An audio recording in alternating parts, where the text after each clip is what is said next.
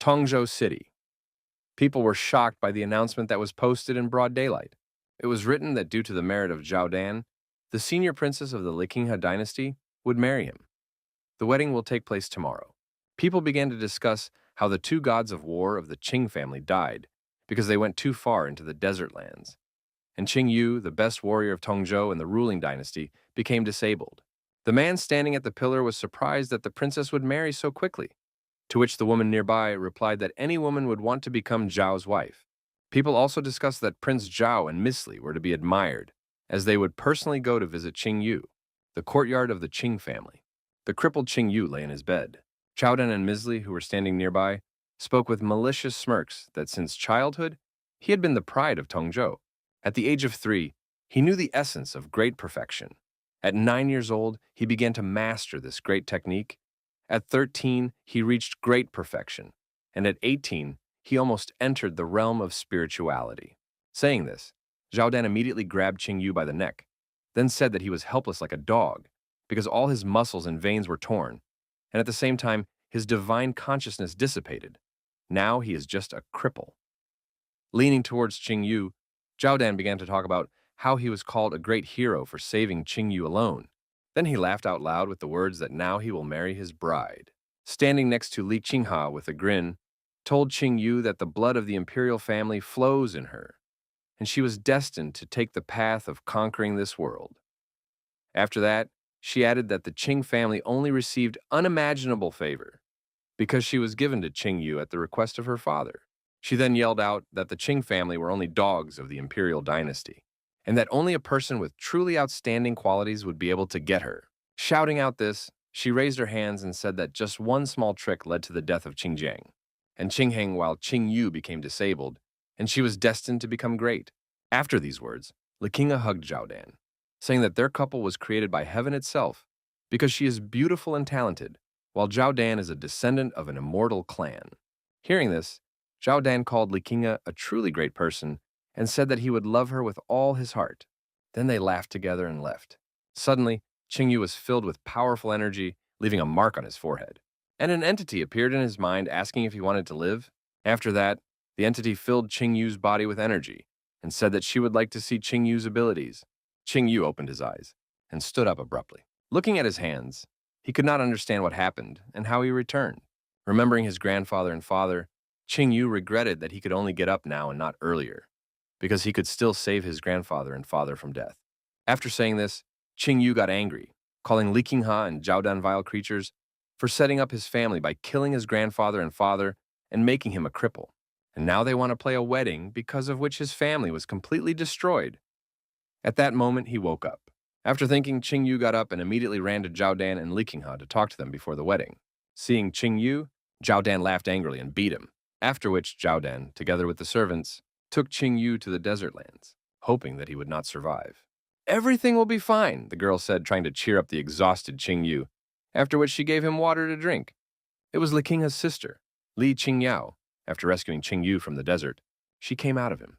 After 10 years of training, Qing Yu was able to take advantage of the chance given to him by the desert lands and receive the right to inherit. But he did not expect that. During his practice, Li Qinghe would kill his sister. Picking up Li Qinghe, Qing Yu screamed out in grief as he went straight to the imperial palace for revenge. Upon arriving at the place, Qing Yu recognized Li Qinghe, and Zhao Dan had already left, after which Qing Yu had no choice but to embark on the path of cultivation again. After Qing Yu managed to become the supreme devil, he again began his hunt for Li Qinghe and Zhao Dan.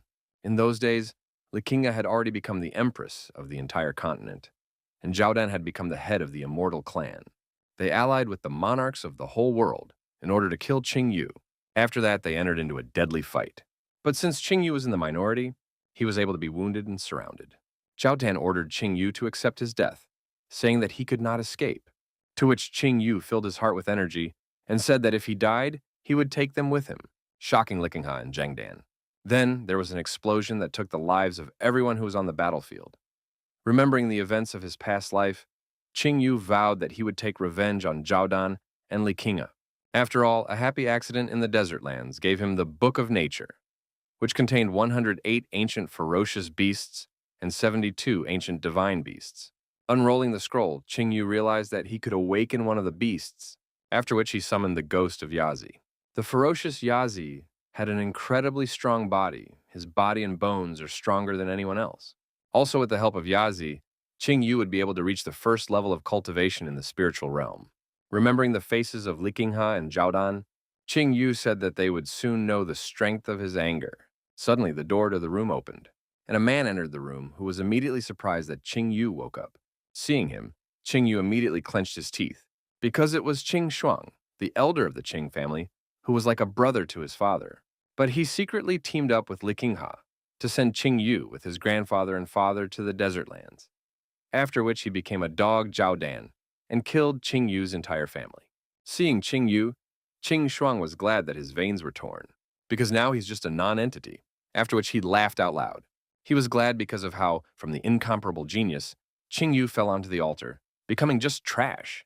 Hearing this, Qing Yu called the head of the dog, which thinks that it ceased to be an empty place only by changing the owner, and that even if he fell on the altar, Qing Shuang would not be able to break it. Hearing the insolent words from the cripple, Qing Shuang immediately ordered the cripple to close his mouth. After all, he did everything he could for the Qing family, but received nothing in return, forcing him to betray his family, after which he added that from now on the Qing family is Qing Shuang. Hearing this, Qing Yu stood up, and inflamed with anger, began to go to Qing Shuang, who said that everything that had happened was Qing Yu's fault.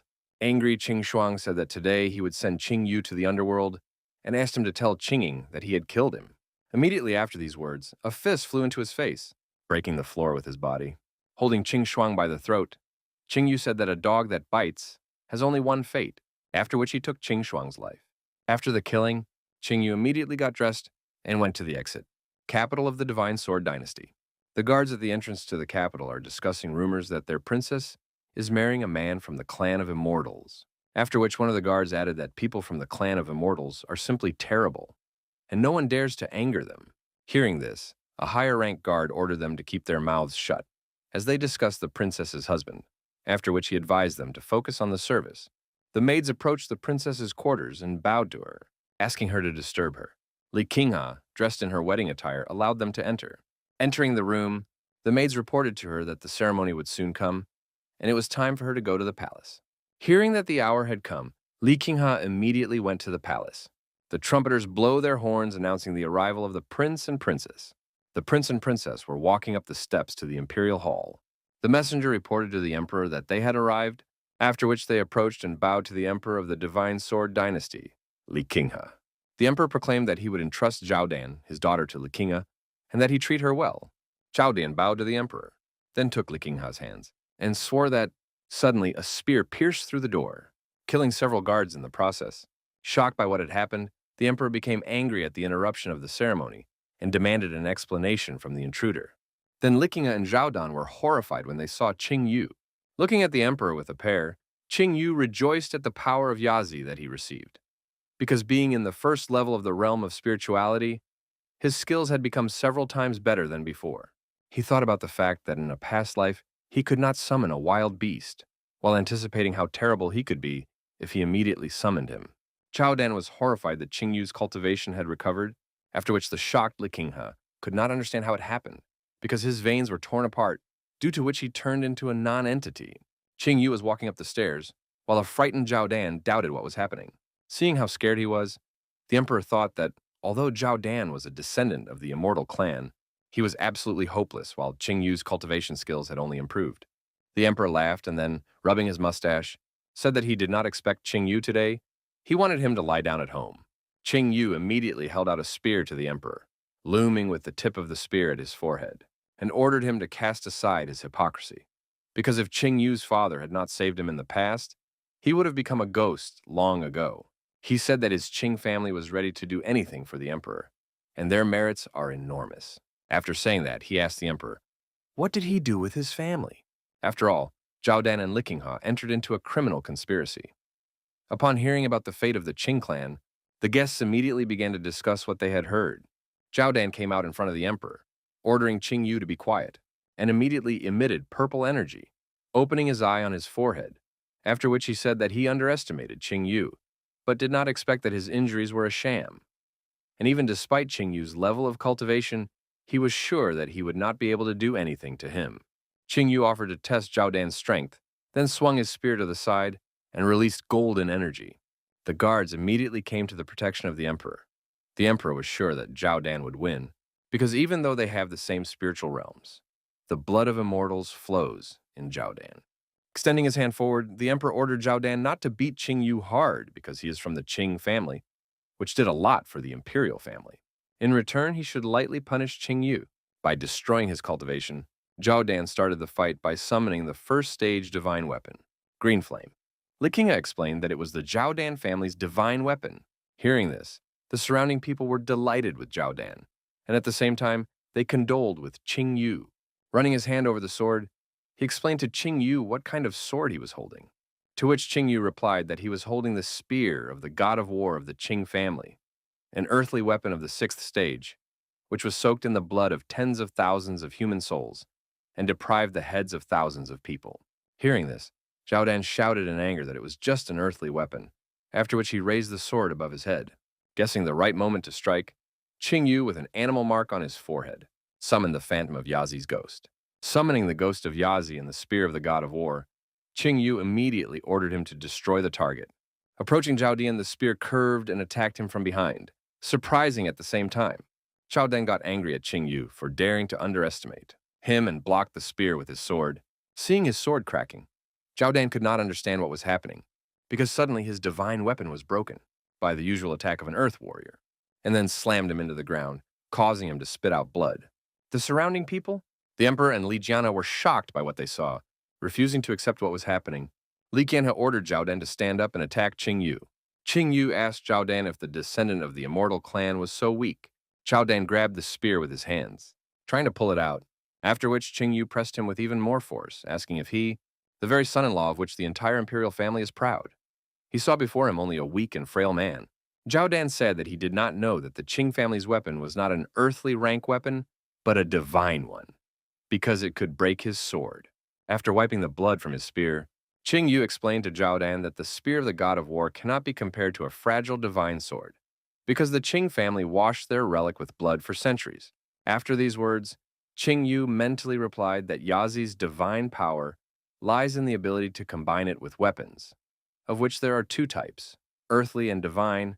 At the moment, his spear has the power of at least the second level of earthly weapons. The emperor watching this was shocked that the Qing family had a divine weapon. He doubted this because he followed their every move, after which he assumed that Qing Yu received this spear in the desert lands, and decided that he would watch him in order to find out what he still has it hidden. After considering the situation, the emperor told Zhao Dan that he was mistaken in entrusting his daughter, because he could not even defeat Qing Yu.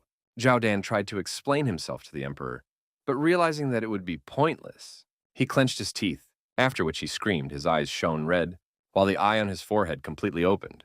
After releasing all his power, Zhao Dan told Qing Yu that he underestimated, after which he called himself a descendant of the immortal clan and jumped on Qing Yu while calling him an ordinary person. As soon as Zhao Dan got close, he was punched in the face and sent flying. Qing Yu complained about the noise from Zhao Dan, after which he stepped on him with all his strength and said that today he would pay for everything he had done. Qing Yu raised the spear over Zhao Dan, and with a cry of "Die," he was about to plunge the spear. Seeing this, Li Qinghe began to beg her father to save her husband. Seeing how the spear was rapidly approaching him, Zhao Dan began to beg to be rescued, after which a flash appeared. Seeing the approaching enemy, Qing Yu immediately tried to block his blow, after which the guard hit the spear, from which Qing Yu flew off the ground, surprised at the strength of the arrival. Taking advantage of the momentum from the blow, the guard grabbed Zhao Dan and placed him in a safer place. Standing up to his full height, the guard recognized Qing Yu as talented, but he dared to rampage in the imperial city. Qing Yu remembered this guard. It was Bai Wudi, Li Qing personal guard, who had almost become a level 2 spiritual realm master. While raising her husband, Li Qinghe ordered her guard to kill Qing Yu, after which the emperor added that Qing Yu had disrespected the law, behaved arrogantly, and harmed many members of the imperial dynasty, and for this he should be punished. But since Qing Yu is from the family Qing, Bai Wudi must break his arms and legs. Hearing this, Bai Wudi smiled maniacally as he accepted the order, and immediately jumped towards Qing Yu while laughing insanely. Qing Yu was shocked by his speed, after which he received a blow and was sent flying. Not intending to let the victim go, the distraught guard continued to strive for the victim. Ordering him to stand, Qingyu summoned the power of the dragon Yazi and then repulsed the guard's attack, surprising him at the same time. Seeing Yath's silhouette, Baiwudi fearfully asked what it was. Qingyu grabbed Baiwudi's hands and jumped off the ground and told Baiwudi that he should stop here, after which he kicked him with the power of Yazi, sent the guard flying who could not understand how he could lose. Qingyu took his spear and said that his next target would be Ligenghe. Hearing this, the emperor became angry and reminded Qingyu that he forgot something well. Under the protection of the Qing family, surprising Qingyu, the emperor reminded Qingyu that he had forgotten how powerful the imperial family was. Immediately after which, Qingyu was surrounded by the imperial guards. Seeing the guards, Qingyu asked if this was really all the power of the imperial family, after which he reminded the emperor that he did not seem to understand what power he wielded and in an instant passed all the guards, and then grabbed the emperor by the neck. Likinga and the guards immediately panicked upon seeing this. Trying to save his life with the emperor, Likinga advised Qingyu to think about what he was doing, because he was surrounded by guards who were in the second level of the spiritual realm. Smiling slyly, Qingyu told the emperor not to worry about him, after which he looked around and thought that everything was like in a past life. The guards are dressed in heavy armor, the damaging effect of which is incredibly high, but because of it they become very slow. Qingyu squeezed the emperor's throat, causing him to only scream softly. The emperor begged for mercy, but Qingyu was not going to let him go. Suddenly a beam of light pierced the heavens, causing Qingyu to experience incredible pressure. The man who appeared after the flash told Qingyu that he should be able to forgive, hoping that he would let the emperor go. Qingyu was shocked by the strength he felt the peak of the spiritual realm. He remembered that in a past life this person was not so strong. It was a winged celestial man in white robes and with 3 eyes on his forehead. The arrival decided to introduce himself. It was the head of the immortal clan.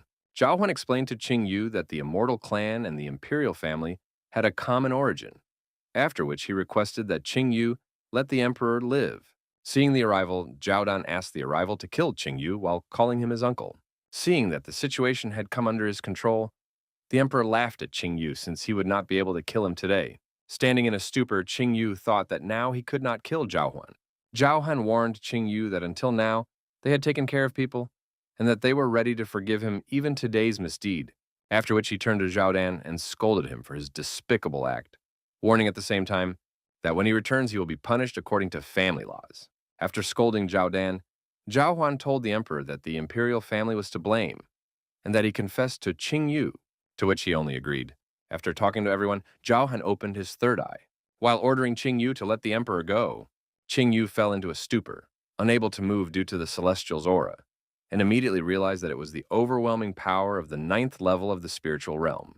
Understanding what was happening, Qingyu released his power, telling the celestial that he could not be controlled using only suppression, after which he squeezed the emperor's neck even more tightly.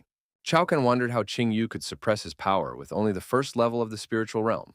Free from the shackles, Qingyu said that since the immortal forces him to let him go, then he has only one way out, after which he deprived the emperor with a movement of his hand, from which he could only squeeze out a death cry. Likinga was shocked at her father's death, and the people around them were shocked to see Qingyu kill the emperor. The guards immediately ran towards Qingyu. Startled by what he saw, Zhao Huan assumed that Qingyu had obtained something in the desert lands. After killing the emperor, Qingyu grabbed him by the robe and threw him at the celestial, from which he simply opened his wings to catch him. Qingyu immediately began to run away, saying goodbye to the head of the immortals.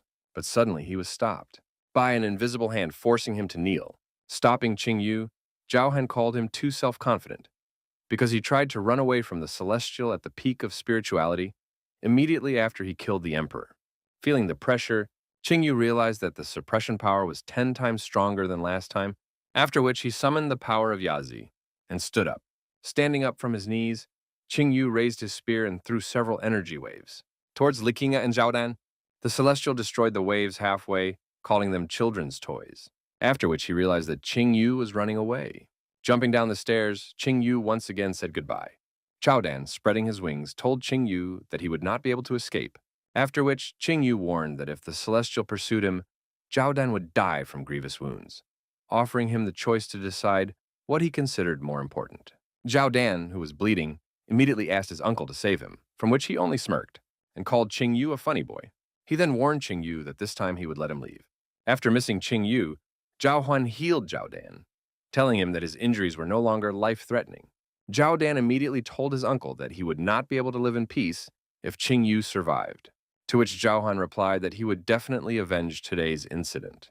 Zhao Han turned back, remembering Emperor Li Jianhe, and smiled, calling him a non-entity. Li Qinghe sat in awe of the Celestial, who explained to her that after the death of her father, she should fully support her husband, to which she could only agree with tears in her eyes. Zhao Kan took off into the sky and began to explain to people that today their emperor had died, because of which their empire was temporarily under the control of the immortal clan, after which he ordered everyone to catch and capture Qing Yu. One of the guards wanted to ask the princess what to do, from which she only gritted her teeth and replied that they all obeyed the immortal, which pleased him with how simply they submitted. Qing Yu ran away from the empire, thinking that in the Divine Sword Empire, only endless persecution awaits him, because they cannot let go of the one who killed their emperor. After that, Qing Yu wondered what Zhao Huan was doing here, because in his previous life, he was not here. Realizing that none of this mattered, Qing Yu decided that he would let Zhao Dan and Li Qinghe live a little longer, after which he jumped off the cliff. After the assassination of the emperor, a decree was issued throughout the Divine Sword Empire to punish Qing Yu, because he, being a descendant of the Qing family, lost his integrity and committed a terrible atrocity. He killed Emperor Li Jianhe in front of his people, after which he managed to escape. The one who succeeds in executing the criminal will receive a part of the city's lands as a reward. Under the supervision of an eagle, a stagecoach rushed through the forest at full speed, inside of which was Qing Yu. Along with fellow travelers, Qing Yu sat quietly without showing any sign, which caused his fellow traveler to watch him suspiciously. Qing Yu was thinking that he needed to leave this state as soon as possible and go to the larger Tianhe Empire due to the decree issued by the Divine Sword Empire. He thought that the Divine Sword Empire had several hundred cities, but it was still quite a small country. But in the Tianhe Empire, there are thousands of cities, many powerful clans and clans. Compared to the Tianhe Empire, the Divine Sword Empire was just a grain of sand. After that, he promised himself that he would soon return and grind Zhao Dan and Li Qinghe to powder. Seeing the strange look of the gloomy passenger, fellow traveler Qing Yu asked her grandfather how he could let such a person into the cart, because his disheveled appearance immediately shows that he is clearly a bad person. Hearing this, the grandfather replied to his granddaughter Yu Hua that although this guy looks sloppy, his body is in excellent shape, and he can make a good assistant, because the road to the Tianhe Empire can be quite dangerous, and with such a fellow traveler, they will be much calmer. Hearing this, Yue Hua asked who would dare to threaten them, since her grandfather was Jin Nanwan himself from the Tianhe Empire. Having accidentally heard the conversation of fellow travelers, Qing Yu was shocked by who the old man next to him turned out to be. Qing Yu remembered stories about Jin Nanwan, a true hero of mankind who defended the borders of the empire from evil spirits. But, unfortunately, when the immortal clan began to help the Divine Sword Empire in a past life, they overthrew the Tianhe Empire in one fell swoop, and Jin Nanwan was killed by Zhao Dan. And now Qing Yu was lucky to be in the same wagon with Chen Nanwan. Seeing how the fellow traveler was looking at them, Yue Hua immediately asked why he was staring at her. Qing Yu immediately turned around and said that it was a stranger, which angered Jin Nanwan. Meanwhile, the cart was pursued by unknown people. The coachman turned to the owner, saying that there were about 100 miles left to the Tianhe Empire. Hearing this, Jin Nanwan ordered him to speed up, because they must get to the empire as soon as possible. After which, he turned to Qing Yu and gestured until nothing happened. Hearing this, Qing Yu immediately realized that Jin Nanwan had said it on purpose, and that he knew from the very beginning what position Qing Yu was in now. Suddenly, several arrows covered in a scarlet, flew at the horse, causing the cart to shake. All the people inside immediately wondered what had happened, after which a huge blade on a chain flew towards the cart and cut the cart in two and returned back to its owner. After destroying the cart, she warned Jin Nanwan that they were ordered to take his head. Jin Nanwan immediately warned the people to be careful, as they were being attacked by the Death Clan assassins from the Tianhe Empire. Hearing this, Qing Yu immediately remembered them. They were quite famous assassins in the Tianhe Empire. The woman who stopped the wagon plunged her blade into the ground, after which she asked Jin Nanwan to obediently accept death. Jin Nanwan, hearing this, began to rub his beard, saying that the Death Clan obviously underestimated him, after which he became more serious and asked if she thought that she could kill him alone. The killer, having heard disobedience, answered the old man that, of course, she was not the only one who came for his head. Something was flying in the sky directly above Jin Nanwan. Noticing this, Qingyu immediately warned him of the danger, after which he grabbed a spear and blocked the arrow covered with a scarlet aura. Seeing this, Jin Nanwan was surprised because of what was happening. Reflecting the arrow, Qingyu realized that it was the arrow of the sun god, and then broke it in half by releasing a wave of energy and moved a few meters due to the momentum. Qingyu was exhausted reflecting the arrow. The girl who fired the arrow was clearly surprised that someone was able to reflect the arrow of the sun god, after which she jumped from the tree to her accomplice. Hearing about the sun god's arrow, Jin Nanwan was shocked, because the sun god's arrow was one of the Death Clan's 3 high-level lethal weapons. He realized that the killers were ready to go out of their way just to kill him, after which he turned to the killers. Jin Nanwan said that he was ready to meekly accept his death, provided that the killers let his granddaughter and the others go. Hearing this, Yu Hua immediately turned to her grandfather in order to convince him, but the killer with the blade agreed to his terms, because it would only be easier for her. Suddenly, Qingyu's hand covered Jin Nanwan's face. He told Jin Nanwan that he could help him and not let him die. Then he told the killers that he would protect this old man while giving his name. Realizing who they were dealing with, the assassins agreed to help Qingyu with his murder, after which he asked them to introduce themselves because he did not want to kill the nameless. The killers decided to introduce themselves to their victim. The archer was called Wu Yue, and the woman with the blade was Wuxi. Hearing their names, Qingyu immediately remembered the Wuxi's sisters from a previous life. After the collapse of the Tianhe Empire, they went to the desert lands where they managed to become very famous. But unfortunately, they lost to Zhaodan, after which they were deprived of their lives. Remembering this, Qingyu thought that it would be very good to win over these two to his side. Seeing that the enemy was in thought, Wuxi threw her blade at Qingyu with all her might, ordering him to accept his death. Seeing that the enemy began to act, Qingyu threw the spear of the god of war in order to reflect the blade flying at him. From such a strong blow, the audience had to cover themselves from the dust flying into them due to the shockwave. Catching his spear, Qingyu immediately noticed that there was almost no difference between the spear of the god of war and this blade. But suddenly he saw how Wuxi was already flying at him, swinging a huge blade, after which he could hardly block the blow. That destroyed the ground under Qingyu's feet, whereupon Wuxi asked Qingyu if it was the war god's spear. Taking the opportunity, Wuxi pulled the bowstring, saying that last time, Qingyu managed to catch the arrow of the sun god of 30% strength only by pure chance, and that this time the arrow fired with full strength would definitely be able to take his life. Qingyu deflected Wuxi's blade by throwing her into the air, surprising her that her blades were repulsed by a person in the first level of the spiritual realm, which made her think that there was some kind of divine genius in front of her. But preparing for a new attack, she said that the gap between them was too great, after which she used the offensive ability of her yellow-level high-class weapon, Blade of the Scorching Sun. Reacting instantly, Qingyu summoned the ghost of Yazi to block the blade of the soaring sun, while barely holding it back. Seeing how Qingyu could not hold back her onslaught, Wuxi told Qingyu that he could not even deal with her alone, after which she broke through Qingyu's defenses. While throwing him away, Qingyu was able to get his bearings in the air and landed, trying to stop the momentum from kicking and free-handing, and then thought that even though he had summoned the ghost of Yazi, he could not use powerful martial techniques in front of Wuxi right now. Qingyu got to his feet and then laughed at Wuxi's inferior fighting techniques, to which she replied that he was talking nonsense. Qingyu explained to Wuxi that her martial arts were not complete, and that she was trying to use black-level techniques on the condition that she only had yellow-level weapons in her hands. Hearing this, Wuxi attacked Qingyu with a series of attacks, but he closed his eyes, after which he was able to easily dodge all attacks. Dodging Wuxi's series of attacks, Qingyu timed the moment, and was about to stab Wuxi's neck with a spear, but he stopped right before the strike, shocking Wuxi in the process. Then he repeated that her combat techniques were not complete, and this technique was full of flaws. Seeing her sister being held hostage, Wuxi called Qingyu a bastard while demanding that he let her sister go. Qingyu thought about it, and then suggested that Wuxi improve her techniques, but with one condition.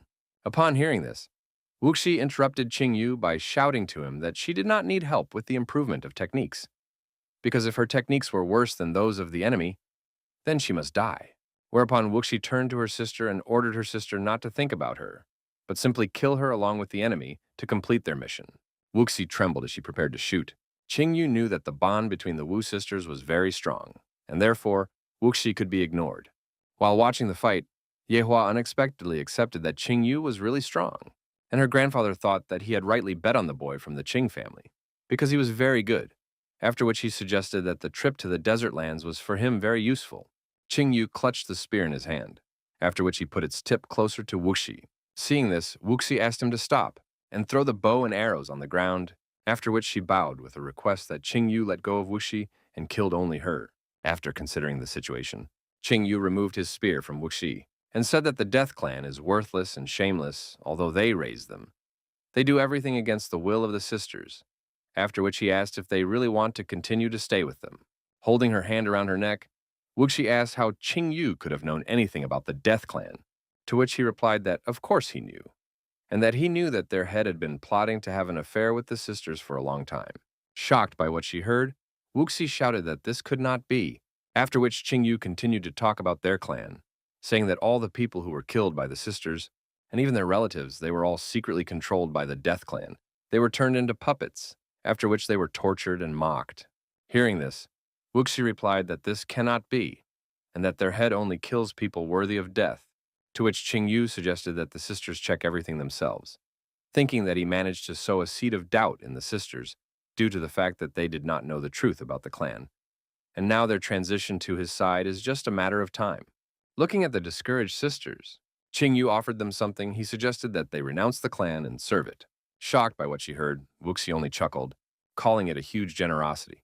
Wuxi asked Qing Yu if he knew how strong the Death Clan was. Did he know what would happen if they renounced the clan, leaving the clan only death awaited them? After which she asked if he could protect them. Qing Yu hid the spear, and then told them not to rush, and added that he would give them time to think. After which he told the sisters that if they muster up their resolve, they could find him in the largest inn of the Tianhe Empire, where he would wait for them in any time. Angered, Wuxi told Qing Yu that he had a chance to kill her, and that now she and her sister would try their best to kill him. The departing Qing Yu suggested that they try.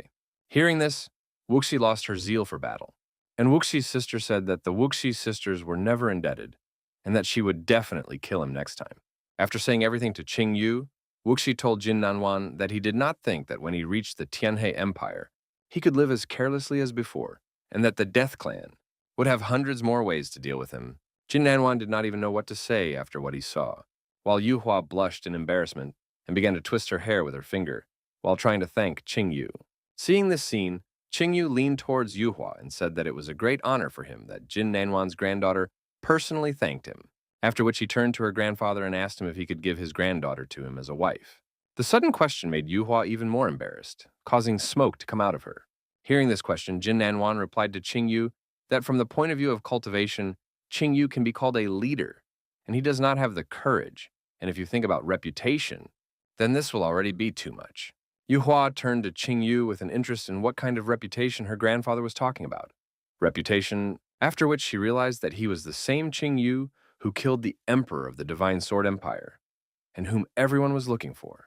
She realized that grandfather knew everything from the very beginning, to which he replied that she was thinking too slowly. Jin Nanwan put his hand on his granddaughter's shoulder and said that if Qing Yu's brother really wants this, then he is ready to take on such a responsibility. Hearing about the marriage license, Yu Hua tried to say something, but suddenly Qing Yu coughed and said that he still needs to think, since he was just joking, which caused Yu Hua to fall to the ground. Ignoring Yu Hua, Qing Yu told Jin Nanwan to hurry up, to which he agreed. Hearing that it was a joke, the embarrassed Yu Hua burned with anger, wanting only to repay him for this. Tianhe City. Qing Yu and his companions were approaching the majestic gates of Tianhe City. Upon seeing Jin Nanwan, the people immediately greeted their king, after which they began to discuss him, the men admiring their ruler while the girls discussed Princess Yu Hua next to him. A man tried to pass through the crowd. Huang Fei walked through the crowd and immediately greeted his ruler, after which he bowed to him, saying that his father remembered him a lot. Jin Nanwan laughed while rubbing his beard and said that he had not seen his father for a long time either. Huang Fei approached Yu Hua, calling her Li Yu, to greet her and tell her that he also missed her very much. Frightened by Huang Fei's pushiness, Li Yu nervously told him that they didn't know each other very well. Hearing this, Huang Fei, not understanding why Li Yu was saying this, told her that everyone around them had been married since childhood, and that they were considered to be engaged. Hearing this, Qing Yu told Li Yu that she had good taste, and that Huang Fei was quite talented, to which she shouted that she was not. Hearing Qing Yu's words, Huang Fei laughed narcissistically and told Qing Yu that he did not deserve such praise, which angered Li Yu. Angry, Li Yu figured out how to take revenge on him and hugged Qing Yu. Blushing at the same time, and calling him her beloved, shocking everyone. Being in an awkward position, Qingyu realized how vindictive Qingyu turned out to be, thinking that Yazi would suit her stronger. Hearing Li Wei's words, Jin Nanwan and his entourage supported Li Yu, causing Huang Fei to be shocked and unable to believe it all. In order to finish off Jin Nanwan, Li Yu added that Qingyu was her lover.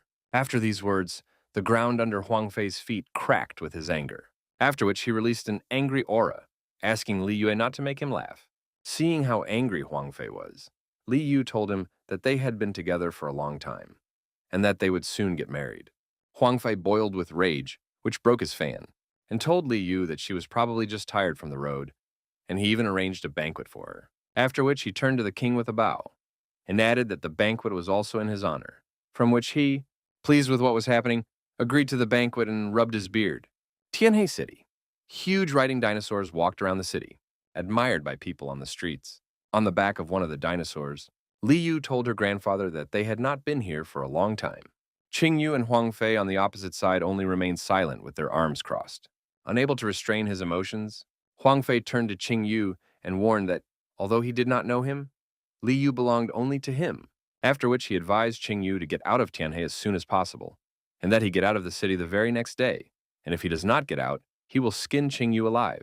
Hearing this question, Qingyu smiled and agreed to leave the Tianhe. But Huang Fei would have to wait a bit. After all, first he wants to marry Li Yu, give birth to a son and daughter, and only after that he will be ready to return and talk about it. Huang Fei introduced Qingyu and Li Yu with a child, from which he grabbed his heart and decided that this would not happen, after which he threatened Qingyu with death, calling him an insolent person and saying that Li Yue would not protect him. Qingyu apologized, then added that he could be both arrogant and talented, and asked Huang Fei to keep his word. Hearing this, the enraged Huang Fei still let go of Qingyu, saying that his time would come. Qingyu brushed off the dust from the place where Huang Fei grabbed his clothes and thought that Li Yu had caused him too many problems as soon as she appeared. Tianhe City Blacksmith Clan. At the entrance to the clan were artifacts of the Blacksmith Clan, including a burning furnace. Huang Fei jumped off the dinosaur, and then addressed the king and his daughter, saying that they had arrived. King Jin Nanwan and Li Yu descended, after which Jin Nanwan, rubbing his beard, admitted that the Blacksmith Clan was famous throughout Tianhe for a reason. Only the gates were decorated with a huge amount of yellow metal, which only disgusted Li Yu. Huang Fei bowed to the king while thanking him for his praise, and told him that all the decorations at the entrance were forged by his father, after which he invited them to go inside. Living room. Huang Fei escorted the guests to the banquet hall. Going inside, he explained that his father would not be at the banquet because he had important business, and that today he would receive the honored guest of King Jin Nanwan, after which he asked to give him a minute to arrange dinner. Looking at the Blacksmith Clan from the inside, Qingyu admitted that it was indeed very luxurious. On the table were many dishes prepared in honor of the return of the king and his daughter. Huang Fei invited the guests to the table, after which he took out the main dish, underground dragon meat, and offered it to Li Yu. Because it perfectly strengthens the body, he said that he had prepared it personally for Li Yu and that it was quite difficult to get it. Seeing this meat, Qingyu immediately grabbed it, which made Huang Fei surprised and tried to return the meat back. But suddenly Qingyu fought back with his hand, surprising Huang Fei with his brute strength. Sifting the underground dragon meat, Qingyu immediately felt his body suddenly strengthened with increased strength, and satisfied with the result, he immediately began to clear the table of food. Taking the opportunity, Huang Fei decided to tell the king the news. He told him that he had recently been able to awaken the sacred fire of the 5th rank 5, with which his divine ancestor congratulated him, which surprised Jin Nanwan and Li Yu. After that, he said that the master had learned about Huang Fei's desire to marry Li Yu. So in a few days he would personally visit Tianhe to woo them, which made the king and daughter gloomy. Qingyu was also surprised that Huang Fei was able to awaken the sacred fire, because the sacred fire is a unique magical power that a martial artist can develop, and it is divided into 9 ranks, from the weakest one to the strongest 9. As soon as a warrior awakens the sacred fire, he can get the most honored position on the continent, become a tempering master. Qingyu thought that even though Huang Fei was lucky to awaken rank 5, even he was a rarity. While Huang Fei's ancestor, who was an outstanding personality, not only was able to reach rank 6, but was also able to bring his cultivation level to the peak of the spiritual realm, which proves that he has quite a lot of power in the Tianhe Empire. Surprising those around him, Huang Fei added that his mentor also promised that he and Li Yu would arrange such a magnificent wedding, which the world had not seen for a long time. While remaining silent, Jin Nenwan realized that now they would be in trouble after dinner. After taking Qing Yu to the largest inn in the Tianhe Empire, Li Yu asked why he was leaving for the end, since he could stay in the king's palace. Qing Yu turned around and asked Li Yu if she would miss him, after which he saw Li Yu pursing her lips with a gloomy look, and abruptly turned around, rubbing her face with her hand, telling Qing Yu that she had left. Qing Yu mentally supported Li Yu, telling her not to worry about Huang Fei because he was not as good as he could show himself, and that in fact Qing Yu and Li Yu were made for each other, after which he promised himself that he would not let him get hit into Huang Fei's clutches. In the room, Qing Yu was meditating in his room, summoning the ghost dragon Yazi into his body. In this way, he tempered his body. While meditating, he thought of faster methods for self-improvement, which is the consumption of natural treasures or the flesh of mutated beasts. He said that he would find something suitable tomorrow, and then he could enter the second level of the spiritual realm and be able to subdue the second beast, the nine-legged golden raven. Qing Yu wanted to look at Huang Fei's face after summoning the nine-legged golden raven, which is in charge of the fire of heaven and earth, which is a rank 9 sacred fire, after which Qing Yu mentally left. Blacksmith Clan. A spy came to Huang Fei standing alone on the balcony and found out the information he needed. He found out that the stranger Li Yu was with was called Qing Yu, and that he came from the Qing family of the Divine Sword Empire. After hearing the report, Huang Fei remembered the rumors about the Qing family, and then asked the spy if it was Qing Yu who was horned with an immortal, to which the spy answered with confirmation. Huang Fei clenched his teeth and began to laugh maniacally, saying that he was trying to understand what kind of person was next to him all this time, and he turned out to be just garbage, after which he decided that he would still give him time to live, because he once Qing Yu personally saw Li Yu become his wife. At the same time, Qing Yu took out a scroll saying that describing the martial art is rather tedious, and thought that in a past life he had obtained the Thunder Palm, and although it is a low-level, black-level commodity, it can be exchanged for many nature jewels. Qing Yu got up from the bed and left the room, putting on his cloak. Auction House Tian. Upon entering the auction house, Qing Yu was delighted to be back at this place.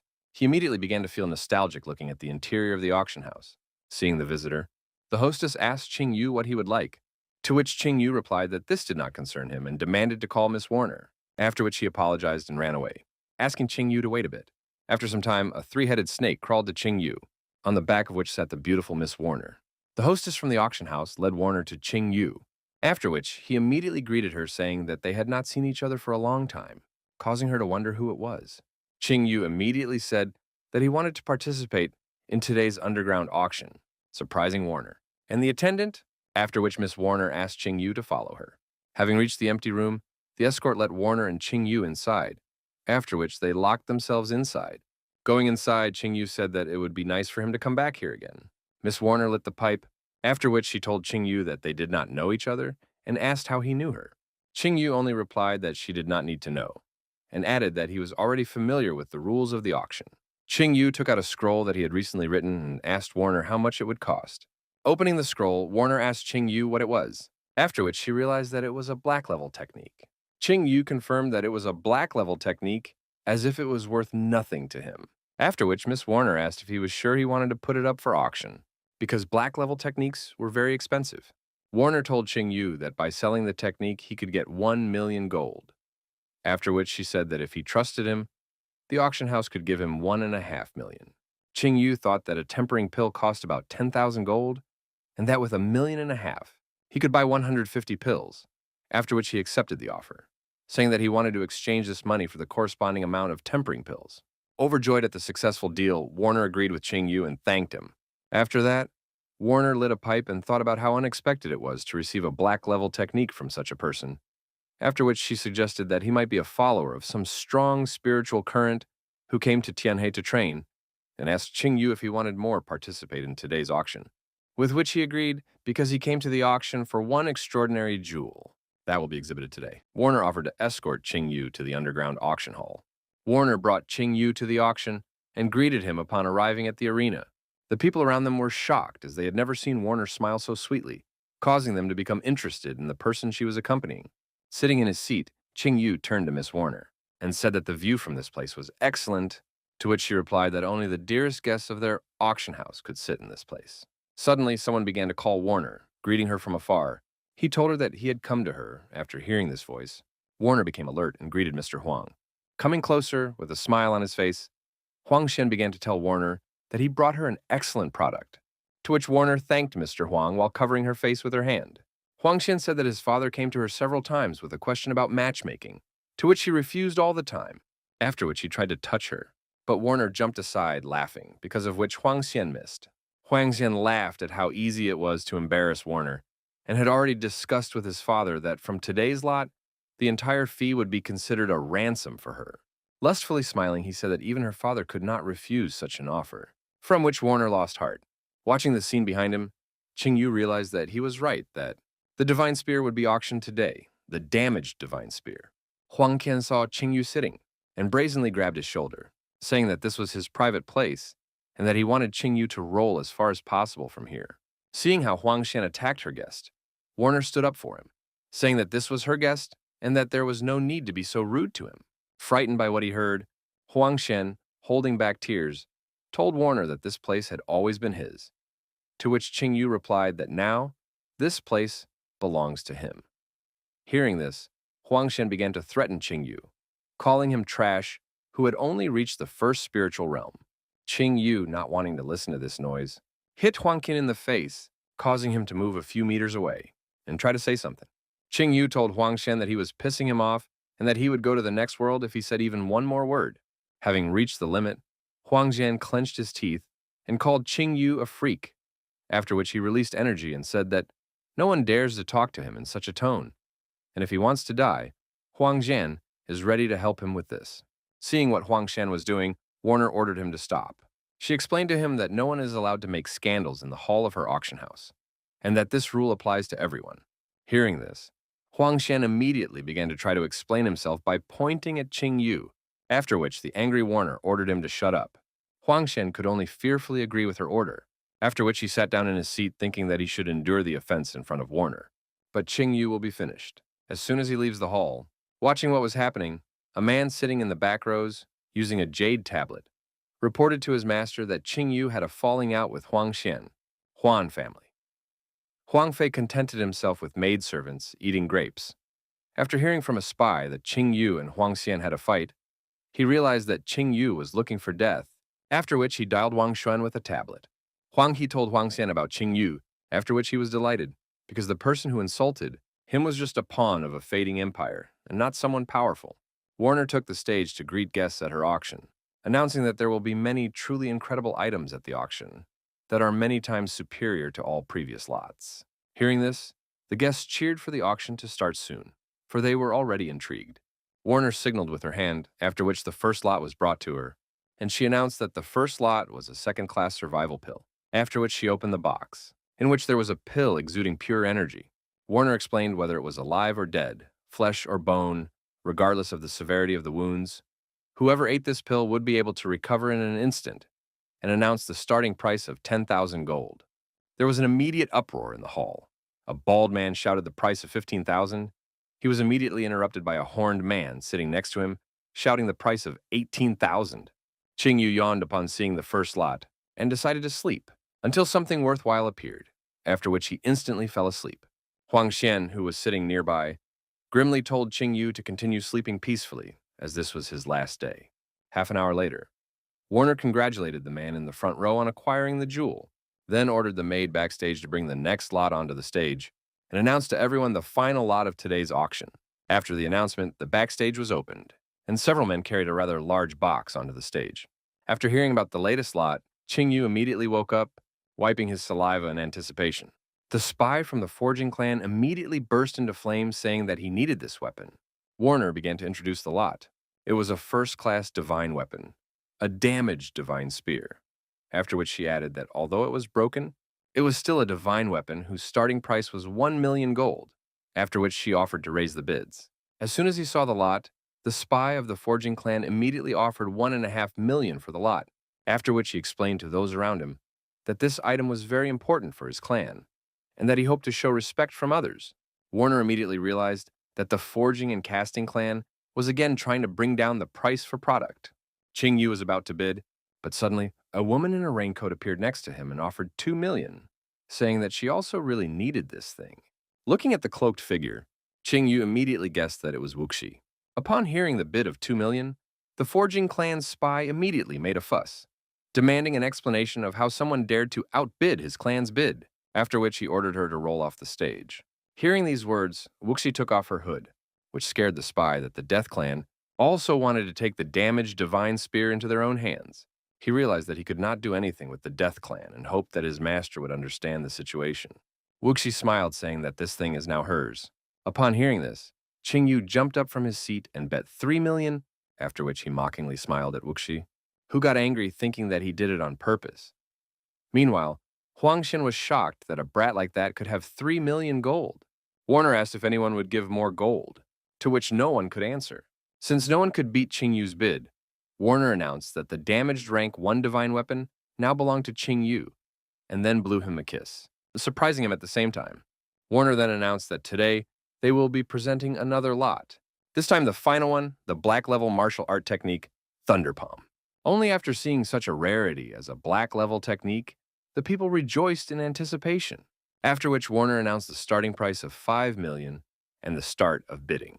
The hall was immediately filled with noise. Everyone who had money bet, hoping to snatch the jackpot. The bald man bet 6 million, the bearded man bet 7, after which Huang Xin exploded like a volcano, shouted the price of 10 million. The spy of the blacksmith clan also did not sit silently, outbidding Wang Shen with a bet of 12 million. Huang Xian got angry at the spy, and then asked for an explanation from Huang Xian, to which the spy replied that the young master had sent a message saying that he must get this technique at any cost, and apologized to Wang, after which he outbid his own bet by betting 15 million. Hearing this, Huang Xian blazed with anger, telling Huang Fei that he would no longer help him in revenge against Qing Yu. Wuxi called the 15 million bet pathetic, then raised her hand and bet 18 million, but she was suddenly stopped by Qing Yu covering her mouth, asking her not to bet, the reasons for which he will explain later. Outraged by Qing Yu's behavior, Wuxi said that she did not have to listen to him and was going to bet 20 million, but she lowered her hand, after which she agreed with Qing Yu, and was confused thinking why she should listen to him at all. Since no one else raised the stakes, Warner announced that this technique now belonged to the spy of the blacksmith clan. Hearing this, the spy laughed at being able to obtain a black-level technique for his lord. Qing Yu asked Wuxi not to forget what he told her, after which he asked her to come visit, saying that he lives in the largest guest house in Tianhe and left. A moment later, Warner entered Qing Yu's room saying that he was too late, to which he replied that he had come as soon as the opportunity arose, after which Warner thanked Qing Yu. Qing Yu told her that she was a great fellow, because she was able to sell equipment for such a price without even deceiving buyers, after which he asked if he owed her for it. Warner walked over to Qing Yu and whispered in his ear that he could still help her with something. Hearing this, Qing Yu wanted to ask her a question. He took her by the waist and lifted her chin, after which he asked the blushing Warner if she could do him a favor. Warner wanted to ask what Qing Yu wanted to do, but in a fit of passion, she was about to kiss him. Suddenly, Qing Yu held out his hand saying that he would not tease her and simply asked her to bring his thing. Warner immediately took out the ring, then coughed and explained to Qing Yu that it was a warehouse ring that the auction house gave to Qing Yu along with the lot. Qing Yu put on the ring and immediately called it not bad, because it was a medium yellow level storage ring. After that, he remembered something and asked Warner to tell him if Huang Xian would invite her to excavate the ancient ruins in the future, while saying that he would also go, after which he said goodbye and left, leaving Warner with the question of what ruins he was talking about. Grand Tiana Avenue. Qing Yu lazily walked through the streets of the city, thinking that in a past life he was already familiar in Warner, but after returning from the ancient ruins. Then she was forced to marry Huang Shen because he wove a whole conspiracy against her. But unfortunately, after the wedding, Huang Shen showed his true colors and turned his wife's life into a real hell. Although Qing Yu could not pull Warner out of this abyss in his past life, in this life, he promised to give her heaven. Late at night, Qing Yu was meditating in his room. While the pills were swirling around him, he was thinking that ordinary warriors at the first level of the spiritual realm can only take one tempering pill. Talented people can take about 3 at a time. Warriors who have reached the peak can drink 10 pills at a time. But Qing Yu, possessing the power of Yazi, has no equal in physical strength, can take 150 pills at once at a time. Qing Yu began to absorb the pills, during which he saw the silhouette of a 9-legged golden raven, and absorbed all their energy at once, from which he shouted, "And all his outer clothes, were torn to shreds. Qing Yu was tired from swallowing 150 pills, but the nine-legged golden raven symbol appeared on his forehead. Looking at his hands, he confirmed that 150 tempering pills were indeed enough for him to break through to the second-level spiritual realm. Qing Yu took a small flame from the nine-legged golden crow with his fingertip, after which it bypassed him and went to the finger of his second hand. Qing Yu greeted the heavenly flame, after which he shook off the satisfied flame from his finger and took out the damaged divine spear and the spear of the god of war of the Qing clan from the inventory ring, after which he sent a flame to the weapon, thinking that the heavenly mysterious fire could give strength to all things, and that with it will be easy to connect the broken spear and the spear of the god of war with it. The sky was lit up with a flash from the creation of a new divine weapon. While Qing Yu looked at the improved spear of the god of war, he grabbed the spear with the thoughts that he could improve his spear into a divine weapon of the first stage. And he said that now he was close to the fifth level of the spiritual realm in strength surroundings. The people carrying the palanquin suddenly stopped when they saw how the sky above Tianhe suddenly lit up with a flash. Seeing the light through the curtains of the palanquin, the old man sitting inside opened the curtains while thinking about the flash. This flash made him think that a divine weapon of the first stage had appeared in Tianhe. And if there really was, if there is a divine weapon of the first stage, then he must think of a way to take it for himself, after which he laughed in anticipation of profit. Clan of Death, the lavishly decorated Death Clan, was adorned with such dark things as burning skulls with glowing eye sockets that seemed to glow with life. Wumyu and Wuxi bowed to their master to greet him. The head of the Death Clan, Hua Xijin, called the Wu sisters their misdeeds. They could not kill King Jinnan, and also failed to buy the necessary thing at the auction, which made him wonder what he should do with them. Wuxi put her hand on her heart and asked the head to punish them by making him laugh. Lifting Wuxi's chin with his finger, Huasren reminded them that he had raised them since childhood, and then asked how he could punish them after such a thing. After these words, Huasren told the sisters that they had a new task, and that he hoped that this time they would not screw up. Wunwai and Wuxi immediately agreed to the task with a gloomy expression. Hearing that his servants were ready for the task, Huasren began to explain that the person who had previously ruined all their plans was Qing Yu, who was from the Qing family of the Divine Sword Empire, and that he was forced to leave the empire for the Tianhe Empire because he killed Emperor Li Jianhe, because of which the Immortal Clan issued a decree to capture Qing Yu, and he entrusts this matter to the Wu sisters. Hearing this, the sisters immediately bowed and set off towards the goal. As soon as the sisters left, Huasren flared with anger, calling the sisters nothingness, saying that they could not even complete such simple tasks, and that he had raised them all these years in vain, after which he grabbed his face and said that if they failed the task again, then he will have to find new pets. The next day, Li Jianhe stood in front of the inn waiting for Qing Yu in the early morning. Leaving the inn, Qing Yu yawned, after which he asked what she wanted from him at such an early hour.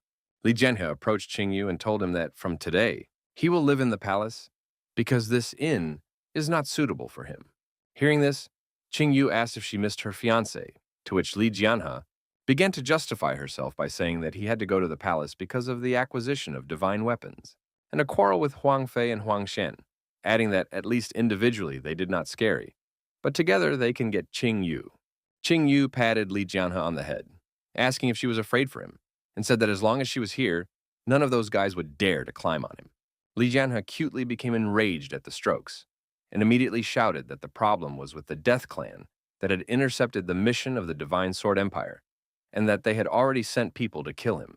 Qing Yu put his hand on Li Jianhe's shoulder and asked why she was worried about him if he was not afraid, and asked her to show him Tianhe. Li Jianhe said out of desperation that she did not even know what to say to him in order to convince him. While walking along Tianhe, Qing Yu and Li Jianhe ate sweets together, watched the circus performers, and enjoyed the walk. While walking across the bridge, Li Jianhe noticed someone she knew.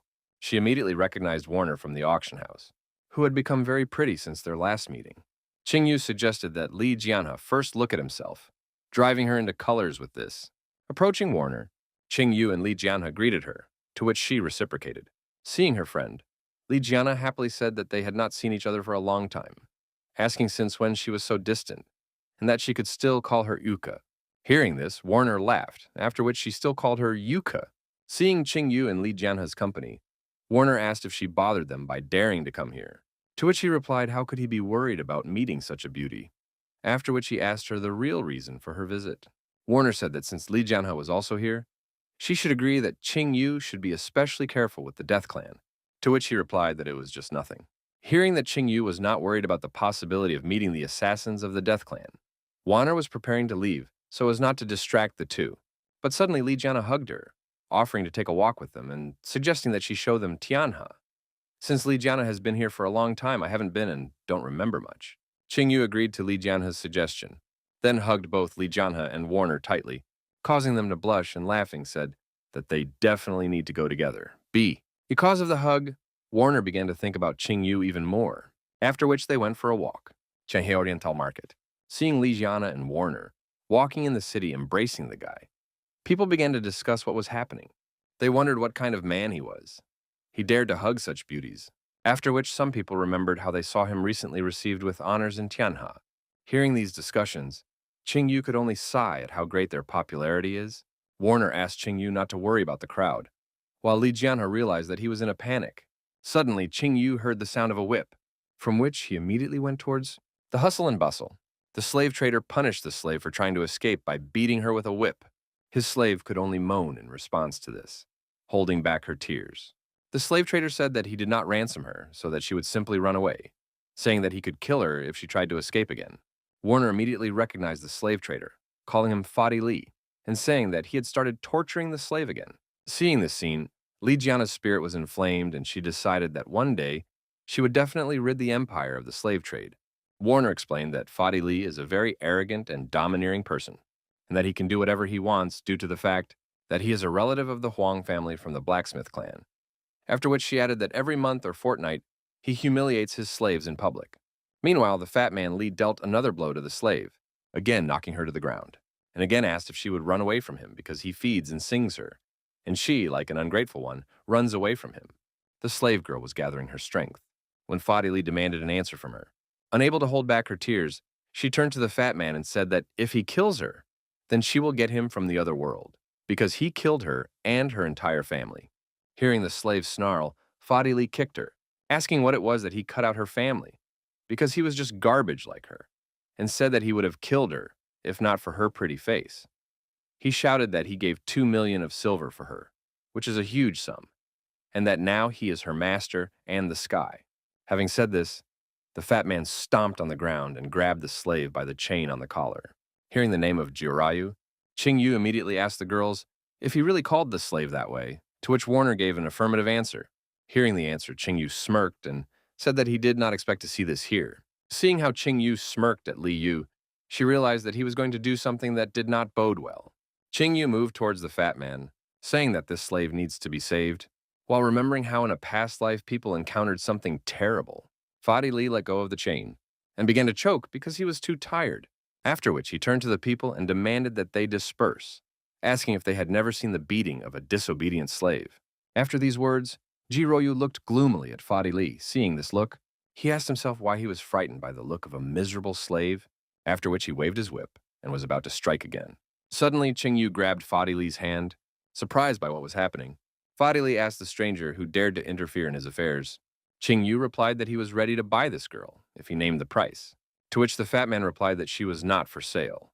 While ordering Qing Yu to leave here, Qing Yu reminded Fadi Li of the words of the slave that she was sold against her will, and said that in this case, he would redeem her by force, which made the fat man laugh. Fadi Li asked if this brat knew who he was, after which he again ordered him to leave. Hearing the refusal, Qing Yu said that he had no other choice. The arrogant fat man Li wanted to tell Qing Yu that he would not dare, but at that moment Qing Yu struck the fat man's face, knocking him back 10 meters. The people around them were shocked that someone dared to hit Fadi Li. They understood that this kid would come to an end because of the blacksmith clan. Only Jirayu watched Qing Yu in awe. Rising from the ground, Fadi Li was as angry as ever. Fadi Li summoned a ghost boar, yelling that he would kill Qing Yu, and then use the yellow level technique. While Barhoof, Qing Yu meekly stood while Fadi Li was flying towards him. Suddenly his eyes flashed, and Fadi Li crashed into an energy wall, which sent him flying into the neighboring streets. After sending the fat man flying, Qing Yu thought about the name of the fat man's technique, and then said that it suits a pig like him. Qing Yu approached the slave girl and stroked her head, telling her that she belonged to him now, and then used his flames to break the chains holding her down, causing him to admire him. Nearby, Warner and Li Yu were talking about how unusual this boy was, and that Huang Fei would be pissed to death if he found out about this. Qing Yu picked up the sleeping Jiruayu, and together with the girls left this place. When they saw Princess Yuhua and Warner, people became interested in who this guy was, after which the guy in green clothes suggested that Fat Li offended a big man, to which the guy standing next to him with a basket replied that the blacksmithing clan would not leave it just like that. Walking the streets, Li Yu asked Qing Yu what he was going to do with this girl, while Warner offered her to live in the auction house if he couldn't find a place for her. Qing Yu smirked as he said that he was organizing everything himself. He realized that it was exactly who he thought of because of the ancient demon aura she exuded in her blood. Thinking about the wrong thing, Li Yu twisted her face, saying that she didn't think that he liked it. Qing Yu turned to Li Yu and said that she did not understand anything because this little girl had an incredible future, which led Li Yu to think that Qing Yu was only throwing dust in everyone's eyes. Qing Yu remembered that Jiruayu would be a demon lord in the future and that in a few decades, she would already be able to lead an army of thousands of evil spirits, dooming humanity to a terrible existence. After which he realized that she hated people so much because the years of slavery left an indelible mark on her heart. Suddenly, he realized that she should not be allowed to walk in this rag, to which Warner offered to go to the largest trade union, Yanulu. A little while later, Yanulu. Qing Yu with the girls entered the territory of the union, where they were immediately greeted by a merchant. Warner explained to him that they wanted to buy a dress for Jiruayu. After listening to Warner's request, the merchant told Qing Yu to follow him. The girls left alone decided to take a walk while waiting for Qing Yu. Huang Fei was strolling through Yanlu Trade Union, excited to see the colorful eagle feather dress that was about to arrive. Suddenly, he saw Li Yu and decided to greet her, saying that he was looking for her, but she had found herself. Surprised by the sudden encounter, Li Yu asked Huang Fei what he was doing here, to which Huang Fei wrinkled his nose and began to talk about how he had heard that high-quality clothes would be brought here soon. So he thought about looking at them and possibly buying them for Li Yu. Huang Fei explained that it was a colored eagle feather dress made of 9 colors of eagle feathers. This dress was very expensive and it was very rare even in Tianhain. After saying that, Huang Fei offered Li Yu to go with him, but she immediately refused.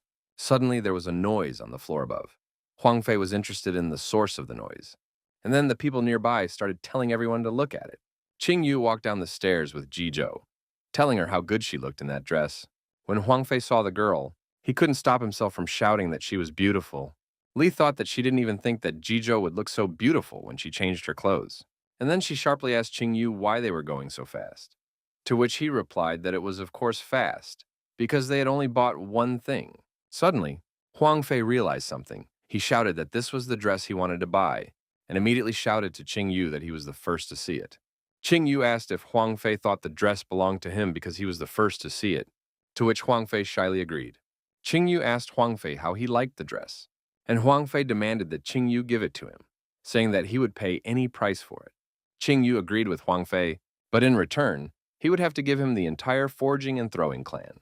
Li Yu and Huang held back their laughter at how Qing Yu was trying to make Huang Fei angry. In response, Qing Yu stroked Ji Ruoyu's head and asked Huang Fei not to scare the child, then whispered in his ear that he was really bullying him and asked him what he was going to do to him for it. Upon hearing this, Huang Fei lost control of himself in anger and called out his 5th-rank flames and shouted at Qing Yu that he had overstepped his bounds. Suddenly, the fight was interrupted by a man running into the hall and calling out for Huang Fei. He irritated Huang Fei cursed at the newcomer, and then Fadi Li started begging Huang Fei for help. Fadi Li started to talk about how he was beaten and his slave girl was stolen. Then he reminded that he was his servant, and to beat a servant was to insult his master. Huang Fei wanted to interrogate Fadi Li further, but suddenly Qing Yu put his hand on Huang Fei's shoulder and said that he was the one who beat up Fadi Li. When Fadi Li saw Qing Yu, he immediately swore at him and began to explain to his master that it was Qing Yu who beat him up and then stole the slave girl. Hearing this, Huang Fei was outraged by Qing Yu's action. He said that he still remembered the incident when he met Yu and said that he didn't want to humiliate him then. But now, Qing Yu had decided to humiliate him again. Then Huang Fei apologized to Li Yu for what he was about to do. He wanted to kill Qing Yu. Li Yu immediately reminded Huang Fei that he could not disrespect the royal court on a whim. Then Huang Fei asked her if she really wanted to move out of the palace for Qing Yu, to which she replied in the affirmative, saying that Qing Yu was her fiancé. Huang Fei's anger boiled over, but he still managed to control himself, thinking that everything was fine because His mentor would be back soon, and there was no way the palace could protect Qing Yu from him. After holding back his emotions, Huang Fei said goodbye to Li Yu and was about to leave. Fadi Li decided to remind Huang Fei that he would lose face if he left like this. So Huang Fei vented his anger by punching Fadi Li and ordered him to leave, then left, leaving Fadi Li imprinted on the wall. Li Yu tried to warn Qing Yu that Huang Fei's ancient ancestor would soon appear and that Qing Yu wouldn't be able to handle him. But Qing Yu didn't let her finish, saying that everything was fine and that he would be able to handle it. Qing Yu offered to buy whatever they wanted from Li Yu and Huang. Since they were here, the girls were immediately happy with the offer, but Qing Yu suddenly said that Li Yu would pay for it, which made them turn to stone. Tianhe, and after saying goodbye to Qing Yu and Ji Ruoyu, Huang said that it was time to leave. Li Yu decided to remind Qing Yu that he shouldn't do anything bad to Ji Ruoyu. After hearing this from Li Yu, Qing Yu asked if he looked like a bastard and then patted Ji Ruoyu's head. So Li Yu hummed loudly and decided to leave. In the room, Qing Yu was organizing his things, while Ji Ruoyu was sitting on the bed. Ji Ruoyu awkwardly asked Qing Yu why he decided to ransom her, to which Qing Yu replied that she was alive, and asked her why she was asking unnecessary questions, adding that there were still many good people among the humans. After unpacking, Qing Yu wished Ji Ruoyu good night and said that he would sleep in the next room and went out and closed the door behind him. Blacksmith clan. Huang Fei cursed himself as he ashamedly stood in front of his father. Huang Ting, the head of the forging and smithing clan, reminded Huang Fei that he had been taught many times to stay calm no matter what, and told Huang Fei to look at himself, because it was a real shame to be angry at a stray dog. Huang Fei bowed to his father and said that what he had taught him. Huang Ting asked his son to take his time, saying that his mentor would arrive in 3 days, and then he could go to Tianhe. And when the time came, Li Yu would fall into his hands. But what was more important was the upcoming sacred fire competition. Huang Fei raised his head and promised his father that he would definitely win. Upon hearing that his son was ready for the competition, Huang Ting laughed and said that with the support of his mentor, he would definitely be able to take first place. And after that, they would definitely surpass Tianhe dynasty. Huang Fei happily agreed. Deep night. Qing Yu was sleeping peacefully on the bed, when suddenly the assassins came into the room and put their blades on him. So Qing Yu asked why they were inactive. Then the assassin took the blade with both hands and prepared to strike. Qing Yu suddenly got up from the bed and stretched. He asked the assassins if they were comfortable wearing these veils at night. Then they took them off. Wuxia asked if Qing Yu was awake, and he replied that he couldn't sleep with 2 unrealistic beauties standing next to him. Wuxia immediately put her blade to Qing Yu's throat and said that if that was the case, he should understand why they were here. Upon hearing this, Qing Yu ordered her to stop this farce and said that they were not assassins. Wuxia asked Qing Yu how he was able to get this information about the Death Clan, removing the blade from his throat and saying that from the looks of them, they were already able to find out something. The assassins chose to remain silent, and Qing Yu said that it was none of their business, where he got what he knew and how he knew it, and all they needed to know was that the Death Clan was obviously not a good place to be. Qing Yu got serious and said that it was not too late for them to get on the right path, to which Wuxia replied that it was easier said than done, because she and her sister had had the Death Clan seals for a long time, and they could not leave the clan as long as they had the seals on them. Wuxia added that they haven't looked for ways to remove them on their own, but they know that a holy fire of level 6 or higher would be able to help them. Qing Yu got up from the bed and asked Wuxia to come closer. The assassins were suspicious and asked him what he wanted from them. Then he grabbed Wuxia's hand and pulled her towards him. Wuxia blushed in surprise and asked what Qing Yu wanted to do to her, and Qing Yu replied that he could free her from the Death Clan's seal, touching Wuxia with 2 flaming fingers. Wuxia immediately felt the 9-legged golden crow touching her, and then stabbing into her, causing her to groan as the seal on her forehead disappeared and she collapsed to the ground. The Ian energy in Wuxia began to dissipate. She felt relieved. Wuxia said that she didn't expect Qing Yu to hide a rank 6 holy fire. He replied that she clearly underestimated him. He summoned a holy flame and declared that he actually possessed a rank 9 holy fire. Wu Yu and Wuxia were shocked. After removing the flame, Qing Yu said that it was now Wu Yu's turn. Moments later, her seal was removed, leaving her slightly confused. Qing Yu explained that he had freed her from the seals, and from now on, the Death Clan would no longer be able to control her. The sisters hugged each other, happy to be free of their shackles. Not wanting to disturb the sisters, Qing Yu asked them if they were willing to follow and serve him. The sisters nodded to each other and bowed before Qing Yu while taking the oath of allegiance. Upon hearing this, Qing Yu told Wuxia that her technique had a flaw, and that it was definitely at the beginning black level, but she could only use it at the yellow level. He extended his finger to Wuxia's forehead, and then used rune magic transfusion to help her learn the technique. After pulling his hand away, he said that her current level of refinement was at the second spiritual realm, so she could train more powerful sword techniques. And when she reached the third spiritual realm, he would be able to give her a medium black level technique. After helping Wuxia, Qingyu asked Wu Yu if she had the sun god arrow with her, and she immediately took it out. As she grabbed the weapon, Qingyu began to teach her an initial black level technique that would fully unleash the potential of her weapon. After receiving the gifts, Wu Yu asked Qingyu if he had really received all these gifts in the desolate lands, to which Qingyu replied that they would know the answer when the time came. Qingyu smiled and reminded the sisters that it was late. Then he smiled grimly and suggested that they go to bed. The frightened sisters blushed and didn't dare to reply. Qingyu laughed and said that he was only offering them a room. The sisters agreed with Qingyu and immediately bowed out. As soon as they left the room, Qingyu fell on his bed and sighed. He thought that according to his estimation, the Taoist old man should arrive soon, and then the sacred fire competition would not be far away. The sacred fire competition is held in Tianhe City every 3 years.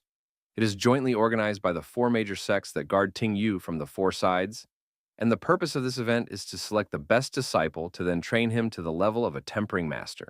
The 4 major sects are Buddha Heart Temple, Polar Sun Clan, Ruthless Sword School, and Jade Fairy Clan. They are constantly competing with each other, but they are roughly on the same level. Qingyu remembered that, once upon a time, the Taoist old man had also gone through this competition and emerged victorious, allowing him to achieve incredible success. The 4 major sects themselves had a profound heritage, and their cultivation base was even more profound. With their guidance, any disciple could reach unprecedented heights. For this competition, the 4 great sects have jointly produced a single pill, the Power Unleashing Pill, which will go to the winner of the competition. Qingyu thought that the energy contained in the pill was enough to allow him to instantly break through to the 5th spiritual realm. And once he broke through to the 5th spiritual realm, he could immediately subdue the 3rd beast, the Swami Lion.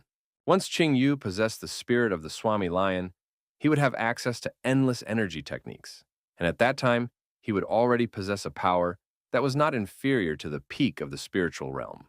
After possessing this power, Qingyu would return to the Divine Sword Empire and take revenge on all his enemies. After thinking about it, Qingyu raised his fist and told his enemies that they did not have long to live. Tongzhou City. The crowd could be heard rumbling in every part of the city. Qingyu realized that it was all because of the upcoming competition, and even though the event was still a few days away, there was no place for an apple to fall in the city. The clatter of hooves could be heard, and people began to discuss whether it was a representative from the Buddha Heart Temple, with some people saying that it was rumored that the Temple Maiden herself was coming to town, and they hoped to catch a glimpse of her. Suddenly, a hand appeared from the window of the stagecoach and immediately pulled back the curtain, revealing Temple Maiden Ling Qinchuan. Seeing her, everyone around her immediately began to admire her beauty and wanted to talk to her. When she saw Qingyu, Ling Qinchuan snorted at the way he looked at her, and then greeted him by name, saying that it had been a long time since they had seen each other. The passersby who saw this scene were shocked by Qingyu. At that moment, Qingyu remembered that he still didn't know Ling Qinchuan in this world. Ling Qinchuan wondered who this person was and how he knew her.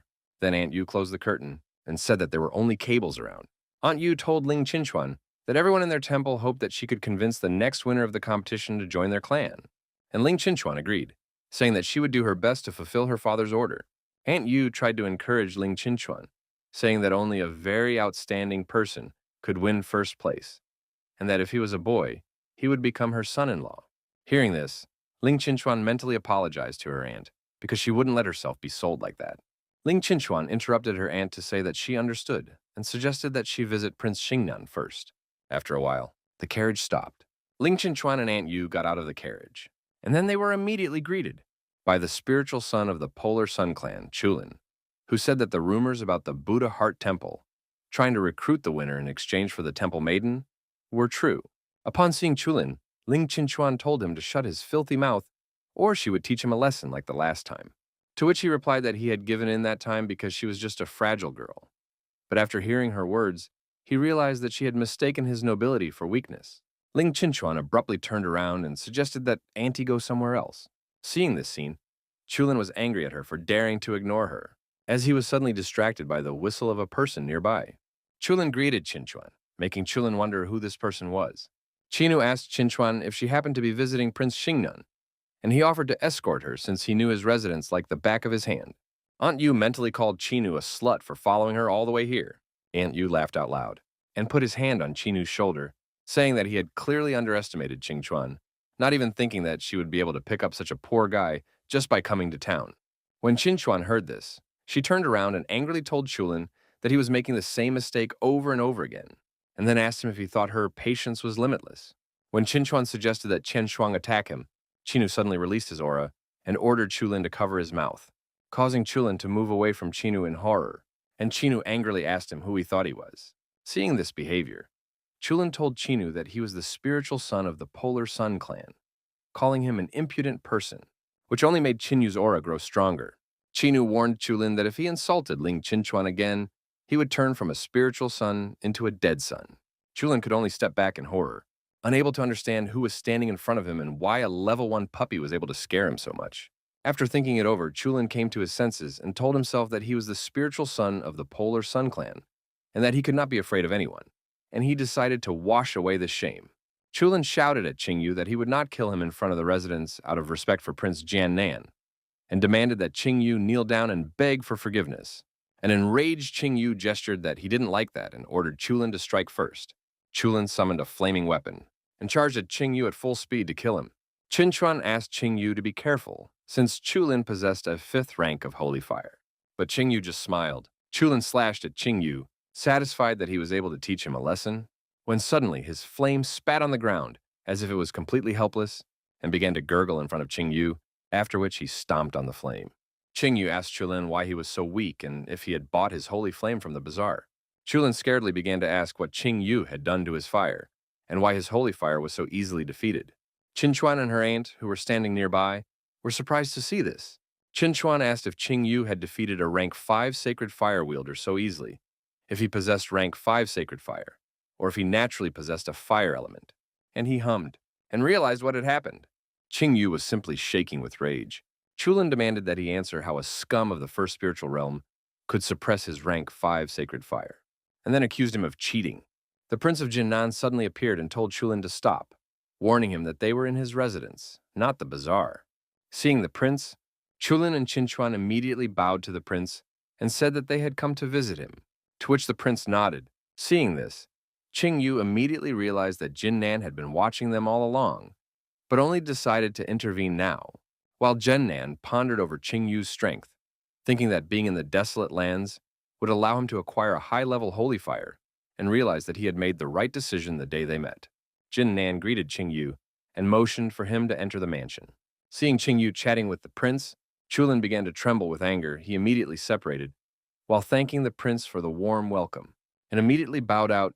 Qin Chuan looked at the departing Chulin and called him an idiot. Reception hall. Jinnan explained to Qingyu that he had called him to tell him what was coming, and Qingyu guessed what the prince wanted to talk about and replied that he already knew about the sacred fire competition. The prince confirmed Qingyu's guess and said that the court had a quota for participation in the competition, and he offered it to Qingyu. Qingyu bowed to the prince in gratitude for the quota, and immediately Qin Chuan asked him if he wanted to join the Buddha Heart Temple, to which Qingyu replied that they would revisit the matter if he won the competition, to which Qin Chuan could only agree. Qin Chuan turned to her aunt, who immediately took out a ring and asked the prince to accept it as a humble offering from Buddha Heart Temple. Prince Jinnan took the ring and thanked Aunt Yu for her generosity. After handing over the ring, Aunt Yu leaned over to Qin Chuan and whispered to her that Qingyu had been able to win Prince Jinnan's favor and also possessed a high level of holy fire, advising Qin Chuan to be proactive and build a good relationship with him, to which she agreed with a slight blush. Qin Chuan asked Qingyu to take a walk around Tianhe City with her, as she had not been here for many years. Qingyu accepted Qin Chuan's request. When Prince Jinnan realized what was going on, he told Qingyu that since the girl invited him, he should go with her, but he should return to the residence for dinner. Then he added with a smile that his fiancée would cook personally. Qingyu immediately mentally called Jinnan an old devil for such a prank, while Chen Shuang was upset that Qingyu already had a fiancée. After informing Qingyu about the dinner, the prince let the guests go, not wanting to take up their precious time. As he watched the people leave, the prince said to himself that if the Buddha Heart Temple was going to use the temple maiden to lure talents, then he would use his main advantage, since his Liyu was not inferior to Qin Chuan. And then he laughed out loud. Forging and smelting Qingyu, the reception hall Chulin sat on the throne while Huang Fei bowed to him, saying that he hadn't expected Chulin to come to them personally, and that it was a great honor for their clan. Chulin asked Huang Fei if he believed he could become the best in the upcoming Sacred Fire competition. And Huang Fei agreed, saying that he was determined and that his mentor would be arriving soon. And with the support of Chulin and his mentor, it was unlikely that anyone would be able to challenge him. Chulin gloomily said that he had just met a person who was only at the first level of the spiritual realm. But even with him, he was able to suppress his holy fire. Huang Fei was immediately shocked. He asked if there was really someone so strong in Tianhe. Then Chulin made a picture of the stranger and asked if Huang Fei knew him. Huang Fei immediately recognized the person who was poking him. Seeing his reaction, Chulin realized that he knew him. Huang Fei replied that it was Qing Yu. Hearing this name, Chulin immediately asked if this was the same Qing Yu who had killed Emperor Li Jianhe and was wanted in the Sacred Sword Empire, which Huang Fei immediately confirmed. Chulin told Huang Fei that it was rumored that Qing Yu had gone to the desolate lands and that his journey was incredibly fruitful. Huang Fei immediately realized that it was at that moment that Qing Yu was able to strengthen his holy fire. Chulin also added that Qing Yu's fire was incredibly strong. It was at least 2 levels higher than his flame, and he feared that Qing Yu would be able to emerge victorious in the upcoming competition. Upon hearing this, Huang Fei immediately shouted that he couldn't allow that to happen and asked how soon his mentor would arrive, to which Huang Fei replied that the Taoist elder would arrive tomorrow. Chulin was pleased to hear this and said that they would wait for the old man and discuss the matter thoroughly, then allowed Huang Fei to leave. Left alone, Chulin thought about Qing Yu's flame. He thought that if he could take away Qing Yu's flame and appropriate it for himself, he would be guaranteed to take the place of the head of the polar sun, and Huang Fei and his mentor would only serve as a stepping stone for him. Tongzhou City. As Qing Yu and Qin Chuan walked through the streets of the city, amidst the roar of the crowd, the ring on Qin Chuan's finger suddenly sizzled. When she picked up the ring, she saw a message that said Qing Yu. After reading the message, she immediately went to Qing Yu and offered her condolences for what had happened. Qin Chuan replied to Qing Yu that even though the immortal clan was very powerful, it was better not to cross their temple. Qing Yu thanked Qin Chuan for her words, then said that it was a matter of personal revenge, so he would do it himself. But first, he would like to get the support of their temple. The blushing Qin Chuan was about to ask what Qing Yu meant, but he stopped her and said that she understood correctly, causing her to gasp and turn completely red. Suddenly, some of the passersby recognized the temple maiden from Buddha Heart Temple, and the guy the whole town was talking about. They were jealous of the fact that he changed beauties every day. He'd already been seen with Princess Yu and Warner from Doog House. Unexpectedly, Qing Yu was surrounded by a crowd discussing him and Qin Chuan. He coughed and immediately pulled Qin Chuan's hand, suggesting that they go for a walk somewhere else. To the next street, Fadi Li followed Mr. Wang and asked him to join them. Wang Qilan asked if he was sure, and the fat man replied that he had served the forging and smelting clan for many years, without sparing himself. But they had treated him like trash, and if Mr. Wang did not refuse, he would be killed. Then Fadi Li whispered in Wang Qian's ear that he had recently acquired about 10 slave girls, all of them from the succubus race, which made Wang Qian blush and start drooling as he imagined the succubi. And Fadi Li added that he had personally selected each one. Wang Qian accepted Fadi Li's offer, saying that he was his man from now on, and ordered him to have the succubi at his residence that evening. Suddenly, Fadi Li noticed a familiar figure and recognized Qing Yu. He immediately told Mr. Wang that he was in trouble because of Qin Yu. Wang Qian only looked at the temple maiden next to Qin Yu and called her charming. Fadi Li began to say that it was Qing Yu who stole his slave girl, who was also very pretty, and in that respect, she was not inferior to his new companion. He told Wang Qian that he had found out why Qing Yu had no one to count on in the city, and it was all because of Prince Jiannan. After hearing this, Wang Qian understood why Huang Fei would not risk dealing with him, even though he wants the prince's granddaughter. But he is afraid of angering the prince, which Huang Fei does not care about from a high bell tower. He went to Qing Yu and told Fadi Li that he was his man now and would not let anyone hurt him. Qing Yu was walking with Qian. When suddenly Wang Qian and Fadi Li blocked their way, Fadi Li greeted Qing Yu and then asked if Huang Fei's dog had decided to change masters, which made the fat man angry. Wang Qian decided to explain to Qing Yu that Fadi Li was now his servant, and that Qing Yu had stolen his slave. And if Huang Fei was weak enough to ask for it, Wang Qian would not hold back. Qin Chuan was shocked that everyone she met was Qing Yu's enemy. Qing Yu asked how he planned to do this, and Wang Qian replied that he would first return the slave girl, then give up his charming companion, and from that day on, she would belong to him. Upon hearing this, Qin Chuan boiled with rage and threatened to kill Wang Qian, but she was stopped by Qing Yu, who suggested that Qin Chuan be patient and give him a chance to handle it himself. After calming Qin Chuan down, Qing Yu asked Wang Qian what he would do if he refused. Hearing of Wang Qian's disobedience, Wang Qian got angry and told Qin Yu that he would behead him. Qing Yu agreed and started kneading his neck, saying that his joints were stiff. Wang Qian began to prepare his attack, telling Qing Yu that he had chosen his own death and that he would be tested with the newly learned black entry-level technique of Thunder Palm, which he used to summon a thunder aura. That knocked down Fadi Li and changed the weather. Qin Chuan warned Qing Yu that the Thunder Palm was a very powerful technique and offered to deal with Wang Qian, but Qing Yu refused, asking her not to bother, saying that he could easily handle it since it was only an entry-level black technique. Wang Qian, who was mad with power, cheered and said that he had bought this technique from Huang Fei for a huge amount of money, and now was the perfect chance to test its power. Wang Qian gathered the thunderstorm energy into a ball and shot the thunderbolt at Qing Yu, but Qing Yu, instead of dodging, took a lungful of air and summoned the dragon ghost Yazi, roaring loudly, smashing the enemy's technique, and sending it flying. Seeing how easily his new master had lost, Fadi Li panicked. Qing Yu sighed and told Qin Chuan that this technique was worthless, which shocked her. Qin Chuan thought that Wang Xuan's cultivation level was at the 4th spiritual realm, and he had used an initial black-level technique, but he still couldn't repel an attack from Qing Yu. She thought that Qing Yu had also used a black-level technique. After dealing with the obstacle, Qing Yu approached the panicked Fadi Li and threatened him, telling him that it was his turn. Afraid of being killed, Fadi Li immediately hit his head on the ground and begged for mercy in exchange for all his possessions. Qing Yu asked him if he had all of his possessions, to which he agreed, and upon hearing this, Qing Yu offered Qin Chuan a look at him, and she agreed. After receiving her agreement, Qing Yu kicked Fadi Li and ordered him to lead them. Fadi Li's leaves Qing Yu walked around the house and looked at Fadi Li's belongings, then asked if these were all his belongings, to which Fadi Li nervously agreed. Not getting the answer he wanted, Qing Yu glared at the fat man and said that this was not enough to trade for his life. Fadi Li started to beg for mercy again, saying that this is really all his stuff and he has nothing else. But Qing Yu was not enough and prepared to attack. But suddenly, Fadi Li remembered that he still had a slave market. Qing Yu demanded Fadi Li to show him the slaves, and Fadi Li immediately started to open the secret door by pressing the right tile. After pressing it, a huge door opened, from behind which came a source of stinky smell.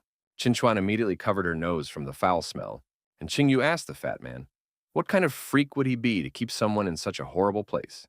Although he knew the fat man was foul, but at this moment, he surpassed Qing Yu's expectations. Qing Yu grabbed Fadi Li's clothes and dragged him into the room, while asking Qin Chuan to be more patient. Inside the hall, there were many cages. Qin Chuan was shocked by the condition of the slaves. Emaciated and mutilated, they waited in fear for their fate. Suddenly, one of the slaves tried to attack Fadi Li, but was stopped by the shackles. He wanted to take revenge on Fadi Li for exterminating his kind and making him a slave. Qin Chuan was furious and wanted to punish Fadi Li for all his evil deeds. But Fadi Li begged for mercy and promised that he would never do such things again. Qing Yu said that it was hard to even call him a person now, and dragged him away. Suddenly, Qing Yu stopped at one of the cages, saw the frightened succubi inside, and asked Fadi Li if the succubi belonged to him. Fadi Li immediately started bragging that this was his latest acquisition, and these succubi were first-class goods. Qing Yu told the fatty that he was satisfied with it, and the fatty asked if he could leave now, and Qing Yu agreed, saying that he would not kill him. Fadi Li was happy with his newfound freedom and was about to leave. Suddenly, Qin Chuan stabbed him in the chest, saying that Qing Yu's mercy didn't mean that she would just let him go. Wiping the blood from her hand, Qin Chuan told the fat man that a person who abused slaves like that deserved nothing but death. Qin Chuan asked Qing Yu what they would do with the slaves, and Qing Yu replied that they were all very unhappy people, and that he would ask the courtesan Nan to decide their fate. Qin Chuan accepted the decision and called Qin Yu merciful. After a while, the prince's subordinates under Li Yue's command ran into the marketplace. Li Yu ordered her subordinates to release all the slaves immediately. After giving the order, she told Qing Yu that Fadi Li had gotten off too easy, and that he should have been locked up in this place until he redeemed himself. To which Qing Yu replied that killing one fat man would not change the overall situation of slave abuse, and reminded her that her main goal was to completely abolish the slave system. Qing Yu asked Li Yu to keep Mrs. Lum company, warning her that he would not be here for dinner, and then left. Upon hearing this refusal, Li Yu was immediately flushed with anger. She was furious that he would not taste the food she had so diligently prepared, and said that she would not forgive him for such a thing next time. Seeing this scene, Qin Chuan was relieved that Qing Yu and Li Yu's relationship had not turned into something serious. So Li Yu touched her and asked her why she was blushing. Qin Chuan immediately started to deny that she was blushing, making Li Yu wonder what was going on. Tiana drawing court. Surrounded by many talismans, Qing Yu was meditating to prepare for the sacred fire competition. He wanted to use every moment to advance his cultivation before the competition. Divine Spear Clan. The head of the Divine Spear Clan, Wang Tiqian, greeted his guest and said that he was honored that Mr. Liu had paid a visit to their humble abode. Liu Zhilan of the Ruthless Sword School asked to stop idle chatter and asked if the Divine Spear Clan could provide a worthy candidate to participate in the sacred fire competition. Wang Tiqian panicked and didn't know what to say when he saw that Liu Zhilan had lost faith in them, saying that they were becoming more and more worthless with each generation. He said that the Polar Sun Clan had already recruited a disciple from the Forging and Casting Clan, and the Jasper Fairy Clan had bet on the Moonlight School, while the Buddha Heart Temple was still unclear. Liu Zhilan took out a holy flame and said that he would give it to their clan. Seeing this, Wang Tiqian was puzzled for a moment, but after a second, he was overjoyed and started drooling because he had received a rank 6 holy flame. Liu Zhilan confirmed that it was a 6th rank sacred flame and said that he called it a soul-devouring flame and that he hoped his fire and support would help their disciple become a competitive fighter. Wang Tiqian fell to his knees and started to thank his benefactor when Wang Xian suddenly ran into the room. Wang Xian sobbed and asked his father to stand up for him. Liu Zhilan saw this and decided to keep silent. When Wang Xian noticed the guest, he asked his father who it was, and Wang Tiqian ordered him to stop squealing like a pig and introduced him as Mr. Liu Zhilan of the Ruthless Sword School. Leaving his son confused, Liu Zhilan left the flame and went away, hoping that these two would not disappoint him. As soon as the guest left, Wang Xian began to question his father about the flame in front of him. Upon hearing this question, Wang Tiqian slapped his son's head and called him an ass, explaining that it was a 6th rank holy flame. Wang Xian stared at the flame in shock. Then his father told him that the Ruthless Sword School had decided to bet on their clan, and said that Wang Xian must learn this fire immediately to win the sacred fire competition. Wang Xian drooled at his newfound power and began to laugh out loud. He was confident that even though he couldn't defeat Chen Bia with the Thunder Palm, he could defeat him with the 6th level of holy fire and his innate fighting talent. He was confident that he had reached a whole new level. Then he promised Qing Yu that his days were numbered. When Wang Tiqian noticed his son's condition, he asked who had betrayed him, but Wang Tiqian replied that it didn't matter and immediately left on his way, laughing out loud. Thinking about what had happened, Wang Tiqian was happy that his son was able to obtain the holy fire, and he was happy that his clan would soon be well. In Tiana City, Huang Fei was waiting for his mentor to arrive when he saw the palanquin. He immediately greeted his mentor and then invited his disciple to get into the palanquin, that they immediately go to the Prince of Jianan, which Huang Fei immediately agreed to. The mentor explained that he had only returned for 2 things. First, to marry Huang Fei to Li Yu, and second, to help Huang Fei win the sacred fire competition. Huang Fei decided to tell the mentor about Qing Yu of the Divine Sword Empire, and this time, the mentor was immediately interested in him. A short time later, after listening to the disciple, the mentor realized that the rumors were not false, and that Qing Yu had indeed gained something during his time in the desolate lands, and began to ponder about his strength. Suddenly remembering the flash he had seen on the way to the city, he assumed that it was Qing Yu's divine weapon. Huang Fei warned the mentor that Qing Yu possessed an incredibly powerful holy fire, and that not even Chulin could defeat him, saying that Qing Yu should never participate in the holy fire competition. The mentor told the disciple not to worry, as he had methods to prevent Qing Yu from winning, and took out a blue sacred fire, explaining to the disciple that it was his 6th ranked sacred fire, the chilling underworld flame, and telling him that he had cultivated it for many years, and now it was just short of the 7th rank, and with his sacred technique, Huang Fei would be able to absorb the fire in the shortest possible time. Huang Fei was shocked to hear about the 7th rank holy fire. The mentor began to explain to his disciple that sacred fires above the 7th rank were very rare, so he assumed that Qin Yu's sacred fire was also at the 6th rank, which meant that with his chilling underworld flame, victory was guaranteed. After accepting the flame, Huang Fei immediately began to quickly assimilate it using a secret technique, and after assimilating it, he thanked his mentor and promised not to disappoint him. But mentally, he mocked Qing Yu, who had nothing, and promised himself that he would destroy him in the upcoming competition.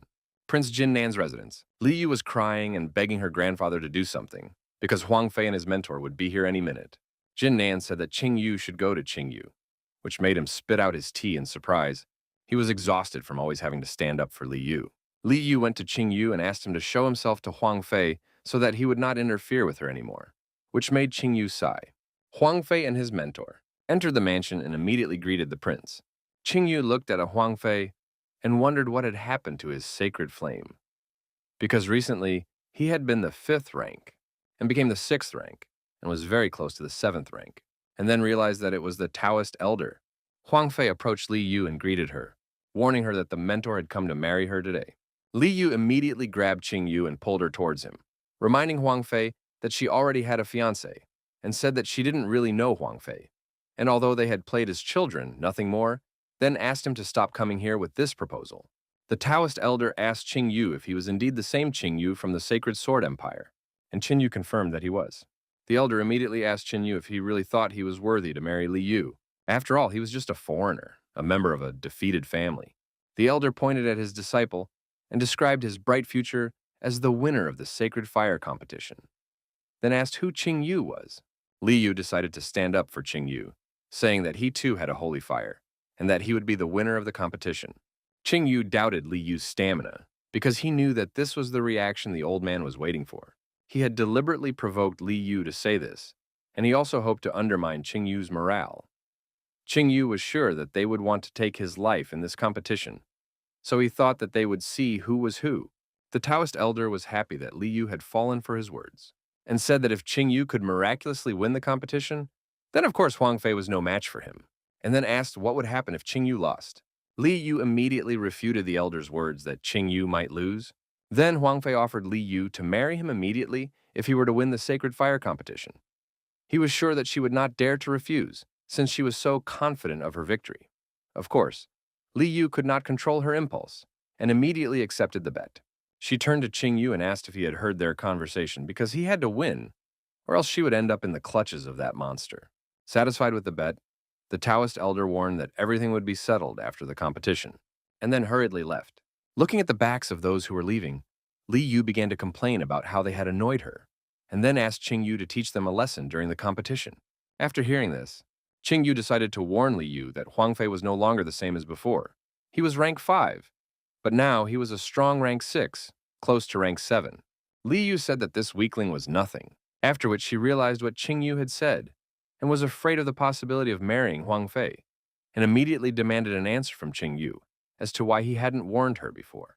Qing Yu sighed and said that he was no longer confident of winning, and that Li Yu would still have to become Huang Fei's bride.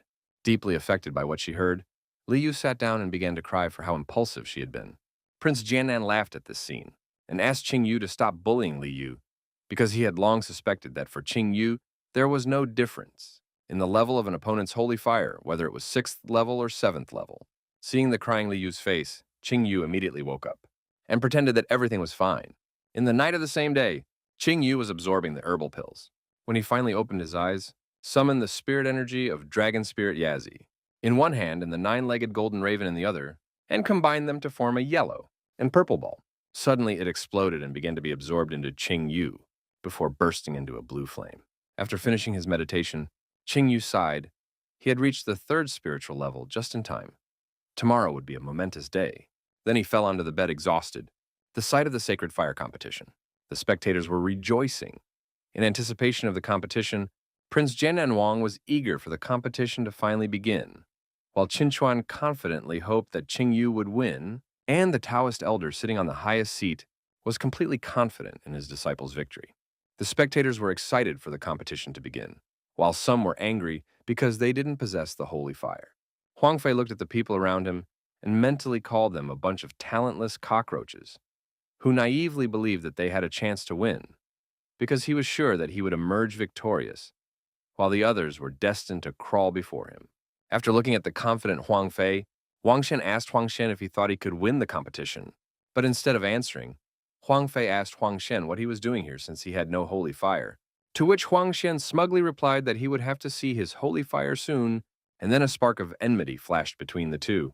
At that moment, Qing Yu entered the ring and saw their common enemy, Huang Fei, and Huang Shen immediately switched to him, making a temporary peace because of their common enemy.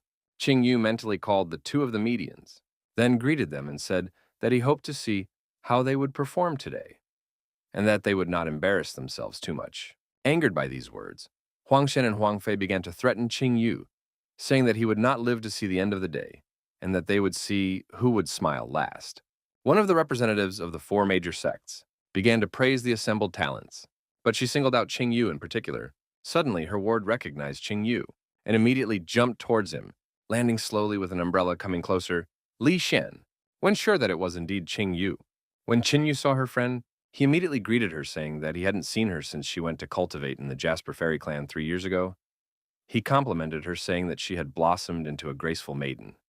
But in return, she also said that he had changed a lot since the last time they met, admitting that she hadn't expected to see him at the Sacred Fire competition, to which Qing Yu replied that there was no way she could miss such an event. Li Qinyu suddenly became sad and offered her condolences to Qing Yu for what her sister and father had done to his family, betraying the Xian family after they had done so much for the good of the empire. Ye stroked Li Qinyu's head and asked her not to worry. After all, it wasn't her fault, it was just between them. The Jasper Fairy Lady realized that it was Qing Yu who had killed Emperor Li Qinyu, thinking about the fact that he had been friends with her ward since childhood. She realized that they had a chance to lure Qin Yu into their clan if he won. Thinking how nice the Jasper Fairy clan girl was talking to Qing Yu, the people around her started to talk about him, calling him the chief lavalier of Tianhe City. And some even bet that they would see him today, at least in the company of 3 beautiful maidens. Suddenly, Qing Yu was approached by one, or who jokingly told Qing Yu that no matter how he met him, he would always have a beautiful maiden with him. Qing Yu laughed and asked Wanner not to exaggerate. The embarrassed Qian raised her umbrella and said goodbye to Qing Yu, saying she had to go. Flying off, she wished him good luck in the competition. Qing Yu asked him not to worry about him, promising that he would never let go of the victory. The representative of the Jasper Fairies told her ward that if Qing Yu won the competition, their clan could only count on her. Suddenly, everyone was surprised. When another person entered the ring, everyone immediately started talking about Chuhani from Moonlight School. According to the head of Moonlight School, she was their best nugget in the past 100 years. Although she was only 16 years old, she had already reached the 5th level of the spiritual realm. With the 6th rank of Holy Fire, some people hardly recognized her. After all, she had been in seclusion for 3 whole years. And before that, she was just a little snotty girl. Chuhani walked up to Qing Yu, causing Huangfei and Huang Xuan to burn with rage as all the beauties walked up to him. Chuhani told Qing Yu that her destiny was tied to the Xian family, and that they would definitely meet again. But if their meeting happens in this arena, she will not spare him. Qing Yu grinned at the departing Chuhani and thought about how funny she was. After a while, most of the participants had already gathered in the arena. Suddenly, a few demonesses arrived and began to greet everyone. Qing Yu looked at the red demoness and wondered about her identity. The red demoness walked over to Qing Yu to greet him, which made Wanner wonder how many people Qing Yu knew. Qing Yu knew this demoness from his previous life, as she was the winner of the competition in his previous life. All he knew is that her past was unknown, and she called herself a free cultivator. From his memories, Qing Yu guessed that she had already reached the 8th level of the spirit world, and her holy fire was no lower than the 8th level. And the strangest thing about her was that no one had seen her after her victory. So Qing Yu decided that he would definitely find out who she was in this life. Suddenly, the Taoist old man announced that the competition was about to begin, stopping the roar of the crowd, and then stepped into the ring with Prince Jin Nan. The prince asked for silence and announced that today would be a great event for the Tianan Empire, where the winner of the Sacred Fire competition would be announced. The prince wished the participants good luck and then invited the representatives of the 4 major sects to come out. Jumping onto the stage, they immediately began to call for a huge stone. Huangfei was shocked to recognize the heavenly firestone. Huangxian began to describe it, saying that this stone was the most mysterious object in the entire Tianan Empire, and perhaps as old as heaven and earth. He said that just being close to it helps to concentrate its holy fire, and some even managed to increase their rank. Because of its incredible value, this stone belongs to all 4 major sections. While the people around him were astonished at this treasure, Qing Yu laughed inwardly at the fact that such a small stone could cause them so much awe. He wondered what would happen if they knew that there was a whole mountain of this stone in the desert lands. Qin Chuan came out and made a speech, saying that everyone here knew about this stone, and that it was a true shrine for every sacred fire wielder, explaining that there were 4 major sects that had the right to possess it, and that they passed it around every 3 months. But if the winner of the Sacred Fire competition joined one of the sects, then that sect would have sole possession of the stone for the next year. The crowd cheered when they saw the stone. While Qin Chuan prayed for Qing Yu to win, Chilin drew the attention of the crowd and began to explain that the rules of the competition were quite simple, saying that there would only be 3 rounds. In the first round, the participants would duel, and the winners would advance to the second round. But before that, they all had to draw lots. Chulin called out a large number of tablets, and everyone took turns taking them. When it was Qing Yu's turn, he greeted Chulin and asked if Chulin had cheated on the lottery since he was responsible for it. And Chulin told Qing Yu not to look down on him and to communicate more respectfully. Qing Yu said that even if he cheated, it does not guarantee his victory. Chulin agreed with Qing Yu's words, but suggested to see what round Qing Yu can reach first. Qing Yu taunted Chulin, saying that he would have to watch Qing Yu's victory with his eyes open. Holding back his anger, Chulin told the participants to look at their boards and began to explain that each board had a number on it, and those with the same number would fight. Looking at his tablet, Qing Yu saw the number 5 and was interested to see who would fall under his hand in the first round. Chulin announced for those with the same number to enter the arena, while the rest should leave the arena immediately. The first duel. In the first round, a metamorphic-clad Cyclops clashed with a bald man. They immediately bowed to each other, after which the Cyclops released a flame from his mouth, throwing his opponent out of the arena, and laughing viciously with an easy victory. Huang Fei was annoyed and said that the idiots with first-class holy fire had come to take a chance, to which Huang Xian replied that their empire had an unlimited supply of idiots. The next 3 rounds were just as fast, with the people with stronger holy fire easily defeating the people with weaker holy fire. The 5th duel. It was Qing Yu's turn. His opponent was a tall man with chains on his body. The big guy mockingly admitted that Qing Yu had a pretty face and that he should give up early if he didn't want to lose his life. Qing Yu insulted the big guy with a gesture and told him to stop talking and attack. The big guy got angry and summoned a phantom tiger and prepared to kill Qing Yu, which Qing Yu couldn't agree to. Huang Shuang evaluated the big guy and realized that he could have gone far if he hadn't been caught by Qing Yu. The big guy jumped at Qing Yu and tried to swat him like a fly, but Qing Yu kicked him away, sending him over the edge of the arena. Shuhani was surprised, as she had expected Qing Yu to be much weaker. Qing Yu said that he was bored and left the arena, while Huang Shuang looked at his back and said that he didn't have much time left. The 6th round was won by Huang Fei, who burned his opponent instantly. And in the 7th round, Huang Shuang, the unnamed contestant, and Shuhani also had no trouble fighting.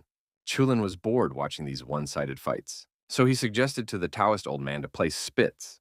The old man agreed, but he was curious what the other esteemed gentlemen would decide. The representatives of the Ruthless Sword School and the Jasper Fairy clan supported this idea. Chulin decided to give Huang Fei a 3rd-rank bone and muscle strengthening pill, and the Taoist old man also wagered on Huang Fei, giving him his own forged sword of inflexibility. Qin Chuan praised the gentleman for betting quite valuable items, and decided to make a corresponding bet from the Buddha Heart clan. Her bet would be the Heavenly Crystal Strengthened Armor, which she would bet on Qing Yu's victory. Lu Julin wagered a 3rd-tier Ruthlessness pill on Huang Xian, and the Jasper Fairy representative wagered a lower black-level Floating Clouds technique on Shuhani's victory. The spectators marveled at the wealth of the 4 major sects, as they were willing to wager such valuable items for fun, while some residents hoped to join the Corps of Engines if they were not accepted into one of the major sects, as it would be better than their current lives. When the free cultivator heard about the bounty, she asked the gentleman what would happen to the bounty if none of their candidates won, and Chulin told her that they would give everything to the winner of the competition. The girl began to think about it and said that according to her estimation, the winner would be, pointing her finger at Qing Yu, she announced to everyone that only he and she had a chance. Qing Yu was shocked. Suddenly, all the arrows were aimed at him. Huang Xian started shouting that Qing Yu would have had a chance if Huang Xian had not been involved, but they were out of luck, and now he was determined to win.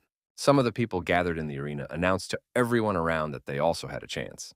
Chulin climbed onto the fighting part of the arena and announced that he was going to move on to the 2nd round, and that he was going to do so on a every man for himself basis. Everyone immediately surrounded Qing Yu, causing Qing Yu to conclude that many of them had already been bribed, making him think that they were naive fools. Chulin continued to explain, saying that the 2nd round would last until a single incense burned out, and the last 4 contestants left standing would advance to the 3rd round. He then added that if the 1st round had eliminated the weakest, then the 2nd round would be a true test of fire, and that all contestants would only be allowed to use the power of their sacred fire. Cold weapons and hand-to-hand combat were forbidden. As Chulin announced the start of the 2nd round, the crowd cheered in anticipation of the spectacle, and everyone around Qing Yu immediately summoned their flames with the intention of killing him. Qing Yu invited them to attack if they thought they could cause him even a little trouble. The opponents immediately attacked Qing Yu, and one of them shouted that his mouth wouldn't close before he died, causing many flames to shoot at Qing Yu at once. Li Yu was panicked because Qing Yu was being attacked by the crowd. While Li Qingyao had warm feelings for him and was worried about him, All the fires hit Qing Yu. Each of his opponents had a rank 4 holy fire, and they had been practicing this joint technique for a long time for this moment, believing that if he didn't die from it, his skin would at least peel off.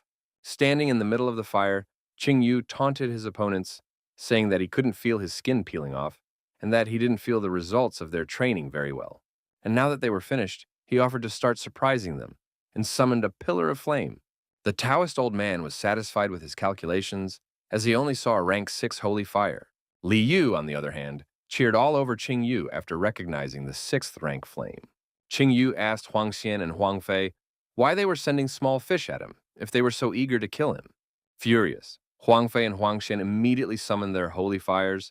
Huang Fei replied to Qin Yu that even if he had a 6th ranked fire, there would always be bigger fish, and Huang Xian showed his 6th ranked fire. Li Yu was shocked that even Huang Xian had a 6th rank holy fire. At that moment, Chulin realized that the ruthless sword school was also claimed. Huang Fei and Huang Xian told Qing Yu that even prayers wouldn't help him fight the two 6th ranked sacred fire wielders, and immediately launched a joint attack of red and blue flames. Without changing his face, Qing Yu admitted that he was just warming up, then asked why they all thought that his holy fire was only 6th rank, and immediately became serious, summoning the silhouette of a giant golden 9-tailed raven to devour Huang Fei and Huang Xian's flames. The Taoist old man was terrified as he tried to figure out what rank Qing Yu was. This was not a 7th class fire, or even an 8th class fire. This was a 9th class holy fire. Chulin was shocked by the 9th rank fire, after all. Even the fire of the head of the Polar Sun clan was barely approaching the 8th rank. Everyone in the arena was shocked by what they saw. Huang Xian and Huang Fei couldn't believe it, while Prince Jin Nan was glad that he hadn't made a mistake in betting on Qing Yu, because even in the history of their Tianhe Empire, there were no more than 10 9th-ranked divine fire marshals, and the weakest of them had long since surpassed the peak of the spiritual realm. The prince realized that among those currently alive, not only in the Tianhe Empire, but even on the continent itself, there was no one stronger than Qing Yu. The prince laughed out loud and said that he was surprised to find a 9th-class sacred flame fortune changer living in his city. Qin Chuan thought about how she used to think that her mentor was the strongest person in the world, but he was only an 8th-ranked sacred fire. And closed her eyes, she began to imagine Qing Yu's great future, and that one day he would replace her head. Li Qinyao looked at Qing Yu in awe, thinking that this was the fire Qing Yu had found while wandering the desert. Her father had rejected Qing Yu in order to be related to the immortal clan, and as a result, he himself died at his hands, depriving the empire of the divine sword, the main talent of the celestial empire. Looking up at the sky, Li Qinyao asked what her father was feeling right now as he watched them. Qing Yu had exposed Huang Xian and Huang Fei in public, saying that they were plotting against him. But unfortunately for them, they didn't even realize how pathetic they were in front of the 9th-rank holy fire, and attacked them with the flame, smashing them to pieces. Qing Yu didn't want to kill them now, after all. They could still be of use to him, and their deaths would only come after the ancient relic was activated. Qing Yu concluded that the competition should be over, since now that everyone was convinced that he possessed a 9th-rank holy fire, there was no point in the 3rd round.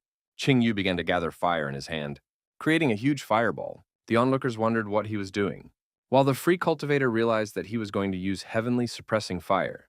At that moment, she realized that she had not come to the human world for nothing. After summoning a huge amount of fire, Qing Yu used miracle fire suppression, causing the fireball to explode, sending flames into Qin Yu's opponents, who saw this and immediately tried to escape, but it was too late. Prince Jinnan was satisfied with the result of the competition, because in the history of the competition, there had never been a case where a contestant burned out all of his opponent's flames in the 2nd round. All of Qing Yu's opponents were lying outside the arena. Chuhani, who had managed to dodge, only saw Qing Yu as a madman. At this moment, the free cultivator, who had taken no damage, realized that her father was right when he said that the world of mere mortals could be fun and interesting, and she hoped that when they met again, Qing Yu would be even stronger. Qing Yu was the only one standing on the arena, and he announced that since he was the only one left, it was likely that he would be the winner of the competition. The representatives of the 4 great clans were shocked at the quick end of the competition. Huang Fei wanted to curse Qing Yu for taking the holy flame away from him and making him the winner. Huang Fei went crazy and started shouting that Qing Yu should live at the bottom of society in the Sacred Sword Empire, instead of being a great warrior in their Xianhai Empire. He shouted that he would kill him no matter what it took, because Qing Yu was and would always be a lowlife of the first spiritual realm. Suddenly, Huang Fei's muscles swelled, and he burst into a blue flame, ready to become the victor by any means necessary and sure that no one would be able to stop him, he attacked Qing Yu from behind and prepared to kill him with a single blow. Qing Chuan tried to warn Qing Yu of the threat. Qing Yu said that he wanted to give him a gift of life, but since Huang Fei refused the gift, Qing Yu summoned the Yaji dragon and immediately struck Huang Fei, who was surprised by the sudden stunt, knocking him into the wall. Bleeding, Huang Fei couldn't understand why he couldn't win. Finally, enraged, he shouted that scum like Qing Yu should only crawl at his feet, and that he would not rest until he took Qing Yu's life. Calling Huang Fei scum, Qing Yu threw the god of war spear at Huang Fei, and the spear pierced Huang Fei and stuck him in the wall. The old Taoist was immediately able to identify the divine grade weapon and confirmed his thoughts that this outbreak was because of Qing Yu, and he was furious that Qing Yu possessed both a divine grade weapon and a 9th rank holy flame. Chulin was furious with Qing Yu and threatened him for killing the Polar Sun Clan disciple. Qing Yu returned the spear and asked if it was okay for Huang Fei to try to kill him, and Qing Yu had to put up with it, threatening Chulin that he would be killed if he kept yapping like that. Chulin called Qing Yu a madman, but still dared to fight him. Suddenly, a hand appeared in front of him, and Qing Chuan told Chulin to stop, since Qing Yu was now under the protection of the temple, and if he wanted to fight him, he would have to ask the temple's permission first, or else he would become their enemy. Qing Yu asked Qing Chuan not to interfere in their battle, after all. He didn't mind if Chulin went to the afterlife after his disciple. Hearing Qing Yu belittle him, Chulin became furious and flew into the air, after which he folded his hands in Namaste and used the black mid-level technique of polar sun at the zenith, summoning a huge sun. Qing Chuan was surprised to see this technique, as only the top 3 disciples of the Polar Sun clan could master it, and when used properly it was just as destructive as the top black techniques. Chulin was sure that even with the 9th level holy fire, Qing Yu would not be able to resist the mid-level black technique, so she directed the sun at Qing Yu. Seeing the sun flying towards him, Qing Yu grinned, because this was the perfect opportunity to use the War God Spear to its full potential, and use the earthly high-level heavenly Thunder Spear technique to pierce through the huge sundae. Chulin was shocked to see Qing Yu's strength. Then he was hit by Li Shenyao and Huang Chuan's attack, and immediately realized that it was an earth-level technique, while Li Yu wondered how many more tricks Qing Yu had hidden, and the Taoist old man was furious that Qing Yu kept fighting back. After Qing Yu's attack, Chulin was defeated. Qing Yu put the spear of the god of war around his neck and prepared to send him to Huang Fei. Qing Chuan tried to warn Qing Yu not to kill Chulin, but Qing Yu plunged the spear into him. On his deathbed, Chulin told the Taoist old man to deal with Qing Yu, or he would have no way to explain himself to the Polar Sun clan. The Taoist old man demanded that Qing Yu let Chulin go and threw a jade ring at him, but Qing Yu blocked him by summoning Dragon Yazi and shattered the ring. Chulin begged for mercy one last time and was then killed by Qing Yu, who kept his word and sent Chulin to his protege in the afterlife. The Taoist old man was furious. First, Qing Yu killed his favorite disciple, and then the spiritual son of the Polar Sun clan, he would not let Qing Yu go, claiming that even the 9th rank holy fire would not help him. When Qing Yu heard this, he laughed and became serious, suggesting that the old dog should make sure that he himself was not destroyed. Clutching his spear tighter, Qing Yu told the old man that he had harmed his beloved, mocked her in every way, and said that he had long considered him his sworn enemy. Qing Yu immediately understood why he had resented the Taoist old man all this time, and then wondered who the girl he called his beloved was. The Taoist old man had no idea how he had provoked such hatred towards himself. Although he was young, he was able to kill Chulin easily. The old man realized that with his 9th level sacred fire and earth level techniques, Qing Yu was extremely talented. However, he had long since reached the peak of the spiritual realm, and killing Qing Yu was like crushing an ant for him. Lu Zhulin realized that the old man had really decided to kill Qing Yu. After all, the combination of the divine weapon and the top-level black technique was far enough to deal with Qing Yu. The old man whipped Qing Yu, but Qing Yu summoned the powers of the Dragon Yazi and the golden 9-legged raven, and tried to deflect the attack with his whip. The Taoist old man told Qing Yu that he was too weak, and broke through the spear attack, sending him into the air, sure that Qing Yu was incapable of doing anything. After Qing Yu regained his balance after the attack, Qing Yu asked Prince Jinnan to throw him a power release pill. The prince reacted immediately, and threw the pill to Qing Yu, who caught it. Qing Yu immediately ate the pill, and his aura began to strengthen. The Taoist old man laughed at Qing Yu's plan. After all, it would take many years to master the 4-component power release pill, and Qing Yu was foolish enough to expect a breakthrough as soon as he swallowed it. Suddenly, the old man felt a shock, and Qing Yu was able to break through and gain the strength of a Swanee lion. The old man couldn't understand how it was possible to absorb the pill so quickly. And now that Qing Yu's strength was at the peak of the spiritual realm, he couldn't believe such a rapid development. Qing Yu aimed his spear at the Taoist old man, using the powers of the three spirits at the same time, and offered the man a taste of the spear once more before attacking him. The old man immediately reacted to Qing Yu's attack and used his purple whip as a shield, barely withstanding Qing Yu's attack. The shockwave from the attack was felt by all the spectators. Even Prince Jinnan was surprised by such a huge force, but when he opened his eyes, he was shocked. There was a huge hole in the arena, and the Taoist old man was bleeding. The old man couldn't stand it. He fell to his knees, and then Qing Yu came over to him. At the same time, Qing Chuan was becoming more and more amazed at Qing Yu's strength. After all, he was able to make a breakthrough during the battle and defeat the Taoist old man at the peak of the spiritual realm. The prince could not believe what he had seen, but Lu Zhilan was glad that he had not accidentally snacked in front of this demon. Otherwise, the entire ruthless sword school would have been doomed to death. Qing Yu stood in front of the wounded old man who was in a desperate situation. The old man admitted his defeat. He offered to give Qing Yu anything he wanted as long as he did not kill him. But Qing Yu replied that he only wanted his death. Suddenly, Qing Yu's body became heavy, and symbols appeared on the ground, forming a magic circle around Qing Yu. Seeing this, Li Shenyu was excited about what was happening.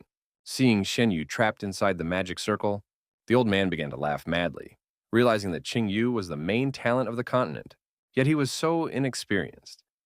The old man began to explain to the trapped Qing Yu that he had spent many years to create this magic circle. The essence of the circle was that once someone was inside, their soul would immediately begin to decompose into a shell.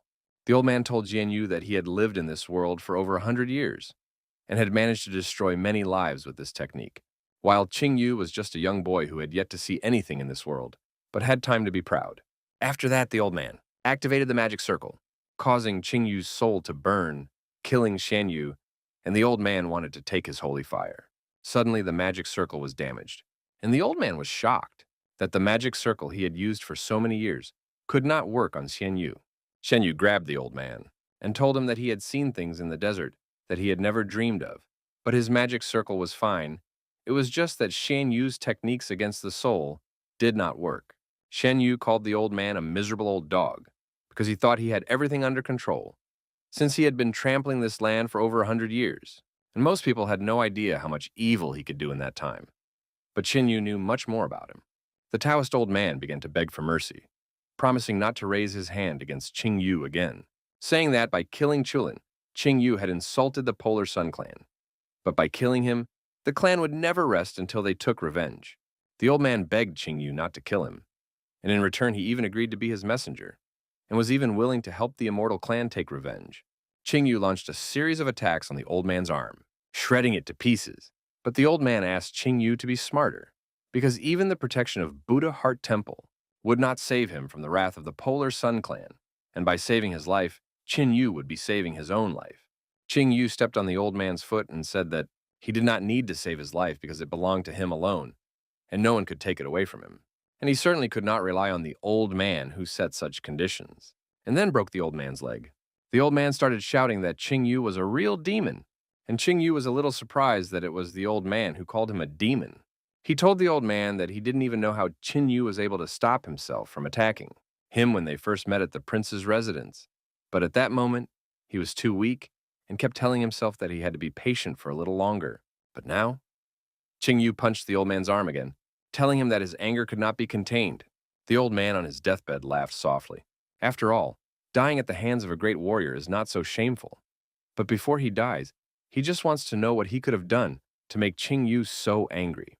Qing Yu kicked the old man with all his might, and said that in the first year of his reign, on the orders of Likingha, he had captured Likingha, and not only crushed all her bones, but also chained her in the death pit of the desolate lands.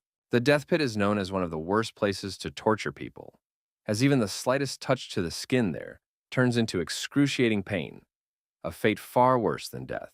Qing Yu's tears flowed as he told about the old man torturing Likingha. The old man panicked, not knowing what Qing Yu was talking about. After all, Likingha was still alive. He cried out with all his might that he was innocent and begged not to be killed for no reason. Qing Yu gathered the holy fire in his hand and sent the old man straight to hell, leaving no ashes behind. The arena was silent, and Li Yue, his grandfather Likingha, and Wanner were happy that Qing Yu had won. Qing Yu raised his head to the sky and said that the Taoist elder was dead, and the next in line would be this couple, Sacred Sword Empire. Xiaodan performed a blood ritual on Qing Yu under the supervision of his Xiao Huang. Xiaodan realized that everything depended on his ability to awaken the immortality seal, so he ordered it to appear. Suddenly, Xiaodan's body was enveloped by a powerful energy. That surprised even Xiao Huan. After completing the transformation, Xiaodan sighed as his body glowed with energy. Zhao Dian began to rejoice, shouting that he had awakened the immortal seal, and Zhao Huang praised Zhao Dian, suggesting that Zhao Dian take Li Qingha as his wife, since her blood could awaken the immortal seal, and as a faithful wife, she would obey unconditionally. However, he could not imagine that instead of the immortal seal, Zhao Dian could awaken the almighty seal, so he laughed, because he had never heard that anyone from the Zhao family had managed to do so in the past 10,000 years. In fact, among all the immortals, one could count on one's fingers those who had managed to awaken the Supreme Seal, while Zhao Dian had managed to awaken the Supreme Seal. Zhao Huang was glad that he could finally return to the immortals, since they would no longer have anything to do with the ordinary layman. Zhao Huang suggested that Zhao Dian return to the immortals to further develop his strength, saying that they would be able to unite all the immortals, and the members of the Zhao clan would become their rulers. Zhao Dian replied to his uncle that he should follow the rituals, because the one who awakens the Supreme Seal should become the head of the family. When Zhao Huang heard this, he was indignant for a moment, but he had to agree anyway. But Zhao Dian was dissatisfied with his uncle's behavior and ordered him to kneel down. Zhao Huang immediately understood everything and could not contain his laughter. He liked Zhao Dian's determination and was sure that this was what their ruler should be, a cold-blooded tyrant. Zhao Huang kneeled down and introduced himself as Zhao Huang, an immortal of the Zhao family in the 147th generation, and welcomed Zhao Dian as the new head of their family. Zhao Dian ordered his uncle to spread the news of the new ruler to all the members of the clan, so that they would come down to this world to bow before him, and Zhao Huang accepted this order without hesitation. Zhao Dian let his uncle stand up, and then Zhao Huang asked what they should do with Li Qingha, to which Zhao Dian replied that, although she was a mere mortal, she was able to get into his heart, because she could be affectionate, so he wanted her to stay by his side.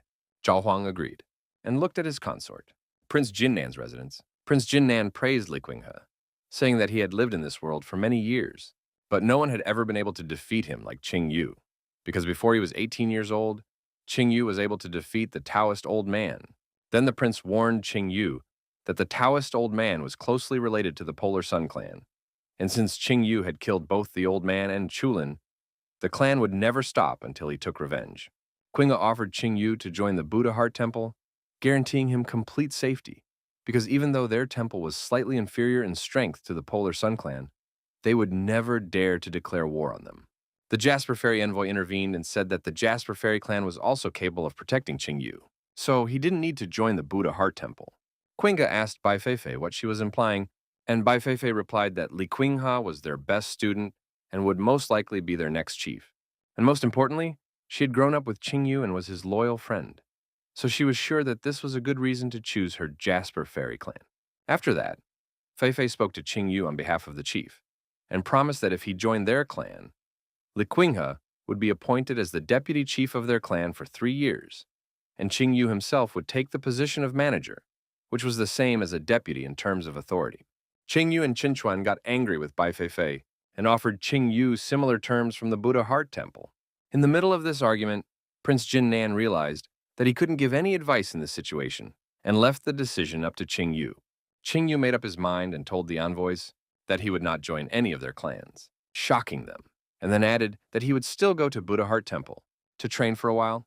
Upon hearing this, Qing Yu realized that the heavenly stone would still be the sole possession of their temple, and since she was happy with Qing Yu's decision, she thanked him from the bottom of her heart. She had to accept the fact that he would not set foot in their clan after all, given his talent. They would only shackle him when he deserved better. Disappointed by Qing Yu's choice, Bai Feifei immediately apologized and decided to leave. Looking at the departing envoy's back, Qing Yu remembered the grudge from his past life. In the past life, when the Taoist old man came to the Qi clan and demanded that they give him Li Qinghe, they gave her up without any objection, so Qing Yu decided that his clan would no longer exist in this life. Prince Jinnan called Qing Yu over and held out a ring, explaining that it contained all the stakes of the 4 great clans. Qing Yu closed the palm of the prince's hand and said that he didn't need it, which surprised the prince. So Qing Yu offered to keep the ring as a memento of his great army. and wished the prince to live out his old age without poverty.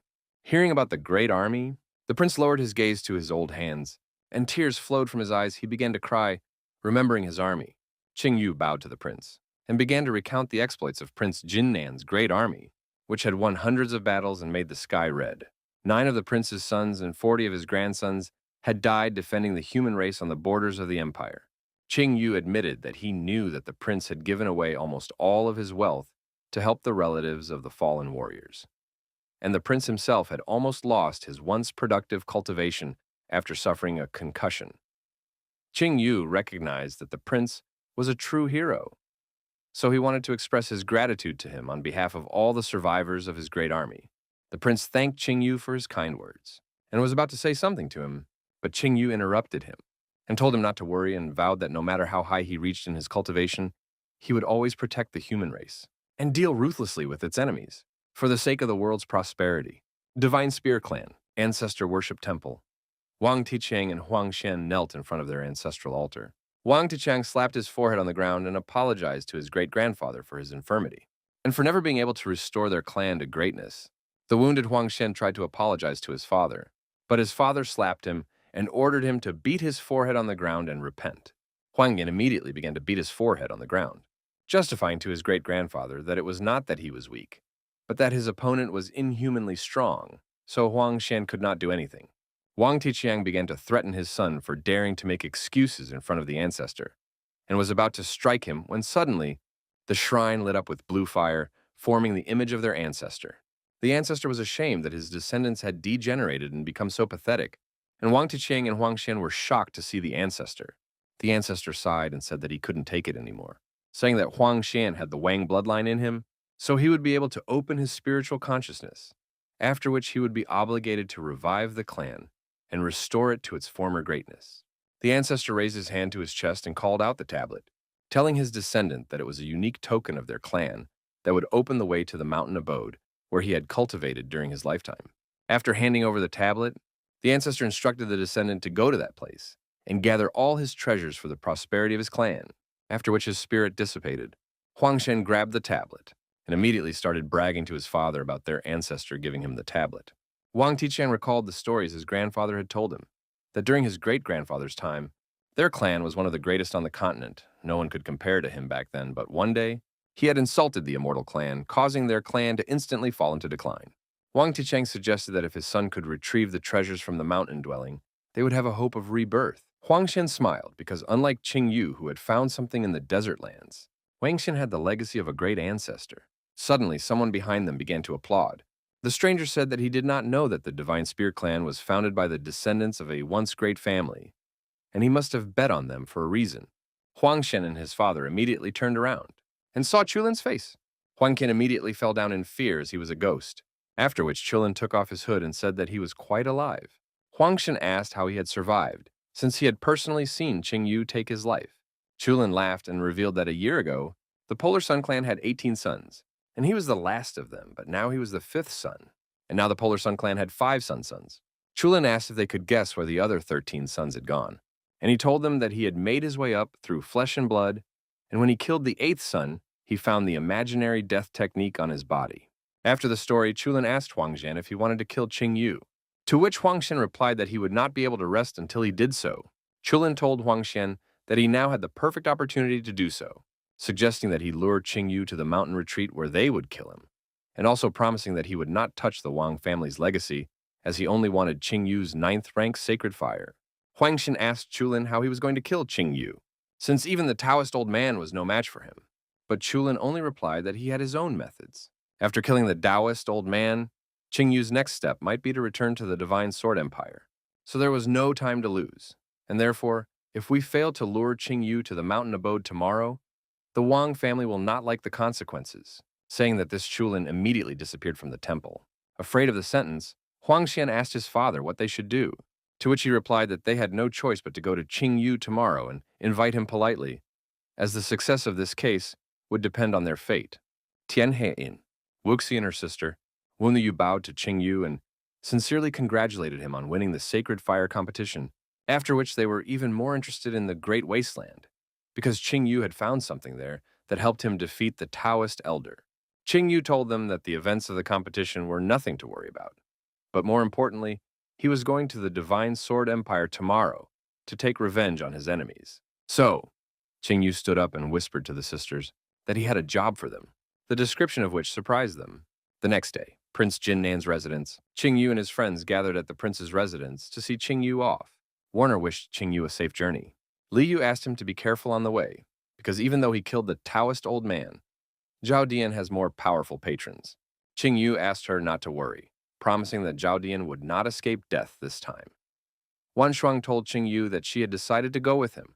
After his revenge, they would return to Buddha Heart Temple. Suddenly, a messenger ran into the residence, saying that the prince was visited by Mr. Wang Tiqiang and Huang Xian from the Divine Spear Clan. Hearing the unexpected news, the prince allowed them to enter. Qing on the other hand, began to guess the purpose of their visit. Wang Tiqiang and Huang Xian entered the palace and bowed to the lord. The prince asked about the purpose of their visit, and Huang Xian knelt down and bowed, saying that he had come to apologize to Qing, then admitted that he had thought too much of himself and had been too rude to him. Wang Tiqiang put his hand on his son's head and began to beg Qing for leniency, so that Qing would not take revenge on his son. Huang Xian raised his head and offered to share with Qing as compensation for his inappropriate behavior. Suddenly, Huang Xian began to look around for additional years, but Qing told him to continue. After all, everyone here was his own. Huang Xian continued, revealing that he and his father had accidentally discovered the ancient mountain abode of a prominent warrior, after which he offered Qing to share the treasures left there with him. At that moment, Qing was convinced of his hunch, but he clearly remembered that this had happened much later in his previous life. Qin Chuan assumed that Huang Xian wanted to lure Qing into a cave where they would be ambushed, and then asked if he thought Qing was greedy and stupid enough to fall for this trick, which made Wang Tiqiang and Huang Xian terrified as their fate was sealed. Wang Tiqiang started to say that it was completely wrong. They just wanted to apologize. Huang Xian at that moment mentally prayed that Qing would fall for it, but Li Yu intervened and demanded that they stop this cheap divorce and offer it to someone else.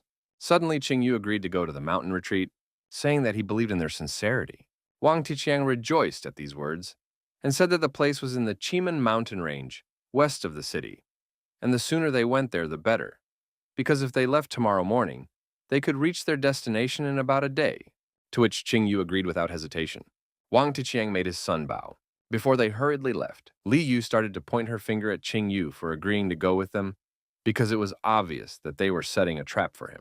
To which Qing replied that even if she realized it, how could he not understand? And if he agreed, then he shouldn't have any problems. Qin Chuan offered to go with Qing but Qing replied that he could handle it on his own. Finally, the prince told Qing that they all knew about his strength, but he should still be careful because his self-confidence could lead him to his grave. Qing took the prince's advice. The next day, at the foot of Chimen Mountain, after arriving there, Qing jumped down from the dinosaur and began to think about his past life. Warner had a hard time here because she was the one who was summoned to this place in his past life. So Qing thought that his victory in the Sacred Fire competition could change the course of future events. Wang Tiqiang interrupted Qing thoughts by informing him that the ancient abode was at the foot of the mountain and that there was a cave ahead of them, which they were about to enter. Qing ordered them to show him the way, wondering if they had a plan for retreat or if they were prepared to die if they failed. At the foot of the mountain, Wang Tiqiang informed Qing that they had arrived at their destination, and then struck the mountain with a shout, causing the passage inside to open. Wang Tiqiang motioned for Qing to go ahead of him, inside the mountain dwelling. Upon entering the mountain abode, Qing and his companions saw a huge statue of Ancestor Wang and 3 pedestals of relics. Upon getting closer, Huang Xian was shocked to recognize the relics as first-class divine weapons. But to his regret, Wang Tiqiang offered Qing to take all 3 treasures. After looking at the statue of Wang's ancestor, Qing realized that there was a soul inside, which probably belonged to the master of the abode. And all 3 items on the pedestals had a magical seal on them, so only those who were recognized by the statue could take the weapons. If an outsider tried to take the weapons, his body would be torn to shreds. But Qing was already at a level where he was not afraid of such tricks. Qing reached out his hand and picked up the divine spear, and immediately a fiery aura began to surround him, threatening to burn him to death. As the aura began to gather, Qing began to inhale a lungful of air, and then exhaled with such force that the aura dissipated. After solving the problem, Qing hid the divine spear in his ring. He planned to use the power of these 3 divine weapons To strengthen the spear of the god of war, Wang Ticheng and Huang Xian were shocked to see that Qing Yu had overcome the trap. Suddenly, a space opened. At the feet of the statue, and a token flew out. Qing Yu immediately recognized it as an immortal seal token, and the immortal seal could only be awakened by immortals or their descendants. After awakening the immortal seal, the power of the one who awakened it would increase depending on the original level, at worst. The body would be 10 times stronger, but for a mere mortal, there was only one way to awaken this seal. Kill the immortal and use a secret technique to peel off the seal. Qing Yu remembered that in his previous life, Huang Xin had acquired a seal and wanted to unlock the immortal seal. However, his seal was not complete. Huang Xian was surprised to see the token, as his ancestor had left him a terrifying opportunity for development. Qing Yu reminded Huang Xian that he had a similar token and demanded that he return it. Suddenly, 5 sinister figures appeared. The head of the Death Clan, Hoshijin, surrounded by servants demanding that Qing Yu give him his life first. Qing Yu immediately recognized the head of the Death Clan, who haughtily asked Qing Yu about these rumors, to which Qing Yu replied that few people in the Tianhe Empire had not heard of such a freak, who was neither a boy, a girl, a man, or even a devil. After insulting Hoshijin enough, Qing Yu decided to thank him for giving him 2 beautiful female warriors. The Wu sisters, angered that Qing Yu was proud to have won the Sacred Fire competition, Hoshijin admitted that he had heard about the recent killing of the Taoist old man and some other lowlifes, but he decided to tell Qing Yu that the Death Clan was much more dangerous than he thought. Hoshijin decided to introduce his servants. They were the best fighters of their clan. Each of them was at the peak of the spiritual realm, and together with him there were 5 of them. Hoshijin was sure that Qing Yu had no chance of survival, and even if he had escaped from their clan once, that trick wouldn't work a second time. Hoshijin ordered his servants to kill Qing Yu, and the 4 of them immediately pounced on him. Qing Yu took out the spear of the god of war and decided to tell the assassins that the fact that he was able to kill the Taoist old man should indicate to them that he could kill several fighters at the peak of the spiritual realm. Then he swung the spear and summoned the spirit powers of Dragon Yazi and the 9-legged golden raven, scattered his enemies, shocking Huang Xian and Wang Ticheng.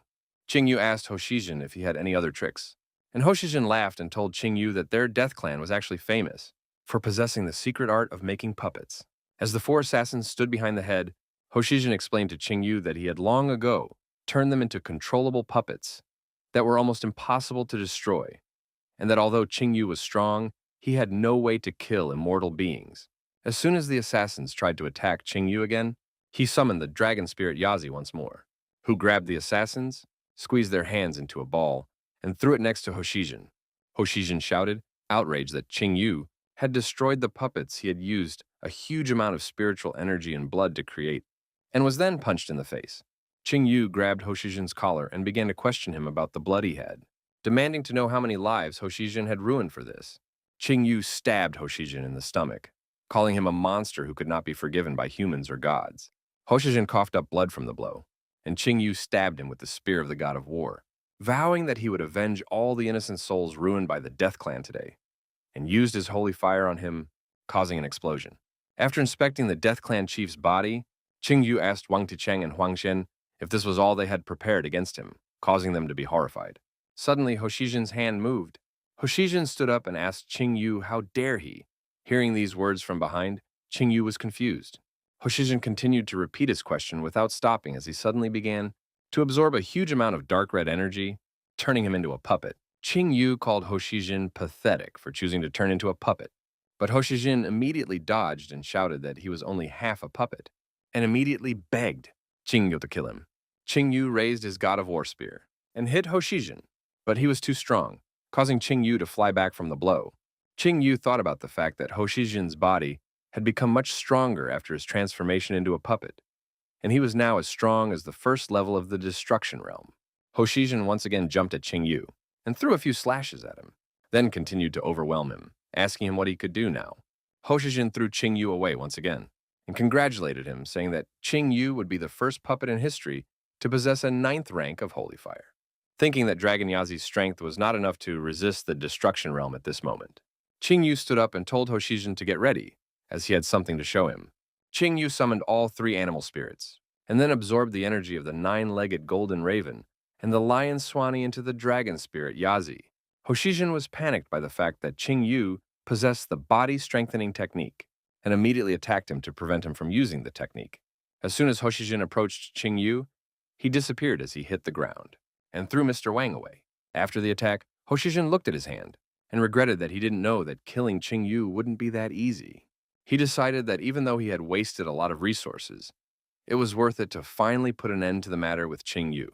Hoshijin suddenly felt an unusual aura and was shocked. He couldn't understand how this could be. Qing Yu, who was partially covered in scales, asked Hoshijin if he liked this kind of reception. Hoshijin was shocked that Qing Yu seemed to be a werewolf instead of a human, while Huangshan wondered if Qing Yu was half dragon. Qing Yu thought about it. He had only strengthened his body with the power of Dragon Yazi. But since his cultivation had limits, the power of all his legendary beasts was only enough to strengthen his right arm. But the final result was equivalent to the third level of the destruction realm. Qing Yu slashed at the air with his right hand, causing Hoshijin to be hit by the terrifying power of the Yazi dragon's energy, sending him flying into the distance.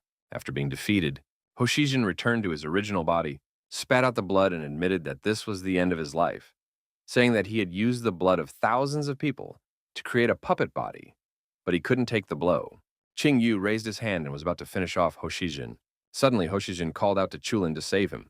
Chulin informed Hoshijin that he had disappointed him, then told Qing Yu that this was not the end, and that they would definitely meet again.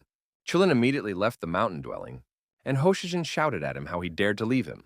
Qing Yu told Hoshijin that he was finished now, and Hoshijin replied that Qing Yu would not be able to kill him, because after that, he would not be able to take revenge on Zhao Dian. Qing Yu was interested in the reason for this, and Hoshijin told him that Zhao Dian had been able to awaken the Almighty Seal, and that he was now preparing to ascend to heaven. Hoshijin admitted that Qing Yu himself could find the place of ascension, but it might take him weeks, and by that time, Zhao Dian would already be in the realm of immortals. Hoshijin promised to tell Qing Yu about the ascension place if he would keep him alive and let him go. Qing Yu agreed to the deal, but Hoshijin demanded that Qing Yu swear on his soul that he would not kill him. Qing Yu raised his hand and swore on his soul that he would not kill Hoshijin. Then Hoshijin sighed and said that according to the information obtained by his clan, the ascension procedure would take place on Mount Chifeng, in the southwest of the Divine Sword Empire. He said that Qing Yu had a maximum of 10 days, and if he did not make it in time, Zhao Dian would be in the heavenly realm, and Qing Yu would not be able to take revenge in this life. Qing Yu thanked Hoshijin for this valuable information, and decided to kill him quickly. Hoshijin reminded Qing Yu that Qing Yu did not keep his word, and he had already pledged his soul, and if he broke his vow, the heavens would surely rain down their punishment on him and blow Qing Yu's soul to smithereens. Hoshijin asked if Qing Yu was really willing to defy heaven. Qing Yu squeezed Hoshijin's hand, took his life, and threw his body to the ground. Qing Yu said that he wouldn't keep his word in front of such scum. Suddenly, a bolt of lightning shot down from the sky and landed on Qing Yu. Huang Can rejoiced that the heavenly punishment would incinerate his enemy. But the lightning dissipated, and Qing Yu appeared out of the smoke, covered by Lion Swanee without a scratch. Qing Yu thanked Lian Swanee, and immediately asked Huang Xian for a token. Huang Xian gave the token to Qing Yu, and asked Qing Yu to repel him, promising that he wouldn't tell anyone about what happened here, and that Qing Yu was a werewolf. Wang Ticheng sat down on his knees and muttered that he would not touch his son, but rather kill him, because after Huang Xian's death, their entire lineage would be broken. Qing Yu decided to annoy Mr. Wang by telling them that he would not spare them. Especially Yazi was very angry with them, and there would be no mercy from him. Qing Yu raised his hand and shot energy at Huang Xian and his father Wang Tichiang, killing them after solving all the problems. Qing Yu decided to test what these tokens could do and connected them, causing them to dissolve into a stream of energy and be absorbed into Dragon Yazi's scale-covered right hand.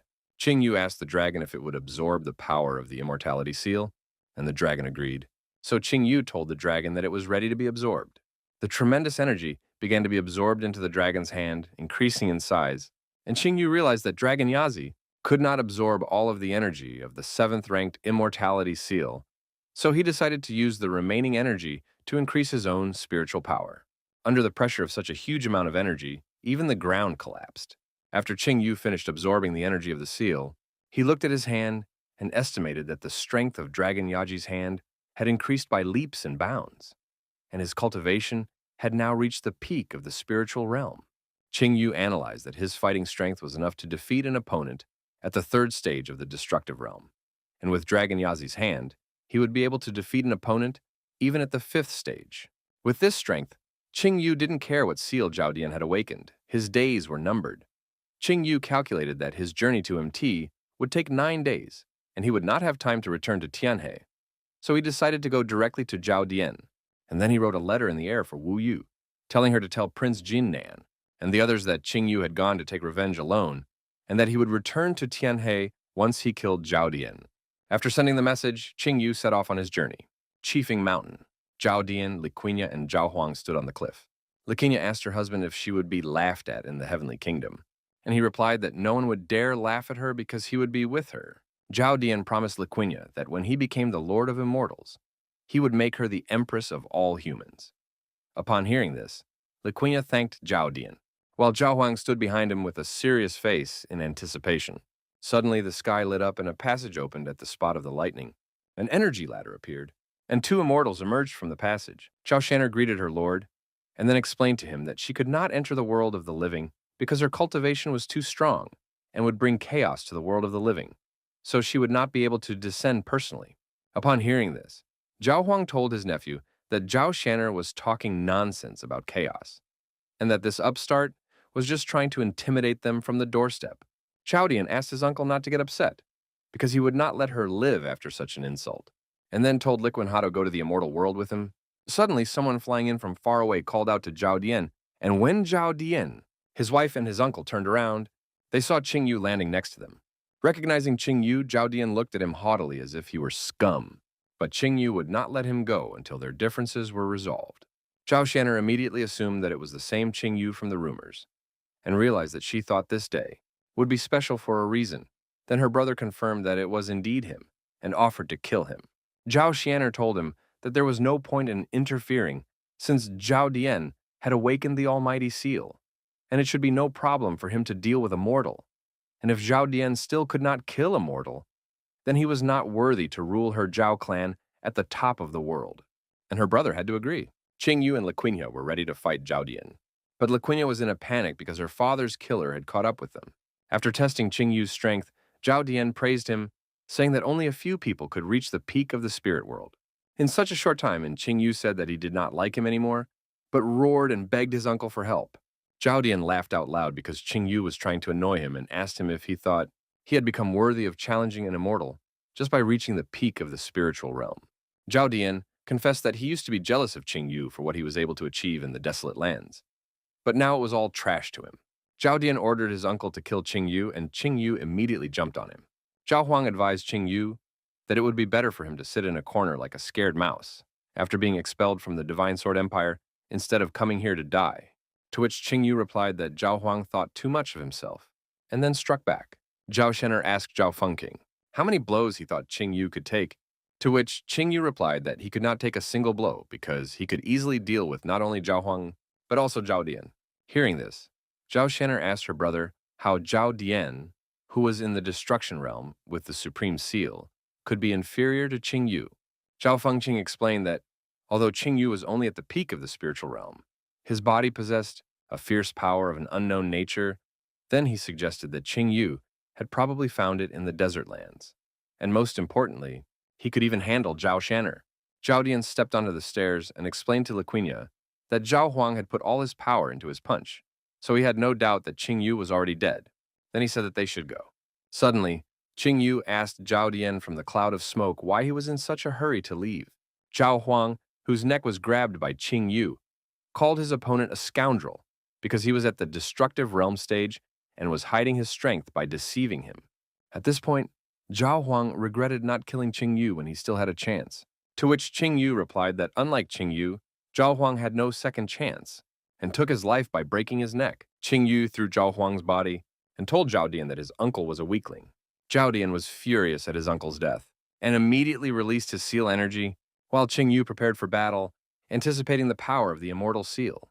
Zhao Dian pulled out his divine weapon and told Qing Yu that things had changed a lot since his defeat. Qing Yu immediately realized that Zhao Dian's strength had surpassed the peak of the spiritual realm, that he had entered the stage of destruction, and that the immortal seal also strengthened his divine weapon, making him harder to deal with than puppets. Zhao Dian attacked Qing Yu and ordered him to die, causing Qing Yu to use the heavenly, Thunder Spear technique to block the attack, but he was thrown back by the power of Zhao Dian's strike. As he approached Qing Yu, Zhao Dian told him that he was no longer his opponent and delivered a horizontal blade strike that Qing Yu managed to dodge. Then Zhao Dian swung his leg in preparation for a vertical strike, but Qing Yu grabbed his leg and knocked Zhao Dian to the ground, telling him that it was too early to celebrate victory. Qing Yu and Zhao Dian pushed off the ground with such force that small craters formed and came together in a series of collisions.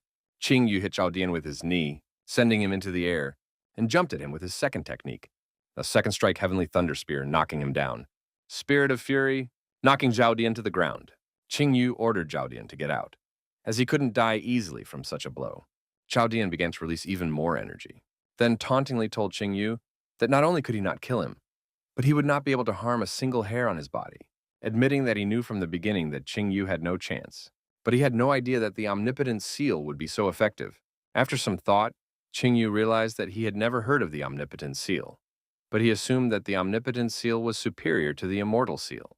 At this moment, Zhao Dian was immediately behind Qing Yu, who had no time to react to this jump, and dealt him a series of punches on his back, then struck his chest with his fist, boasting that he could not withstand even a single blow.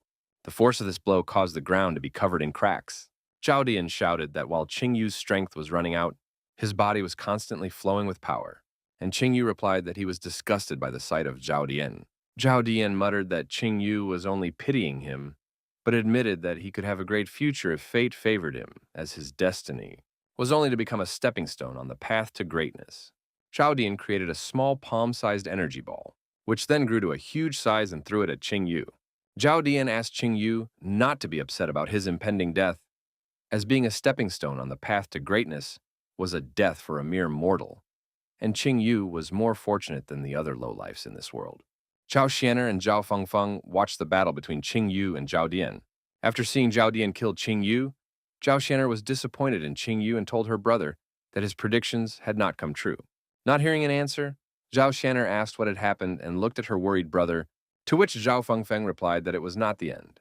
Zhao Dian rejoiced at Qing Yu's death, for at that moment he realized that he had truly ended the hustle and bustle of this world, and that he was about to become an immortal king in the world of immortals.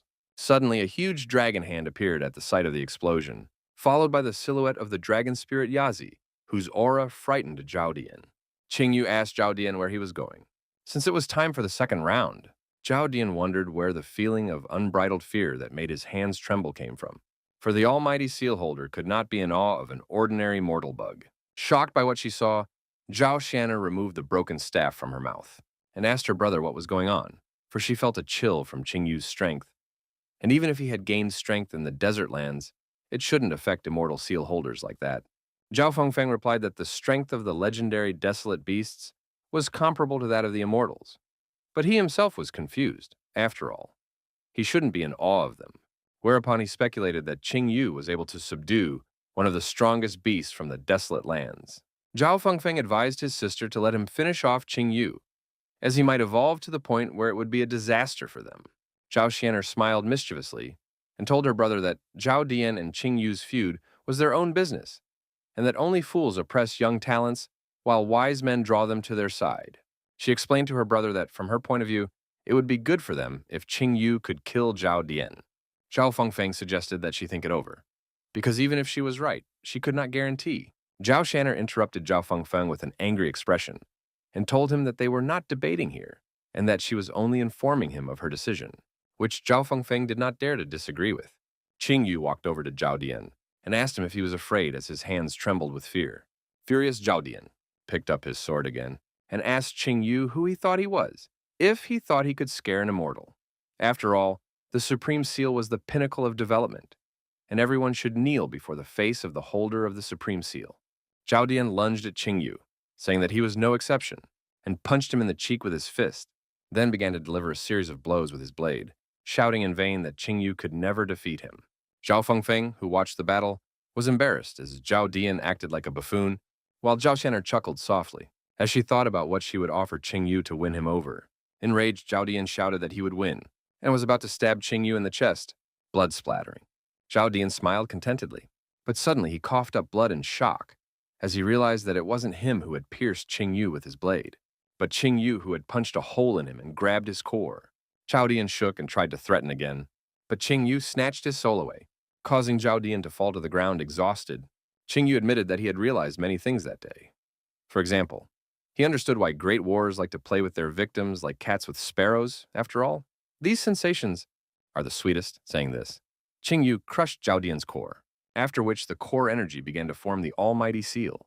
Zhao Dian wondered how he could lose. After all, he possessed the almighty seal. So Zhao Dian reached out to Zhao Xianer and Zhao Fengfeng and ordered them to help him. Qing Yu glanced at the immortals, but Zhao Fengfeng remained indifferent, and Zhao Xianer replied to Zhao Dian that she couldn't help him even if she wanted to. Hearing this refusal, Zhao Dian started to threaten Zhao Xianer, but abruptly groaned at Qing Yu's blow, after which he turned to dust. After killing Zhao Dian, Qing Yu walked towards Likingha. She couldn't move for fear. Qing Yu approached her and asked her if she regretted her decision. Likingha cried and replied that she didn't regret it. She didn't regret it because all she did was to become stronger. She wanted to become the ruler of this world, to rule over all people. After saying this, Liquan asked Qing Yu to end it soon. Qing Yu confirmed that Liquanhao was right. After all, everyone has their own choices, and she was not wrong in her choice. Qing Yu said that she was able to succeed and still become the empress of this world. After hearing that she had made the right choice to become the empress of this world, Liquina started laughing madly, while shedding tears. But at that moment, Qing Yu took her life, and her body fell at his feet. Qing Yu closed his eyes and said that it was over, looking at the immortals standing above him. Zhao Xianer asked Qing Yu if he knew the consequences of killing Zhao Dian, to which Qing Yu replied that he would like to know. Zhao Xianer sighed and explained to Qing Yu that Zhao Dian had awakened the almighty seal and was destined to become the head of all the immortals of the Zhao family. So logically, she should avenge Zhao Dian. When Qing Yu heard this, he said that besides him, only Zhao Xianer wanted to kill Zhao Dian so badly. So he asked her to not hold back and rejoice that Zhao Dian was dead. Zhao Fengfeng shouted that this was nonsense and that Qing Yu didn't know anything. To which Qing Yu replied that Fengfeng hadn't changed and still reacted to everything with the same sour face. Zhao Xianer and Zhao Fengfeng blurted out, and then Zhao Xianer began to think about how Qing Yu knew Zhao Fengfeng's name, because he couldn't have overheard the immortals' conversation, because the immortals' conversations were protected by a magic barrier. And Zhao Fengfeng was trying to understand why Qing Yu was talking to him as if they had known each other for a long time. Qing Yu thought that he was lucky to kill Zhao Dian so easily, because if these two weren't here, the battle would have been much bloodier. He remembered that in his past life, Zhao Xianer was the leader of the immortal clan with at least an 8th level immortal seal. But she was not evil in temperament, and she almost never killed innocent people. In his past life, it was only because of her support that he was able to resist Zhao Dian for a long time. But unfortunately, in the end, Zhao Dian killed her. As for Zhao Fengfeng, before he died, he had begged Qing Yu to kill Zhao Dian, but Qing Yu was unable to do so at that time, and only fulfilled his request now. Qing Yu raised his head and ordered the immortals to go down. Zhao Xianer called him curious, but decided to go down, with his brother anyway. Qing Yu held out his hand with the supreme seal, and said that since he had killed Zhao Dian, the seal belonged to him. Zhao Fengfeng protested, and Zhao Xianer explained that the heavenly seal would be of no use to him. And although people could awaken the immortal seal with secret techniques, the heavenly seal was something else.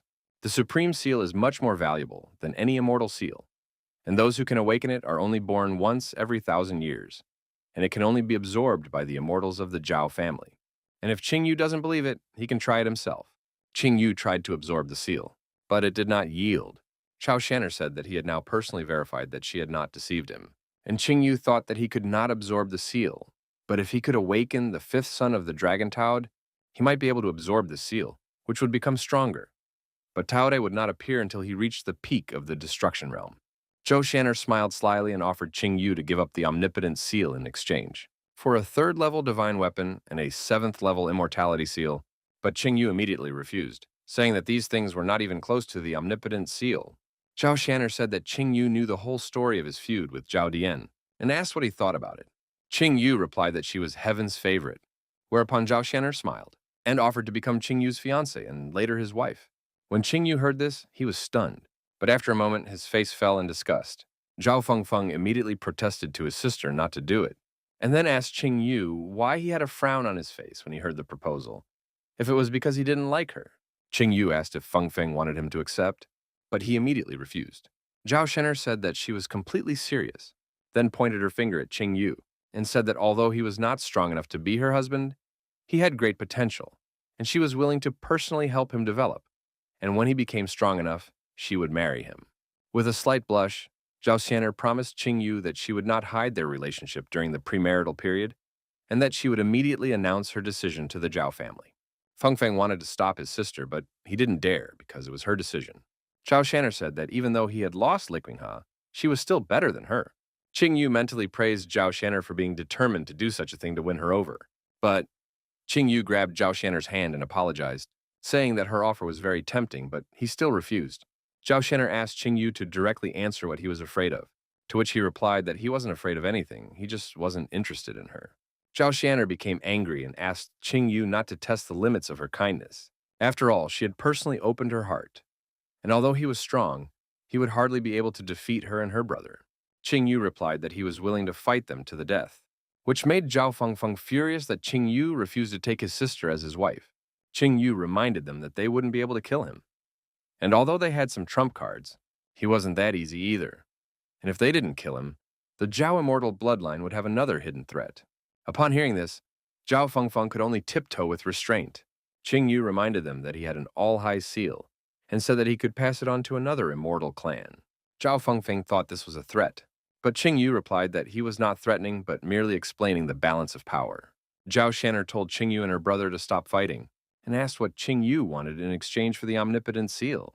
Qing Yu said that first, he wanted a 4th-level divine weapon, and second, he wanted 10 9th-level divine pills. At this moment, Qing Yu thought that the omnipotent seal was not of much value to him, and keeping it to strengthen the dragon a bit in the future was useless, since one could get something useful right now. And thirdly, Qing Yu asked for 3 7th-level immortality seals. Upon hearing this, Zhao Fengfeng immediately started screaming and called it robbery, to which Qing Yu replied that he was glad that Fengfeng realized this, but it was pointless to say it out loud. Zhao Xianer explained to Qing Yu that she could give him a 4th-level divine weapon, but the 9th-level pills were too valuable and she didn't have that many. But in exchange, she was willing to give him 1 rank 9 pill, 10 rank 8 pills, 50 rank 7 pills, and of course 3 7th-stage immortality seals. Zhao Fengfeng wanted to warn his sister that it wasn't worth it, but she asked him not to worry about it since these things were plentiful. She asked Qing Yu if he agreed to the deal, to which he said yes, and they raised their hands to seal the deal with a handshake, but Qing Yu missed Zhao Xianer's hand. Qing Yu replied that he thought she was going to give him something, but for some reason she held out her hand. At that moment, Zhao Xianer held back as much as she could to avoid getting angry. The immortals were climbing the stairs to return to the immortal world. Zhao Xianer held the almighty seal in her hand, happy that she had managed to get it, while Zhao Fengfeng, who was walking behind her, said that he could not let Qing Yu go unpunished for his arrogance, and that he was not willing to swallow this insult so easily. Zhao Xianer replied to her brother that he would have to hold on to his grudge after all. It was nothing compared to getting the seal. Zhao Xianer turned around and told her brother that Qing Yu was more cunning than he seemed, and thought about his next move much further than others. She reminded her brother of the rumors that he had gained something incredible in the desolate lands that made him so strong, but she was sure that it wasn't that simple. Upon hearing this, Feng Feng asked what she meant, and Zhao Xianer replied that this Qing Yu might not be the same as before. As soon as the immortals disappeared, the free cultivator came out from behind the cliff, happy that she had seen something interesting, namely that Qing Yu had skillfully used the wasteland beast, and that he had reached an agreement with the Zhao family immortals. She was sure that her parents would be very pleased and that they would soon have another great warlord. Then she laughed in anticipation of her upcoming meeting with Qing Yu, and she left by jumping off the cliff. 10 days later, Qianhe City, Qin Chuan was standing at the city gate waiting for Qing Yu. When she suddenly saw a familiar silhouette, she greeted Qing Yu and congratulated him. Qing Yu confirmed that he had indeed settled the old matters and suggested that they go to see Prince Jin Nan together. Qin Chuan tilted her head sadly and replied that Prince Jin Nan and his granddaughter had already left, leading Qing Yu to believe that it was because of the werewolf attack.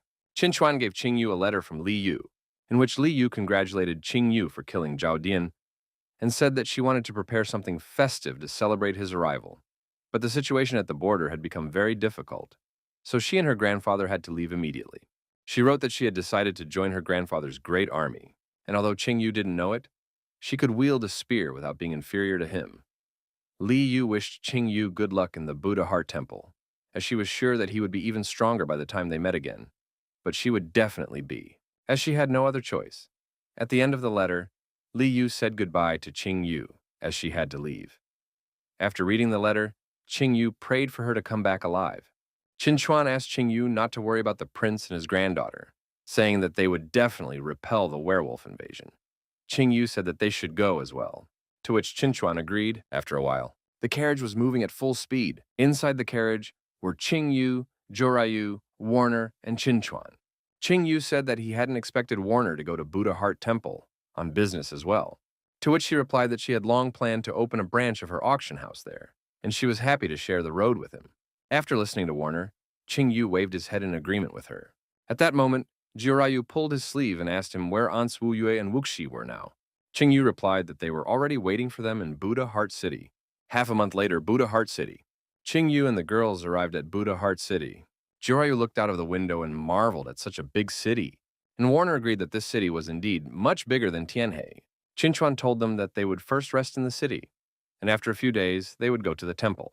Suddenly, Qing Yu saw something happening nearby.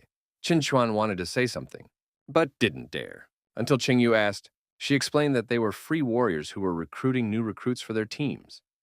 There was no influence of powerful schools or temples behind them. So, in order to make some money in a short time, they have to... Qing Yu was ahead of Qinchuan and said that they were going to the desert lands.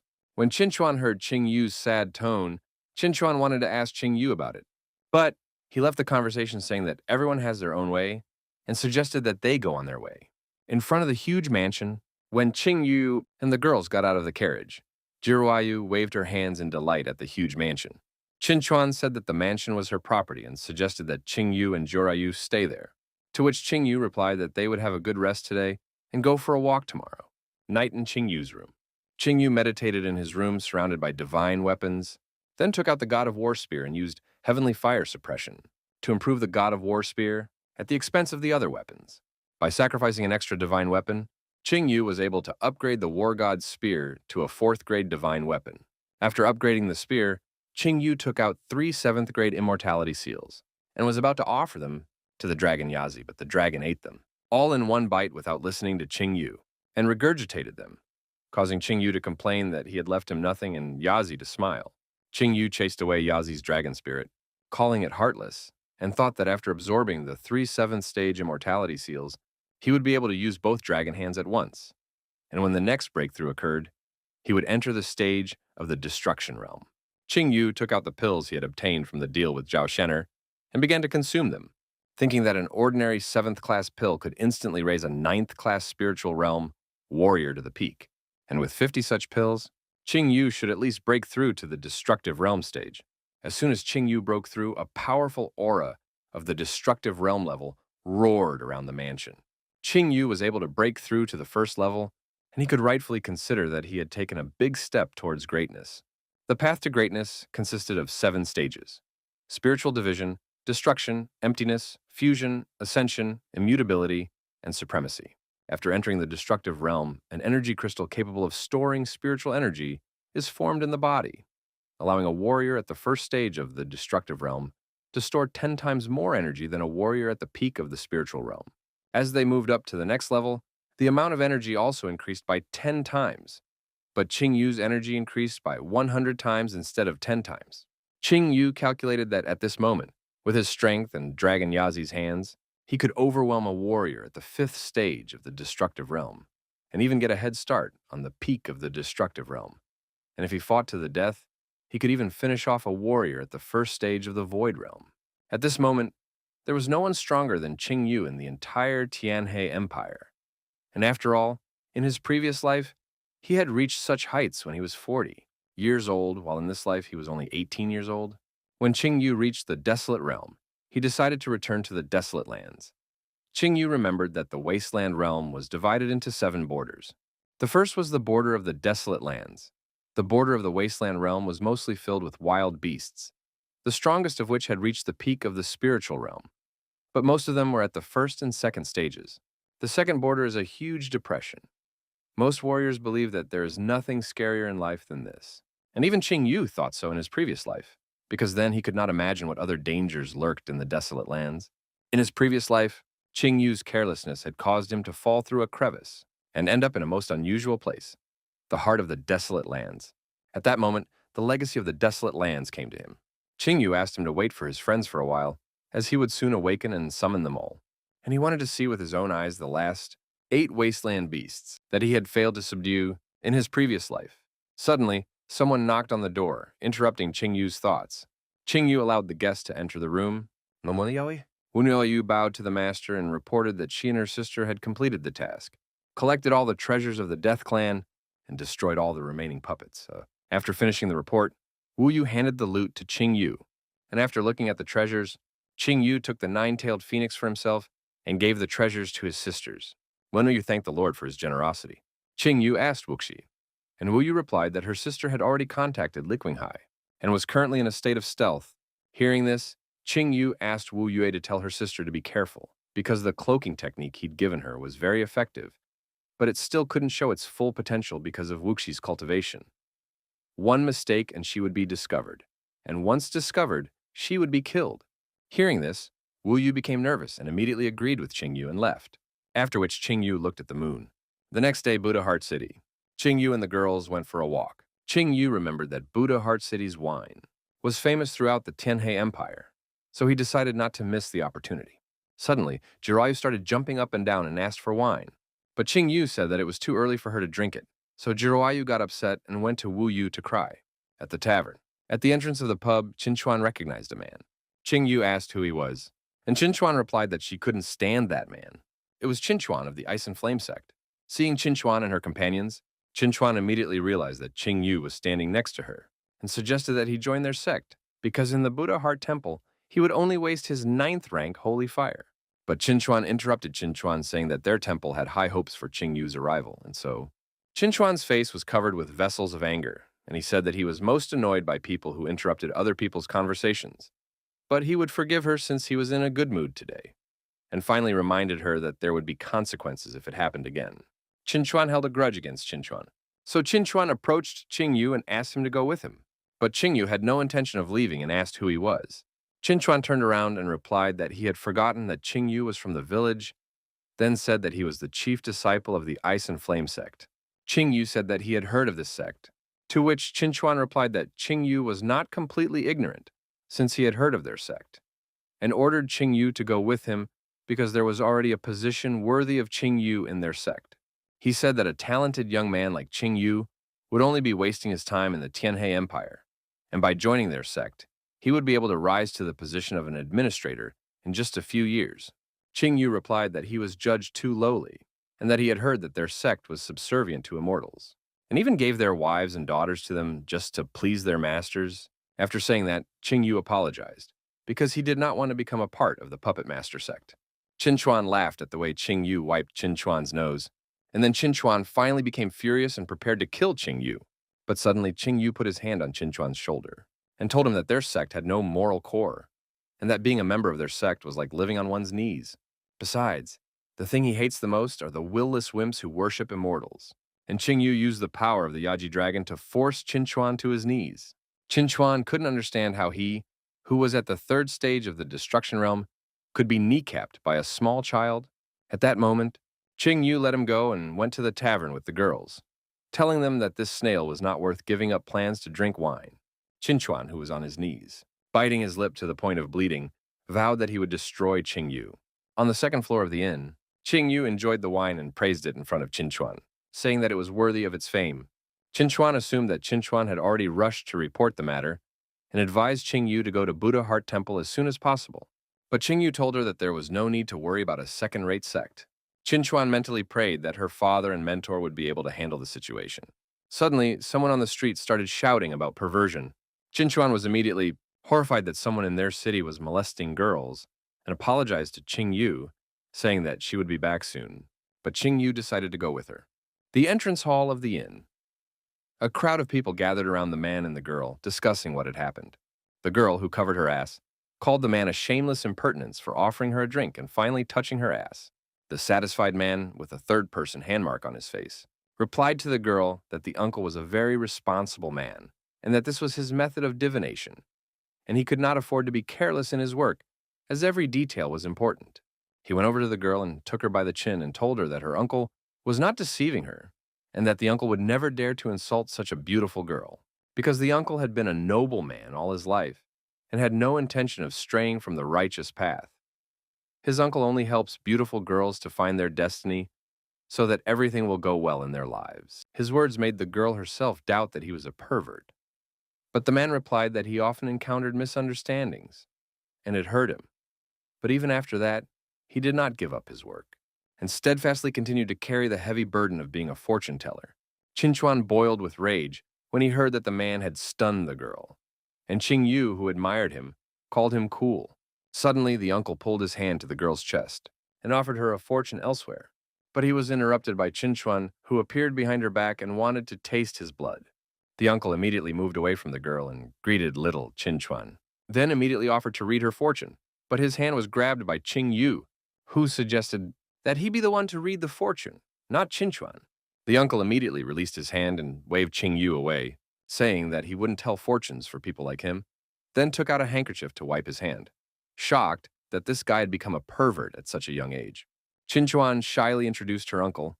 It was Shita Jinyu, a freelance employee of Buddha Heart Temple. He was very good in every way except Qinchuan sighed at his behavior. Upon hearing this name, Qing Yu remembered Shita Jinyu, the second son of the Shita family, who had been very talented since childhood, had already broken through to the destructive realm stage at the age of 18, and could have had an illustrious future. But he decided to join Buddha Heart Temple as an ordinary servant. In his own words, only Buddha Heart Temple had a sufficient collection of beauties to bring him joy in life. He was always very open and cheerful, and his favorite pastime was pretending to be a fortune teller to touch girls in various places. But he could also be called the greatest of human heroes. After all, the last time the demon race attacked, he single-handedly forced them to retreat, and thanks to him, the Buddha Heart Temple continued to sleep peacefully. In the end, he fell at the hands of the demon empress, but just before he died, he managed to pinch her ass. After that incident, the demon empress could not get rid of that heavy memory for many years. Although he was not a decent person, he was an excellent warrior. Shita Jinyu asked Qing Yu not to look at him with that look, because it scared him. Qinchuan reminded Shita Jinyu that his father and mentor had strictly forbidden him to molest other girls, and threatened to report the incident as soon as she returned to the temple. Shita Jinyu immediately began to beg for mercy, pleading for another chance, but Qinchuan refused.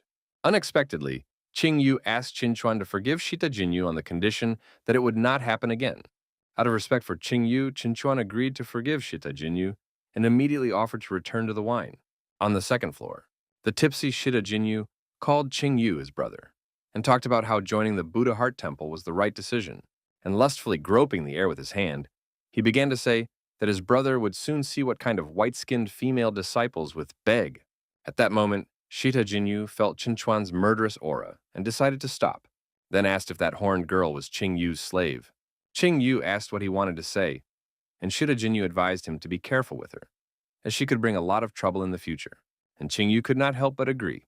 Qing Yu mentally praised Shita Jinyu for realizing what kind of family Jirowayu was, and immediately Shita Jinyu began to giggle lustily, scaring Jirowayu, and said that when she grows up, she will be an indescribable beauty, and judging from his experience, she will be pursued by many cables, causing them a lot of trouble because not everyone is as decent as Uncle Shita. After saying that, Qing Yu was disappointed in Shita Jinyu and realized that he had overestimated him. Qinchuan got to the point. She asked Shita Jinyu for help, more specifically for his family. Qing Yu was interested, so Qinchuan went on to talk about the situation with the Ice and Flame sect. After listening to Shita's story, Zheng Yue agreed that they were serious opponents, but not for his family. He asked them to stay out of it, saying that he would handle it himself. Suddenly, Qing Yu remembered how he had brought Qinchuan to his knees, shocking his uncle, who then patted Qing Yu on the shoulder and praised him for finally finding someone to kick their nose at, and promised that he would definitely protect them. Qing Yu thanked his uncle and asked for more wine to be brought to them, as his uncle didn't deserve to go home sober. Sitting next to the elders, Ji Ruyu complained that she was bored here and wanted to go for a walk. Qing Yu suggested that she take a walk with Qinchuan and Wu Yu, so she happily agreed, and the three of them left. Before they left, Qinchuan wondered what Qing Yu wanted to talk to Shita Jinyu about alone. Shita Jinyu and Wu Yu immediately understood why Qing Yu had suggested that the girls go for a walk, and asked what he wanted to talk about. Confirming his uncle's suspicion, Qing Yu said that he wanted to borrow something from him while jabbing his finger on the table. After realizing what Qing Yu was hinting at, Shita Jinyu immediately refused Qing Yu, saying that he couldn't give someone something so valuable to him.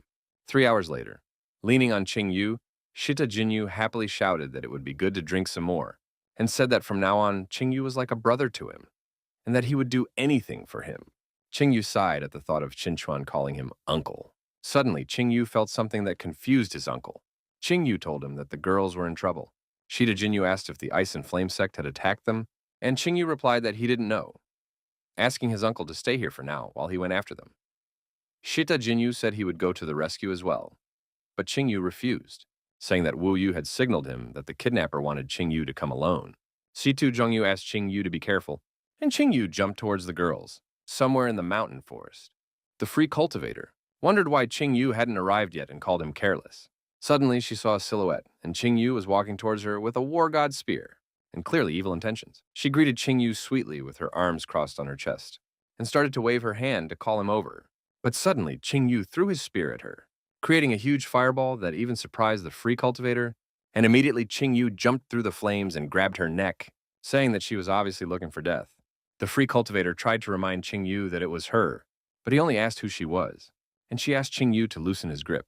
The free cultivator realized that Qing Yu had a fiery temperament, but she was really looking forward to meeting him. Qing Yu asked her if she was a member of the Ice and Flame sect, and she wrinkled her face and said that the sect was just a bunch of pathetic immortal clan minions, and that Qing Yu thought too little of her. Qing Yu looked at the girl's condition and asked her why she forced him to come here. But with a slightly flushed face, she asked Qing Yu to stop strangling her first. Qing Yu let go of the free cultivator's neck, and she immediately explained that she was looking for him to offer to join her clan, since the wasteland beast was a part of it. Immediately surprised by what he heard, Qing Yu asked the cultivator who she was, and mentally inquired how she knew about the Yazi dragon. The cultivator asked Qing Yu not to be nervous and began to reincarnate, saying that now that the power of the wasteland beasts was connecting them, she was willing to admit that her father was one of the guardians of the wasteland. He was a black dragon. Qing Yu was surprised by what he heard and asked about the black dragon.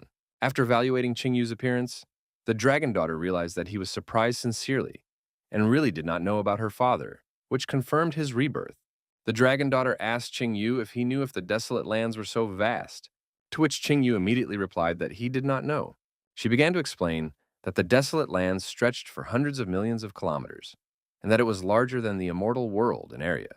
The desolate lands was divided into 7 natural borders, and each border was under the control of one of the princes, and her father was one of those princes belonging to the 7th border. The dragon daughter explained that her father was no inferior to the head of the immortal clan in terms of his position, and in terms of his cultivation, even the strongest creatures of the immortal race were unable to harm him. Realizing how dangerous he was, Qing Yu asked Yazu if he knew anything about him, since he had never met him in the 10 years he had been in the desert lands. Dragon Yazi growled at Qing Yu that the Black King was his little brother, so Qing Yu teased Yazi that he was trying to trick him. The dragon daughter told Qing Yu that in his position, it would be natural for him to join her clan, and she was even willing to give him time to collect himself, after which she would take him to her father. Qing Yu thanked her for the invitation but still declined, as he was used to moving on his own. The black dragon daughter began to lose patience and asked Qing Yu if he thought she was deceiving him or if he was afraid of something else. But Qing Yu replied that he was simply not interested. The dragon daughter told Qing Yu that he was no longer of the human race, and that only with them could he feel like he belonged, then asked if he was rejecting her because he liked Zhao Shanner. Hearing this, Qing Yu immediately realized that during the fight with Zhao Dian, the dragon daughter was hiding nearby and he hadn't noticed her. Qing Yu replied that he was not interested in Zhao Shanner, but he would not join the wasteland beasts either. Realizing that Qing Yu could not be persuaded, the dragon daughter sighed and told Qing Yu that in that case, the doors of her clan would be open to him forever. Qing Yu turned away from the dragon daughter and went to the girls, telling them that he did not like their working methods and that there would be no mercy next time. The dragon daughter puffed up her cheeks and called Qing Yu a boor. Then she pointed her finger at Jiraiya and asked for permission to take her with her, because this girl had the blood of the ancient succubus race, and if she was not helped, she would not be able to reach her full potential in the future and would grow up to be a mediocre succubus. But if Qing Yu gave her Jiraiya, she would ask her father to purify her blood and get rid of the succubus blood, and she would grow up to be just like her and have a family in the form of her clan. Qing Yu considered the dragon daughter's proposal and asked her how he could trust her, to which she replied that it was very simple because their clan had a special spell to make a contract, and as long as they both kept their word, they would both live. But if one of them decided to betray the other, they would die a quick death. Qingyu asked Yazi what he thought of this method. Then he nodded and said that it was fine. Qingyu agreed to make a treaty with the dragon daughter, after which she walked up to him and kissed him on the lips, shocking Qingyu. Suddenly, radiating energy circles of contract, signing appeared below them. Dragon Spirit Yazi watched from the side with a satisfied face and said that this was all he could do for his brother Blackie. The energy began to dissipate, and the contract signs appeared on the hands of Qingyu and the dragon daughter, and then they ended the kiss. The dragon daughter explained to Qingyu that from now on, their lives would depend on each other, and if he ever changed his mind, he could just call out to her with his heart, and she would immediately feel it. And if he got into trouble, her clan would always be ready to help him. Qingyu was confused by this way of making a contract, to which the dragon daughter said that all they needed to do to make a contract was to touch each other with any part of their skin. Then she picked up Jiroyu and said goodbye to Qingyu. Qingyu rubbed his head, realizing that he had probably been tricked, and even speculated that Yaji might be a sent spy. At that moment, the girls woke up, and Wu Yue immediately panicked and tried to find Jiroyu. Qingyu told her not to worry, as she was fine, but Wu Yue immediately started to apologize for what had happened, and Chen Shuang joined her. Qingyu made it clear that he didn't blame them for anything, and told them that Ji Ruyu should be fine, then turned around and left. Looking at Qinyu's back, Wu Yu blamed herself for her failure, and assured herself that if she wanted to keep her reputation in the eyes of her master, she should not let something like this happen again. Meanwhile, Chen Shuang pondered over his words that Ji Ruyu would be fine. Qinyu's temporary home. Qinyu, the girls, and Situ Zhengyu gathered in his room. Situ Zhengyu asked his little brother if he was hurt in the recent fight, to which Qinyu replied that he was fine and the incident was just a misunderstanding. Chen Shuang was surprised to hear Situ call Qinyu, and Situ Zhengyu laughed and explained that he and Qinyu could now be considered brothers, and from now on she should call Qinyu uncle. Chen Shuang was astonished at what she heard, but Qinyu stood up and explained that Situ Zhengyu was just joking, and then wished the boys a good night's sleep, as they would be going to Buddha Heart Temple in the morning. Qian Shuang told Qinyu that the temple was already preparing to welcome them, and Qinyu was intrigued by their warm welcome. At the gate of Buddha Heart Temple. At the gate of the temple, many people were waiting for Qinyu to arrive. The old man excitedly stated that the 9th-ranked Holy Fire Warrior should definitely be lured to their side, which was agreed upon by the 2 thugs who called him father, while the angry man behind them cared little about the Holy Fire. Suddenly, a stagecoach appeared on the horizon, and the old man immediately realized that it was Qinyu, and ordered them to get ready. Qinyu pulled back the curtain and asked Qian Shuang why Situ Zhengyu had run off somewhere, to which she replied that his mentor Taining was at the meeting, and every time he saw Shitu, he wanted to beat him. Qinyu sighed and said that he wasn't even surprised. As soon as Qinyu stepped out of the carriage, Taining immediately greeted him, walked over to Qinyu, and put his hand on Qinyu's shoulder, saying that he had a good figure and a strong body, which meant that all the potential was there. And his children told Qinyu that if he, who possessed the 9th rank of Holy Fire, began to study blacksmithing, he could achieve incredible things, and he even had the potential to become a great master blacksmith. Hearing this, Qinyu laughed softly. He was sure that if they knew what his 9th heavenly destruction fire was capable of, they would not be having so much fun. Qian Shuang greeted Uncle T and said that his enthusiasm was pouring out of him, to which he replied that there was nothing wrong with that. It was not every day that one would meet such a talent. Then he explained to Chen Shuang that her father and mentor were supposed to meet them as well, but they were distracted by some business, to which she replied that there was nothing wrong with that. The man behind Taining's back laughed as he walked up to Qinyu and welcomed him as the newest member of Buddha Heart Temple. Qian Shuang then introduced him as Bai Feifan, one of her temple brothers and the most talented novice, and although he only possessed the 7th rank of Holy Fire, his success in forging was amazing, and he also excelled in brewing elixirs, which was something he had no peer in, and most importantly, he had already reached the peak of the spiritual realm in his cultivation. He was also very friendly, and she hoped that Qinyu would be able to befriend him. Bai Feifan embarrassedly put his hand on his head and told Chen Shuang that she was praising him too much, and it was not worth burdening a travel-weary guest, to which Qinyu agreed that it was very tactful of him. Qinyu thought about the fact that when he saw Bai Feifan, he realized that he smelled like the polar sunset. Bai Feifan told Qinyu that they were having a banquet today to celebrate his arrival, and that as an elder, he would be honored to teach him everything he knew. Qinyu thanked Bai Feifan, and he offered to call him simply Brother Bai. Chen Shuang was pleased that Qinyu and Bai Feifan were getting along so well, and was sure that they would soon become good friends. whereupon Taining laughed out loud and explained that it was only natural for everyone to live together in their temple, and then invited Chen Shuang to go inside, while the brothers looked at each other behind their backs. Inside Buddha Heart Temple, the maidens of Buddha Heart Temple greeted Qin Yu, which made Qin Yu feel embarrassed and mentally agreed with Shitu Zhengyu's choice. Bai Feifan explained to Qin Yu that their temple has always been characterized by inner tranquility and mild rules, and although they don't live under strict restrictions, but he has something to deliver. Leng Qianshuang is the personal disciple of the clan chief, and her father Leng Ningpo is the strongest warrior of their temple. He wanted to say that whoever marries Leng Qianshuang will control the temple in the future, and there are countless people who dream of that. Therefore, Qin Yu should be more careful in what he says, and does so as not to get into trouble carelessly.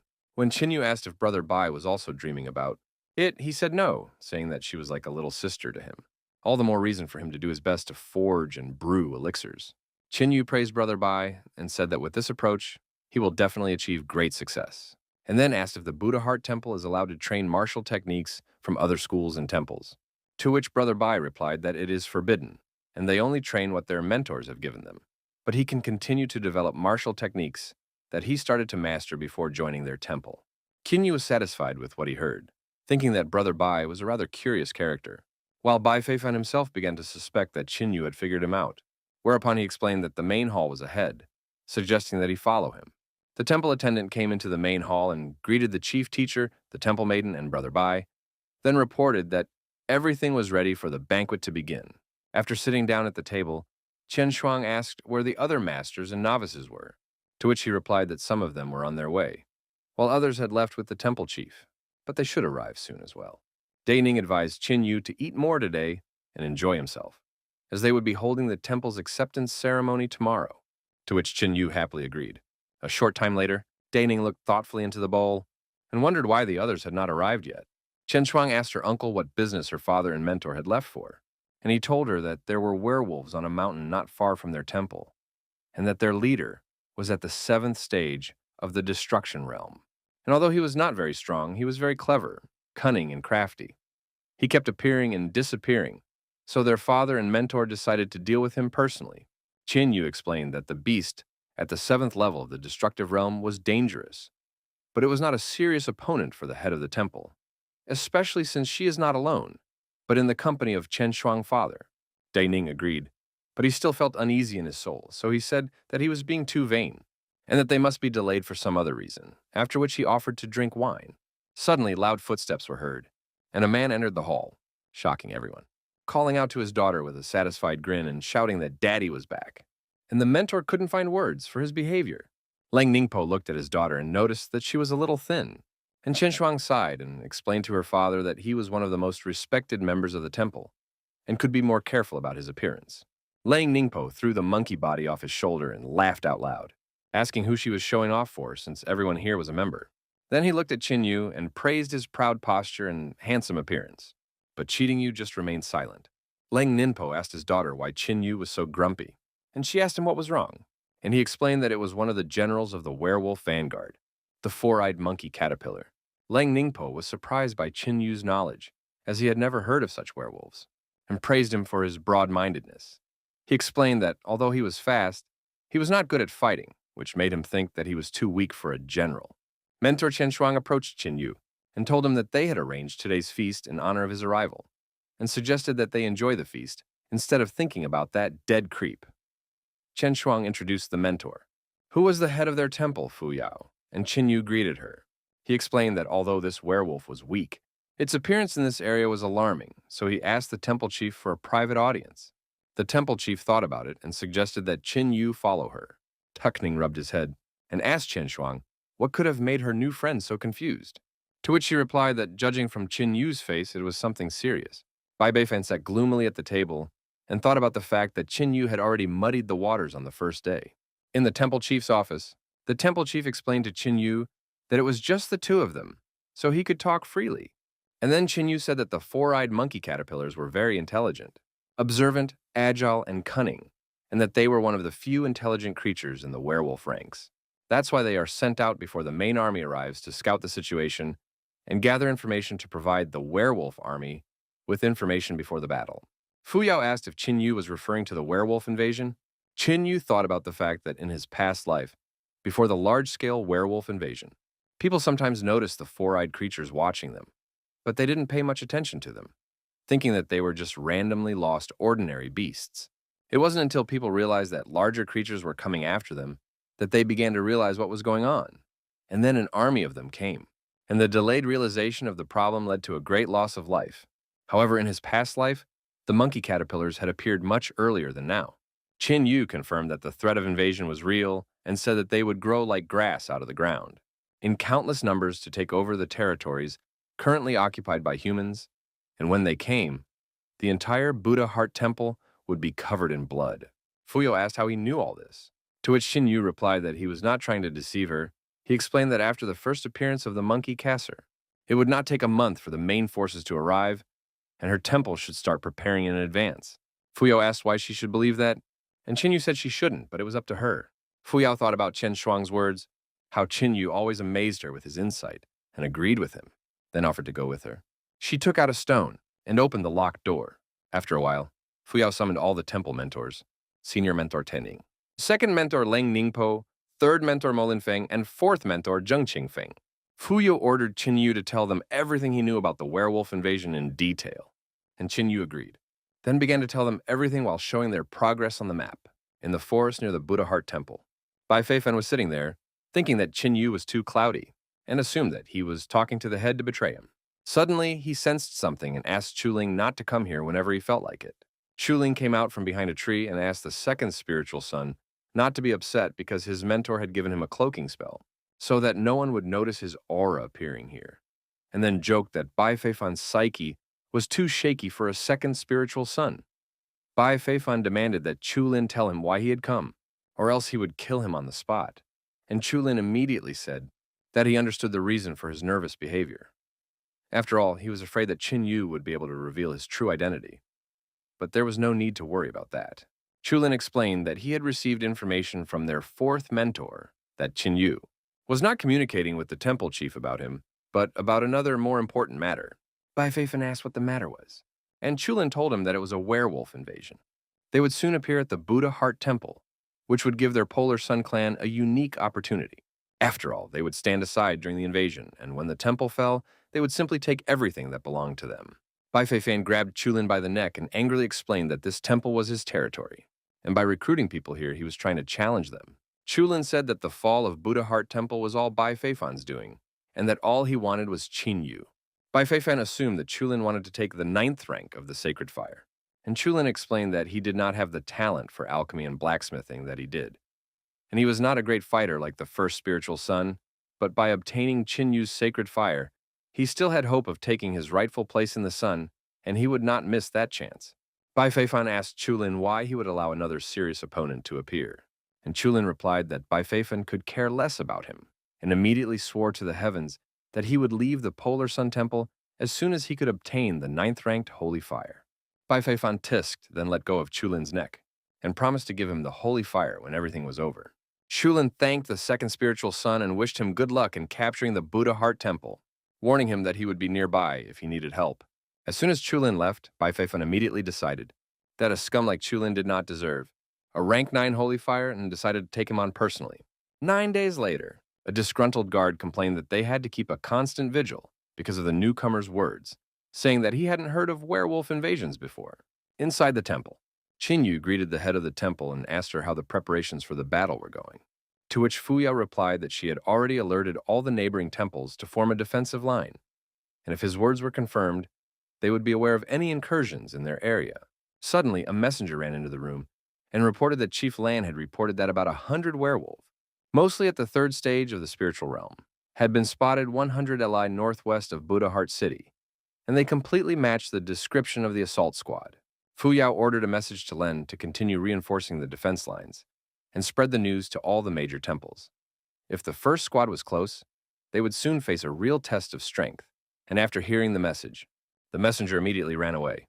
Qin Yu was about to bow. After the messenger, when the temple chief suddenly stopped him, as she had a request for Qin Yu agreed to listen to the request, and Fu Yao told him that she had a daughter named Ye Tong, and she would like him to take her with him.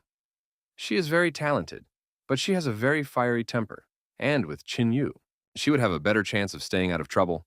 Qin Yu agreed to the request. Fu Yo thanked him and handed her daughter into his hands with a calm heart, then said that she knew that Qin Yu would not join their temple, which made Qin Yu wonder if she had guessed it herself. Fu Yu explained that she understood the fact that her temple would not be able to offer him anything substantial, since he had already obtained decent booty in the desert lands, and assumed that he had come to her temple for a spiritual source. Qin Yu confirmed the leader's speculation, calling her very astute, and admitted that he only wanted to spend 3 months here to temper his body in the springs and then leave. Qin Yu thought about the fact that the spring strengthens the bones and joints, which is very useful for strengthening the body. And although he is already quite strong, such hardening will not be superfluous. After receiving confirmation of Qin Yu's hunch, Fu Yao told him that taking care of Ye Tong would be a favor to him. Qin Yu said that he would teach her a martial art before he left, and if Ye Tong could learn it completely, she would no longer have to worry about her daughter's safety in the future. Fu Yao was happy to hear this news and said that she would ask Ye Tong to come to the training arena, and Qin Yu agreed and bowed out immediately. The training arena of Buddha's Heart Temple. Qin Yu sensed Ye Tong's arrival. Ye Tong threw a huge shuriken at Qin Yu from behind and shouted at him to keep his eyes open. Qin Yu caught the shuriken with his 2 fingers and smiled. Then he dodged Ye Tong's next attack and was hit by 5 shurikens flying from above, but he was able to dodge them at the last moment and was immediately overtaken by the other shurikens from all sides. After testing what the rank 9 sacred fire wielder was capable of, Ye Tong was clearly unimpressed. So Qin Yu asked if she was testing him. Ye Tong revealed that her mother wanted her to inherit Qin Yu's battle experience, but he was much weaker than she thought. Qin Yu said he would teach her the first lesson, never take an opponent lightly, and immediately tied her up.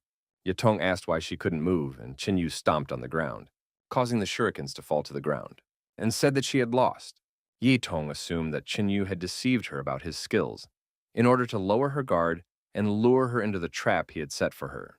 Qin Yu stroked her head and praised her for being smart, so she still accepted defeat, admitted that he was good at something, and asked him to set her free, whereupon Qin Yu snapped his fingers, and the flaming ropes immediately dissipated, feeling the ground beneath his feet.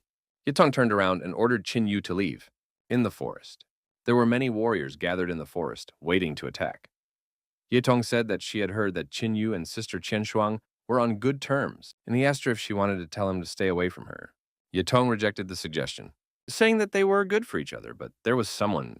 He should watch out for who interested Qin Yu, and that was Bai Feifan. Qin Yu asked why. He should be afraid of him, and Ye Tong told him that Bai Feifan was very cunning and could trick anyone, but not her. Every time she passes by him, she feels a very dark energy. So she thinks he's not a good person, but she has no proof. Qin Yu praised Ye Tong, saying that her intuition was very accurate, and she agreed, saying that he should watch out for Bai Feifang if he wanted things to work out with Chen Shuang. After that, Qin Yu suddenly asked if she liked anyone, and she immediately said no, and Qin Yu asked what she thought of him. Ye Tong admitted that from her first impressions. She felt that he was strong and principled, so she could rely on him. She said that she liked that kind of person, after which she blushed and said that if Sister Chen Shuang didn't mind, they could do couple cultivation together. At this unexpected suggestion, Qin Yu grabbed his head with one hand and coughed, admitting that he was joking, and immediately suggested that they continue on their way. Ye Tong mentally scoffed at the fact that Qin Yu was trying to embarrass her. After all, she would make anyone blush. The next person on the path was a man who immediately greeted Qin Yu and Ye Tong, then introduced himself as the senior disciple of Zhenshuan Black Tiger School, then reported that they had already set up a position around the forest and had everything under control. Ye Tong said that she knew him. He was the most promising disciple of Black Tiger School in the past 100 years, and since he was here, she was calm. Hearing this man's name, Qin Yu thought that he had heard it before, but he couldn't remember where and when. Zhenshuan started rubbing his head in embarrassment at the praise, saying that Ye Tong was exaggerating.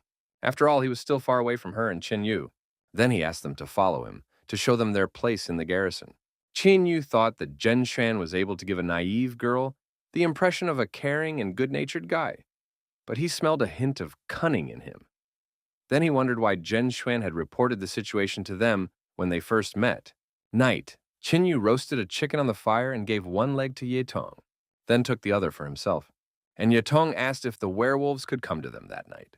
Qin Yu confirmed that it was possible, and if they didn't come tonight, they would come tomorrow or a few days later. Qin Yu asked Ye Tong about Zhenshuan. Ye Tong revealed that he was a senior student of Black Tiger School and was 20 years old. He was the son of an ordinary cultivator, but he had joined Black Tiger School 5 years ago, and an incredible talent had been discovered in him immediately. He was a born swordsman with 7th rank holy fire. Yetong confessed that, although she was considered talented in the temple, she was inferior to him, and she was also sure that he had already reached the destructive realm stage. And although her temple had tried to lure him over, he had refused their offer. After thinking about it, Qinyu concluded that something was wrong. But Yetong suddenly remembered that a year ago, he had killed a 3rd-stage destructive realm werewolf. At the peak of the spiritual realm, and he had become famous after that incident. Suddenly, Qinyu shouted that he remembered, and Yetong was startled and let go of the chicken leg, asking why he was scaring her so much, and ordered him to return the leg he had caught, and after receiving the leg back, Yetong swallowed it whole so that Qinyu would not have a chance to steal it again. Qinyu remembered that in his previous life, the werewolf invasion had come in waves, and the humans had suffered great losses, but the werewolves also had their own problems. The most intelligent among them decided to recruit spies among the humans. They were able to bribe many of them, and they also sought out and recruited gifted children to various sects, schools, and temples. And the most famous traitor among the humans was called the Devil's Swordsman. The Devil's Swordsman was very stealthy in his movements, but when he arrived, he left only a mountain of corpses. It was believed that he had killed at least 1 million people, and because he had always been so mysterious, even Qin Yu had only vague memories of him. Lowly born, amazingly talented, born in the Tianhe Empire, a born swordsman. Zhenxian is the Devil's Swordsman. Qin Yu wondered if Zhenxian was a werewolf assassin now, or if he had not betrayed the human race yet. Suddenly there was an explosion, and Qin Yu and Yitong immediately realized that it was the werewolves and ran towards them. Hordes of werewolves were running through the forest, and the men were trying to stop their attack, when a huge werewolf suddenly appeared under one of the warriors and was about to eat him. The man had time to say goodbye to his life, when suddenly a huge sword fell from the sky and split the giant werewolf worm in two. Zhenxian was furious, because he had been waiting for these creatures for a long time. Seeing Zhenxian, the warriors were filled with fighting spirit and were ready to fight even harder. Zhenxian used the sparkling sword technique and created a large number of swords that rained down on the werewolves. After dealing with them with ease, he said that it was just a walk in the park. After watching the battle, Yetong was delighted with Zhenxian's cultivation and said that he had invented the sparkling sword battle technique himself and suggested that it probably belonged to the black level. But Qin Yu rejected this assumption. He said that this technique was strong enough to belong to the Earth realm, and admitted that as a warrior at the first level of the Destruction realm, he indeed had terrifying strength. Seeing Zhenxian coming towards him, Zhenxian stepped down from the giant sword and greeted Qin Yu with Yetong.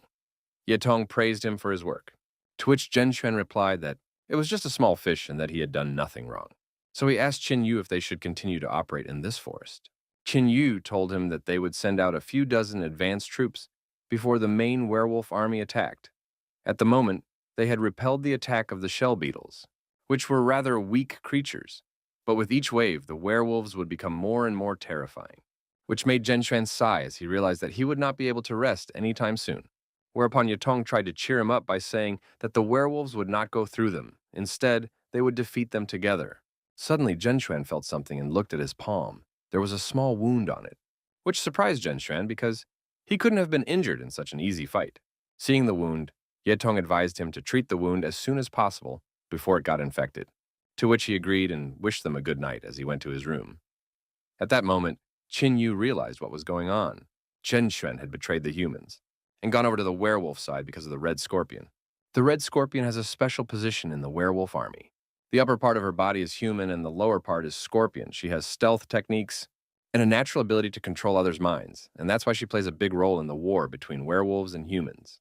She stealthily attacks the best human warriors, then penetrates their minds and lures them over to the werewolf side. Behind every scorpion is a military advisor who helps formulate a plan of action, and the military advisors themselves have all the information about the werewolf invasion. This means that capturing a military advisor is like capturing the general staff. In his previous life, Qin Yu had heard rumors that a werewolf military advisor had been seen near the Buddha Heart Temple, but it was only in this life that he found confirmation. Qin Yu clenched his fist and decided that he could deal with the military advisor personally. As this invasion was unlikely to involve anyone above the destructive realm, he vowed that he would not let the werewolves flood the temple grounds with human blood in this life. In a certain cave, Tiger the werewolf smelled a scorpion and asked if she had succeeded in capturing the strong fighter, which she confirmed by saying that he was hooked, and all that was left was to wait a little longer. Tiger explained that Zhen Xuan was very important to them as a natural swordsman, and that she had done a great job capturing him. He said that when the Buddha Heart Temple fell, he would report her contribution to the Empress herself, and she would be rewarded according to her merits. Red Scorpion thanked the Tiger General, and he told her that there was a rumor that there was a ninth-rank holy fire wielder in the human camp, Qin Yu, and he wanted her to capture him as well. Red Scorpion wanted to warn that a ninth-rank holy fire wielder should be immune, but the Tiger General refuted that, saying that Qin Yu's cultivation was still too weak, meaning that he wouldn't be able to unleash the power of his fire to the fullest, and he also had a plan. He will assign an elite unit to help her, and when they attack from the flank. After a while. After listening to the plan, the Red Scorpion recognized the Tiger General's genius for military cunning and was fully confident that they would succeed. The Tiger General let the Scorpion go, and the Scorpion bowed and left, after which the General dreamed that this war was a great way to prove himself. He should take the chance to prove to the Empress that he was the best candidate to be the military leader of all the werewolves. A few days later in the forest. The forest was filled with explosions as Yetong cut down the werewolves. After the battle ended, Qin Yu approached her and praised her for her work. In the second wave, she was less confident, but in the fourth wave, she was chopping like an experienced warrior. Then she bit the chicken leg. Yitong asked if he had learned this technique in the desert lands, to which he said, while biting the leg, that it was no big deal, but if she mastered it completely, she would be unrivaled in the Buddha Heart Temple. Yitong said that he was too low in her clan, but she was still grateful to him, and then asked how she could thank him. When Qin Yu thought about it, Yitong came closer and offered to sacrifice himself as a gift, but Qin Yu embarrassedly replied that it was better not to. Yetong realized that when Qin Yu was embarrassed, he looked very cute, so he offered to be her little brother, which made Qin Yu giggle in embarrassment. Yetong asked Qin Yu how much time they had left before the main enemy army would arrive. Qin Yu thought about it and replied that there would be 7 false attacks before they brought the whole army, and only after that would the real invasion begin, which was estimated to happen within a few weeks. Qin Yu thought about something strange, namely, that he had not been able to track down the Red Scorpion in the past 4 waves. But considering that he was a 9th-rank sacred flame burner and had defended the Buddha Heart Temple, he could not help but attract the attention of the military advisor. After thinking about it, Qin Yu was depressed, thinking that he had lost his former charm and had become invisible to others. Suddenly, Zhen Xuan arrived and reported that one of the garrisons 30 kilometers away had been attacked by an elite group of werewolves, all of whom were at the 7th level of the spiritual realm. They were disciples of the Steel Fist School and the Great Swordsman Temple. About 50 people in total, and almost all of them were killed. Qin Yu asked how many werewolves had attacked them, and Zhen Xuan reported that one of the disciples from the Great Swordsman Temple had managed to leave some notes, offered them to Qin Yu to look at, and then took out a coil and said that, according to him. The werewolf group consisted of 16 individuals, and after the attack, they split into 2 groups and left. Zhen Xuan reported that since they were closest to them, they should catch up with them immediately and destroy them. Zhen Xuan admitted that he couldn't catch up with the 2 squads by himself, so he suggested that he go to one, and Qin Yu and Ye Tong would catch up with the other. Ye Tong told Zhen Xuan that he might as well not think about it, because if the werewolves were really only at the 7th level of the spirit realm, and there were only 8 of them, the 2 of them would have no problem dealing with it. Qin Yu realized that it had started, because according to the description, these werewolves were the guards of the military advisor. Zhen Xuan took out a token and handed it to Ye Tong, saying that they could use it to find their werewolf squad and ask them to take care of themselves. After all, if they defeat the werewolf army, they will drink for 3 days and 3 nights, to which Ye Tong happily agreed. Zhen Xuan immediately went to catch up with one of the squads, after which Ye Tong suggested that Qin Yu move out, on the battlefield. When they arrived at the battlefield, Qin Yu and Ye Tong saw the devastation and the many bodies of their comrades in arms. Ye Tong was even angrier at the werewolves, and Qin Yu remembered how more blood had been spilled during the werewolf invasion in his previous life. Ye Tong took out a token and offered to move forward to finish them off. Qin Yu held out his hand, and the token pointed in the direction of the mountains, and they set off after them. In the mountains, Ye Tong said that she could clearly feel the aura of the werewolves and that they were nearby. But Qin Yu said that it wasn't like that because they were surrounded. Seeing the werewolf troop, Ye Tong was terrified because these werewolf tigers were not. at the 7th level of the spiritual realm at all. But at the peak, and Yu estimated that there were not 8, but at least 16 of them. While there were about 1,000 small individuals in the rear guard, Tong cursed. After all, they had been ambushed, and although they could kill 8 werewolf tigers, 16 was beyond their capabilities. She was sure that although Yu was able to kill the Taoist old man, he was alone while in the face of the current threat. All they had to think about was retreating, but that was no easy task either. Tong looked at Yu and decided that she had no choice. She created many shurikens and ordered Yu to escape and spread the news about these werewolves while she distracted them. If she were to die, she wanted him to avenge her by killing all the werewolves. Tong was about to attack when Yu suddenly grabbed her arm and said that it was too early to say goodbye to her life, and that this gang was no big deal to him. Tong replied that she knew he was strong, but even he couldn't handle so many werewolves. But Yu said that she hadn't even seen what he was capable of, and suggested that she watch carefully. A powerful aura rose around Yu, and he took out the spear of the god of war. Holding it in his hand, he said that he was now irresistible, and asked Tong not to fall in love with him.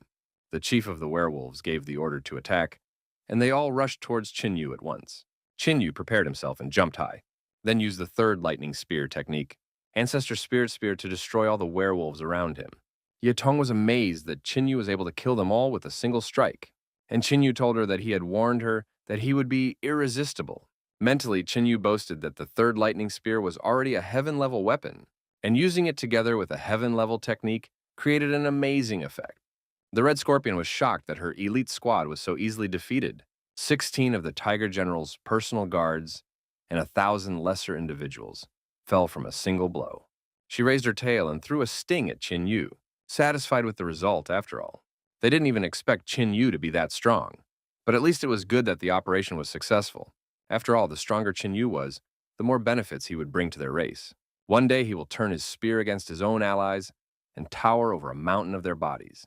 He would be their main weapon in the war against the humans. The Red Scorpion disappeared into the ground, and Yu, who saw it, was satisfied that the plan had succeeded. Tong asked Yu what had happened, but he just told them to go back. At the garrison, Tong complained about Zhenxuan's misinformation, but Zhenxuan just rubbed his head and apologized, promising that it would not happen again. Then he asked Yu if he would forgive him. Yu put his hand on Zhenxuan's shoulder and said that he would forgive him because they would soon be like brothers, and there was no way to solve big problems without brotherly support. Zhenxuan agreed, and Tong was amazed at how close the two of them had suddenly become. Zhenxuan suggested that Yu talk to him tonight, and Yu immediately agreed. Good night. Yu arrived at the meeting place, where Zhenxuan informed him that they would soon be the right and left hand of the Tiger General, which pleased Yu, who said that he was counting on their mutual support. Zhenxuan praised Yu for these words, and Yu asked when he would be able to meet the Tiger General, to which Zhenxuan replied that Yu should not be in a hurry, and that there was a time for everything. Soon, the Tiger General would organize a massive attack, and they would have to repel it to gain respect from the people. And when they had achieved unquestionable authority, only then would they earn an audience with the Tiger General. Yu thought that the tiger was a general for a reason, because he was a master of waiting, and he did not want to rely on Zhenxuan alone. Zhenxuan put his hand on Yu's shoulder and pulled him closer to tell him about the Tiger General's immediate plans. Meanwhile, Chulin appeared behind their backs, overhearing their conversation and realizing that the two of them had decided to switch to the werewolf side. He was sure that the heavens were favoring him.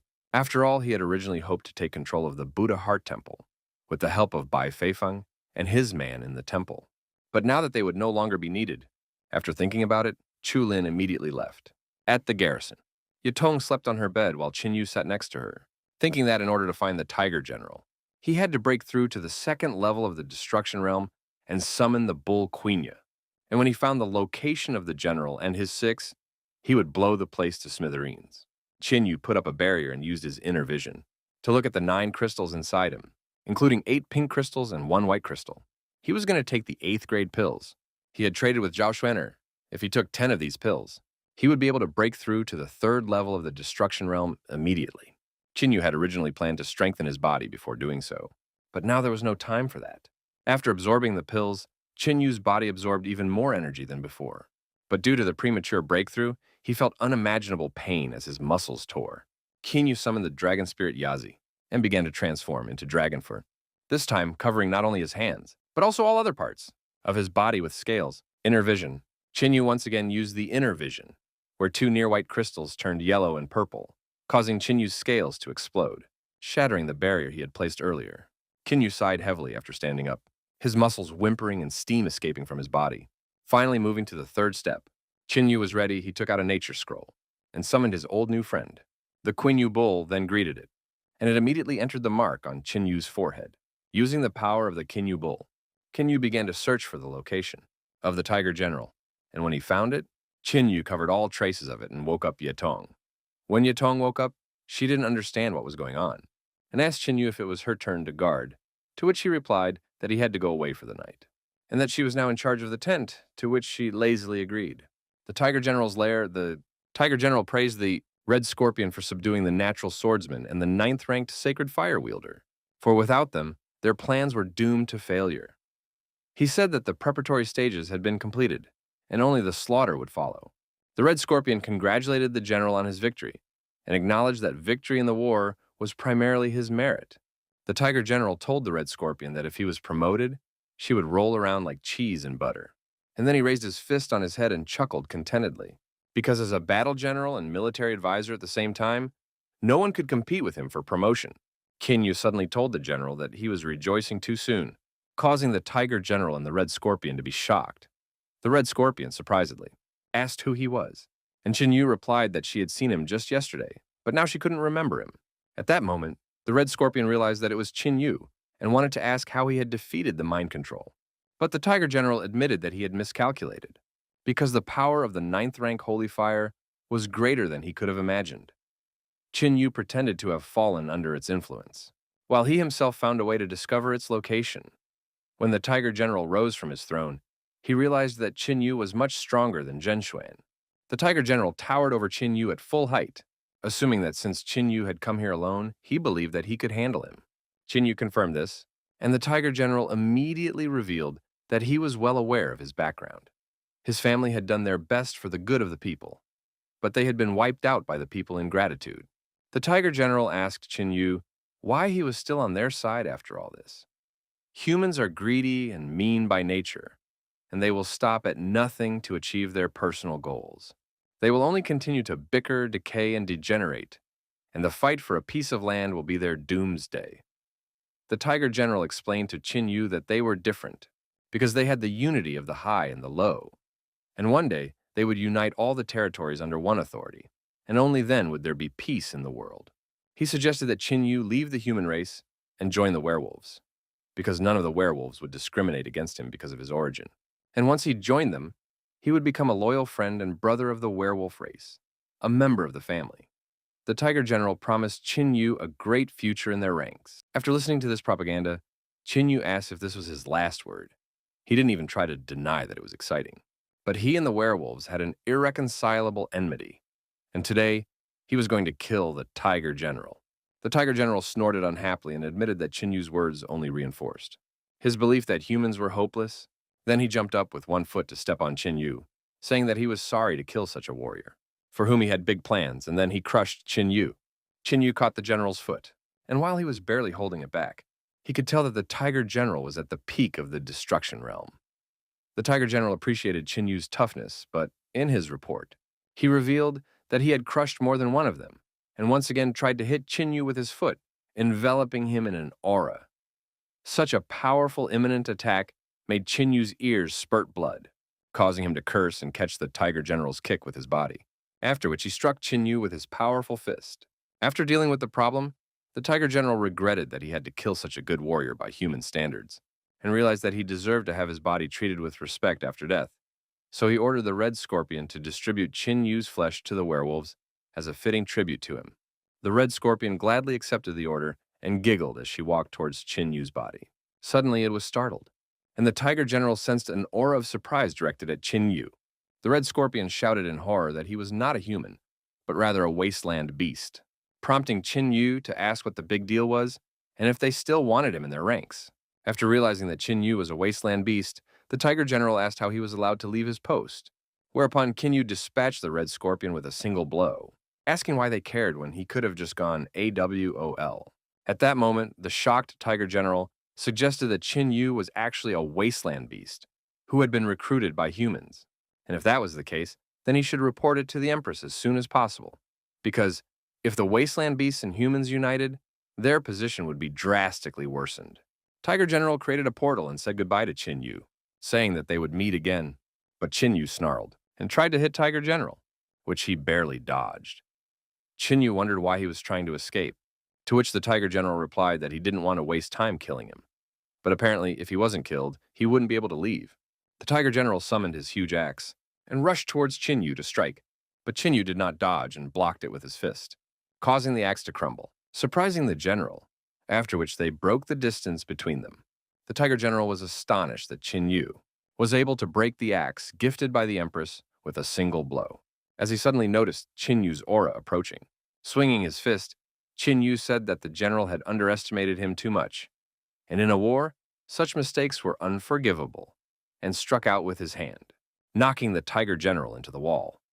After a moment, Qin Yu sensed something wrong, and blocked the blow with his hand, being thrown back. The Tiger General emerged from the dust cloud, stripped off his armor, and held a huge whip in his hand, cursing the wasteland beast. After assessing the blow that Qin Yu had received, he realized that the peak-destroying realm was quite a serious force. The Tiger General jumped off the ground and immediately flew towards Qin Yu to strike him, but Qin Yu was able to block his blow, shattering his armor, and the general was already preparing another attack, which Qin Yu blocked with his other hand and was thrown back.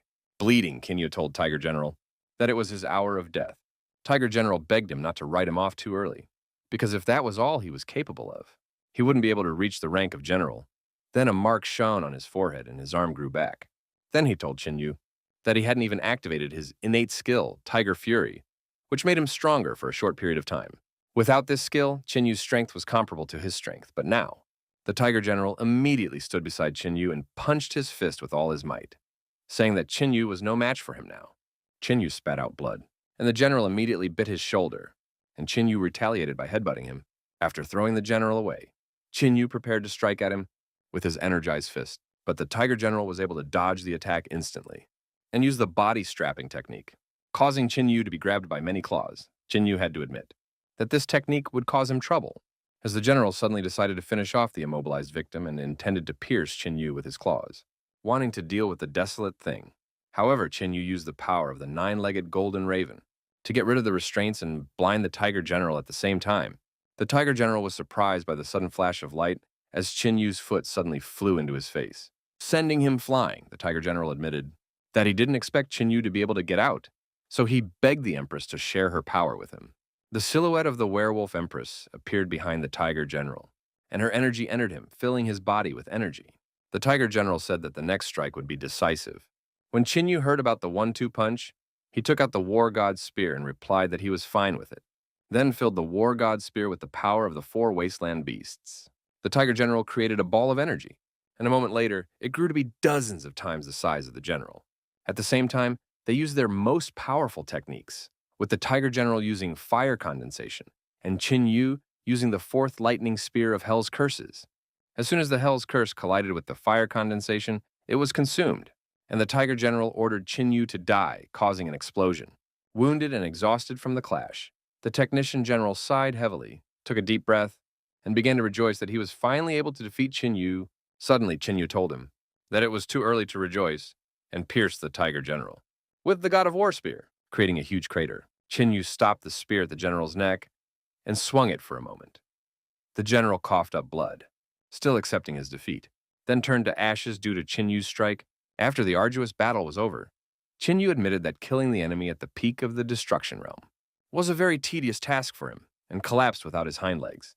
A few days later, Qin Yu woke up under the rays of sunlight coming through the hole in the ceiling of the cave. When he woke up, he estimated that he had been out for about 3 days. He was satisfied that he had managed to kill the werewolf general. After that, the werewolf invasion should subside, and the human race would be able to sleep peacefully. Qin Yu took the ring and took out a whole cloth to replace the torn one. After finishing his preparations, he decided to return to the camp first, since Ye Tong probably couldn't find a place to go due to the excitement. Qin Yu returned to the camp but didn't find Ye Tong, so he assumed that she had gone to look for him. Just as suddenly he heard the rumble of a crowd looking for him, so it was worth it for them to run closer as they prepared to catch him. Qin Yu asked them who they were, and they replied that he could not escape, that they had already surrounded this forest, and that he had no choice but to surrender. Without hearing who they were and why they had a problem with him, Qin Yu told them that he always had a solution for them. The crowd attacked Qin Yu, and some of them shouted that Qin Yu had betrayed the humans and joined the werewolves. Qin Yu summoned the dragon spirit Yazi and scattered the attackers with a mighty roar, then asked them what was going on. But enemy reinforcements were coming at him from behind. Qin Yu ordered them to stop and swung his spear, scattering the reinforcements, only to see a familiar figure come down, clearly disappointed in him. Bai Feifan admitted that he thought Qin Yu was a decent person and even accepted him as a brother, but he didn't expect Qin Yu to betray the human race and join the werewolves. He assumed that it was because of Qin Yu's betrayal that he knew about the werewolf invasion in advance, and he had staged the whole thing to fool them all, as he wanted them to act on his orders. Fortunately, they were able to uncover his criminal plot, so he offered Qin Yu only one choice. He offered to surrender, apologize, and repent, and only then did Bai Feifan promise that no one would dare desecrate his corpse.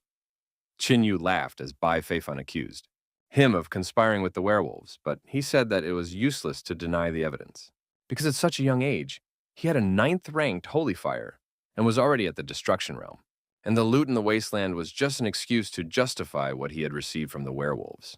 Bai Feifan offered Qin Yu one last time to surrender, but Qin Yu suddenly started laughing. He was amused at being accused without a single piece of evidence. Then he confessed that he had never betrayed the human race. He had lived for humans and would die for humans. Qin Yu asked Bai Feifang if he was acting on behalf of the Buddha Heart Temple, to which Bai Feifang replied that he was not only acting on their behalf, but the influential people from the Polar Sun Temple would be coming soon. The suddenly arrived Yitong ordered Bai Feifang to shut his rotten mouth, and along with her, Leng Qianshuang and the head of Buddha Heart Temple arrived. Fuyao. Yitong told him that Qin Yu was not like that and that she would never believe that he was a traitor. Fuyao also admitted that she did believe him. Qianshuang asked Bai Feifang what he was talking about, since he had been clearly told that they should treat Qin Yu as one of their own until proven guilty, and then she asked what right he had to talk to him like that. Bai Feifan explained that he was talking to Qin Yu like this because he was a traitor, and in order to draw suspicion away from the Buddha Heart Temple, they shouldn't treat him so well, because other people might think that the chief had put him up to it. At that moment, Bai Feifan decided to accuse the head. Fuyao got angry at his subordinate for saying such a thing and explained that saying such a thing was too much. Suddenly, 3 stars flashed in the sky, and 3 people descended to earth, one of whom said that he also believed that the fish started rotting from the head of the Polar Sun clan. Pang Chao explained that this could mean that the entire Buddha Heart Temple had betrayed humanity. Along with the head, the first spiritual daughter, Yan Zhoubing, and Chulin arrived. Pang Chao demanded Mo Yao's impeccable explanation of how a traitor could be among them. A few seconds later, an angry crowd rushed towards him, displeased that the person they considered the greatest talent in the past 100 years was a werewolf henchman, which explained how a boy with only 9th rank holy fire could defeat a Taoist elder. Fuyao sighed and turned to Qin Yu, explaining that since she had accepted him, she should trust him by default, but he had something to tell them, namely where he had been for the past 3 days. Qin Yu explained that the werewolf invasion was led by their military advisor, Tiger General, and 3 days ago, he had found out his location and killed him. But because he was badly injured, he lost consciousness and only woke up 3 days later. Bai Feifan grinned and asked Qin Yu if he had hit his head accidentally because no one would believe that he could kill a werewolf military advisor. Bai Feifan, fully convinced of Qin Yu's treachery, ordered the Shinsen to be brought in. Zhenshuan was chained and beaten. Bai Feifan asked him to be honest, and if Zhenshuan would only tell the truth, he wouldn't be killed. He demanded that he tell everything he knew, and pushed him closer to Qin Yu. After taking a deep breath, Zhenshuan admitted that he was indeed a traitor and that he was very guilty, in front of everyone, and that Qin Yu had also given his soul to the werewolves just like him. Qin Yu was surprised out of the blue, and the crowd was already burning with the desire to kill him because Zhenshuan had betrayed him, and now nothing could justify him. They wanted to skin him and expose him to the scorching sun, because that was the only way to cool their hatred for Qin Yu. Qin Yu clenched his fist, furious that the enemy had calculated all the moves and left him no choice but to have a bloodbath here. Yitong couldn't help but shout that it was all a lie, that Qin Yu was no traitor, and that it was all just a planned provocation. Then she pointed at Bai Feifan and explained that she had always suspected that there was something wrong with him, and only now was she sure that he was a man from the Polar Sun clan and that he was the one who had set this up.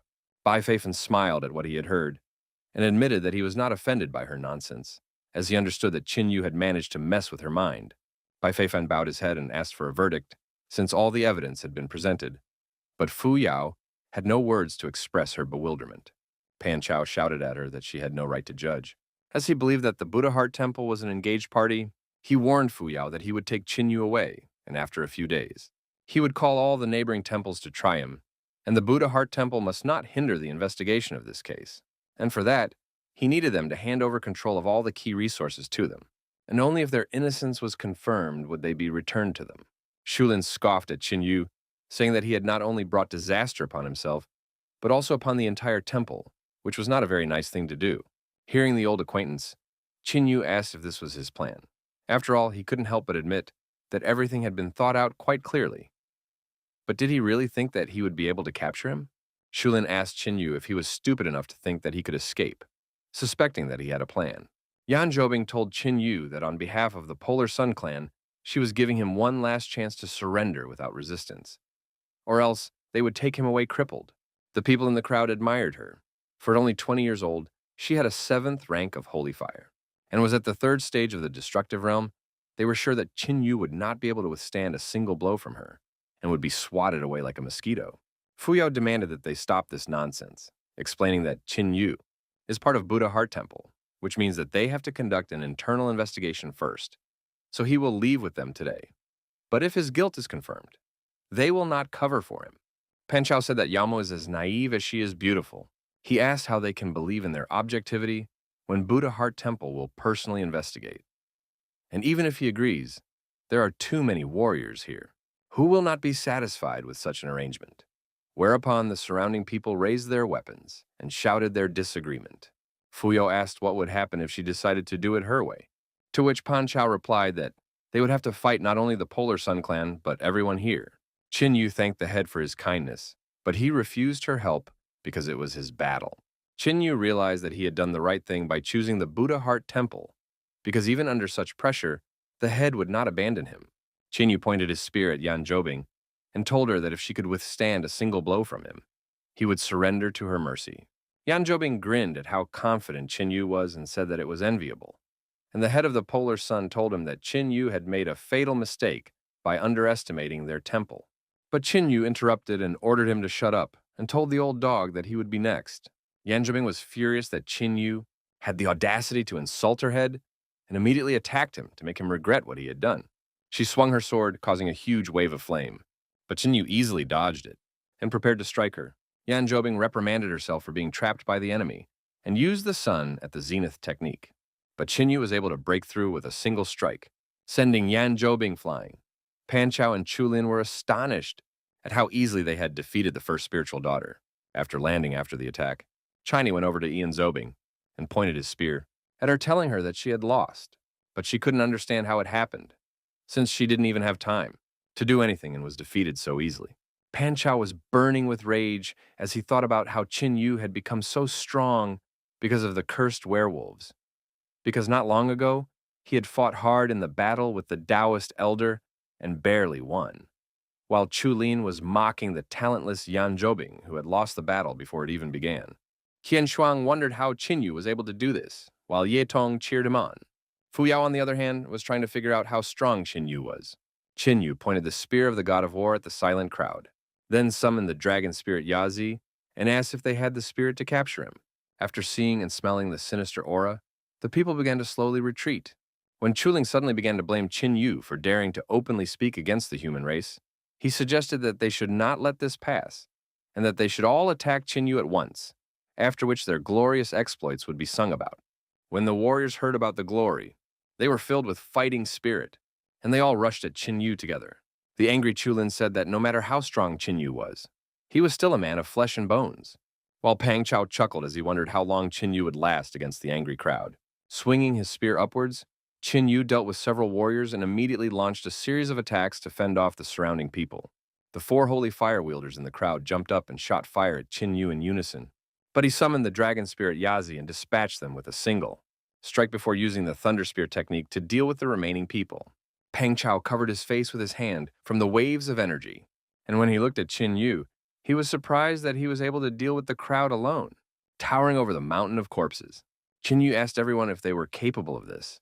The surviving people who were not hit began to take their feet away, shouting that he could not be human but was actually a demon in the flesh. Pang Chao was surprised. He had never met anyone who could escape from a crowd of soldiers. But at the same time, he was furious that Chin Yu still did not use his spiritual power, relying only on his physical strength and fighting skills. Pang Chao accused Chin Yu of committing too many atrocities against the human race, forcing him to take things personally. Fu Yao tried to reply, but Chin Yu said that this was not their fight and that he would handle everything himself, thus quieting the crowd. Some of the remaining people began to shout at Chin Yu that his tricks could only frighten foolish soldiers. But when he defied the Polar Sun Temple, he was only moments away from death. They wanted him to pay for his treachery with his death, and since the head of their temple had personally decided to deal with him, he was no longer alive. After saying that, Chin Yu mentally laughed at those fools. Pang Chao unleashed his mighty fire aura, ready to destroy Chin Yu. Suddenly, the sky was covered with purple clouds, and it began to rain. Pang Chao and Chin Yu were shocked by what they felt. Suddenly, the dragon spirit Yazi appeared beside Chin Yu and advised Chin Yu to flee. Just as suddenly, the clouds opened up, a scarlet moon appeared, and black chains fell from the sky. As the rest of the crowd tried to figure out what it was, blood suddenly spurted from their wounds towards the winged silhouette against the moon, causing Chin Yu to be terrified. The woman passed her finger over her lips and said, "There are too many people here." As soon as Pang Chao saw her, he started to curse the werewolf, but he suddenly felt her aura behind him. After evaluating the head of the polar sun, the werewolf said that she would be one of the first to kill him, because he was too ugly and she didn't like that kind of guy. She turned him into nothingness with a flick of her hand, creating a powerful shockwave that knocked everyone off their feet. Everyone who didn't die from her first attack was under tremendous pressure, trying to figure out who she was, and only Chin Yu knew that she was the commander of the werewolf army. But he couldn't understand what she was doing here. Seeing Chin Yu, the woman became interested in him and smelled a very familiar scent from him. And with that, she could tell that he had killed the tiger general. Chin Yu thought that she was a servant of the Night Queen from the underworld, a blood-sucking bat who was able to immobilize ego with a single glance. And judging from her cultivation, she had already reached the first level of the fusion realm. Chin Yu figured that if he used his trump card against her while she was completely subdued, he wouldn't be able to withstand even a single blow, so he would have to take the risk. After Chin Yu finished thinking, he used the spirit energy of the dragon spirit Yazi. The bat asked Chin Yu why he was silent, assuming that he had the courage to kill her, but was now afraid to admit it.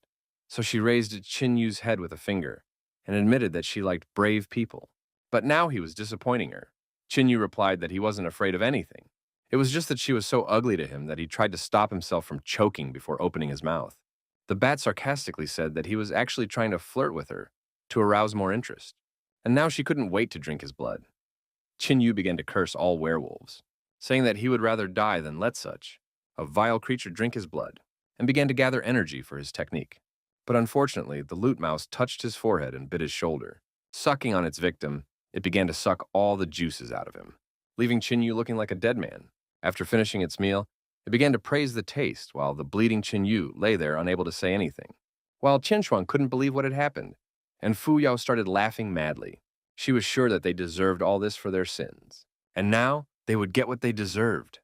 Bai Feifeng looked at Chu Lin and realized that it was just an empty shell that was starting to crack, and then he seethed with rage. At that moment, the people in the crowd realized that they had brought this disaster upon themselves, and if Chin Yu hadn't been called a traitor, they wouldn't even be here, while some of them went crazy and cursed Chin Yu for being the one to bring this punishment upon them.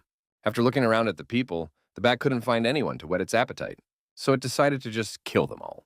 It began to unleash waves of energy that flew into the sky, creating a huge array that bade farewell to its victims. Seeing the power of the warlord, Zhen Xuan realized that he had made the right choice in betting on them, for they were so strong that they could crush an entire army. The Buddha Heart Temple maidens had already accepted their deaths. Suddenly, the bat felt something and spat out a large amount of blood before falling from the sky to the ground, groaning in pain. Everyone was surprised at what happened. Even Genshin ran over to his mistress and started to ask her what was wrong with her. But the bat just brushed him off and told him to go away. Chin Yu got up from the ground and grinned as the bat demanded an answer as to what it had done to her.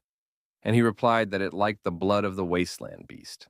Upon hearing this, the bat panicked, and Chin Yu explained that the incest between werewolves and wasteland beasts was destructive to both parties. She had sucked so much blood out of him that all his internal organs were on fire.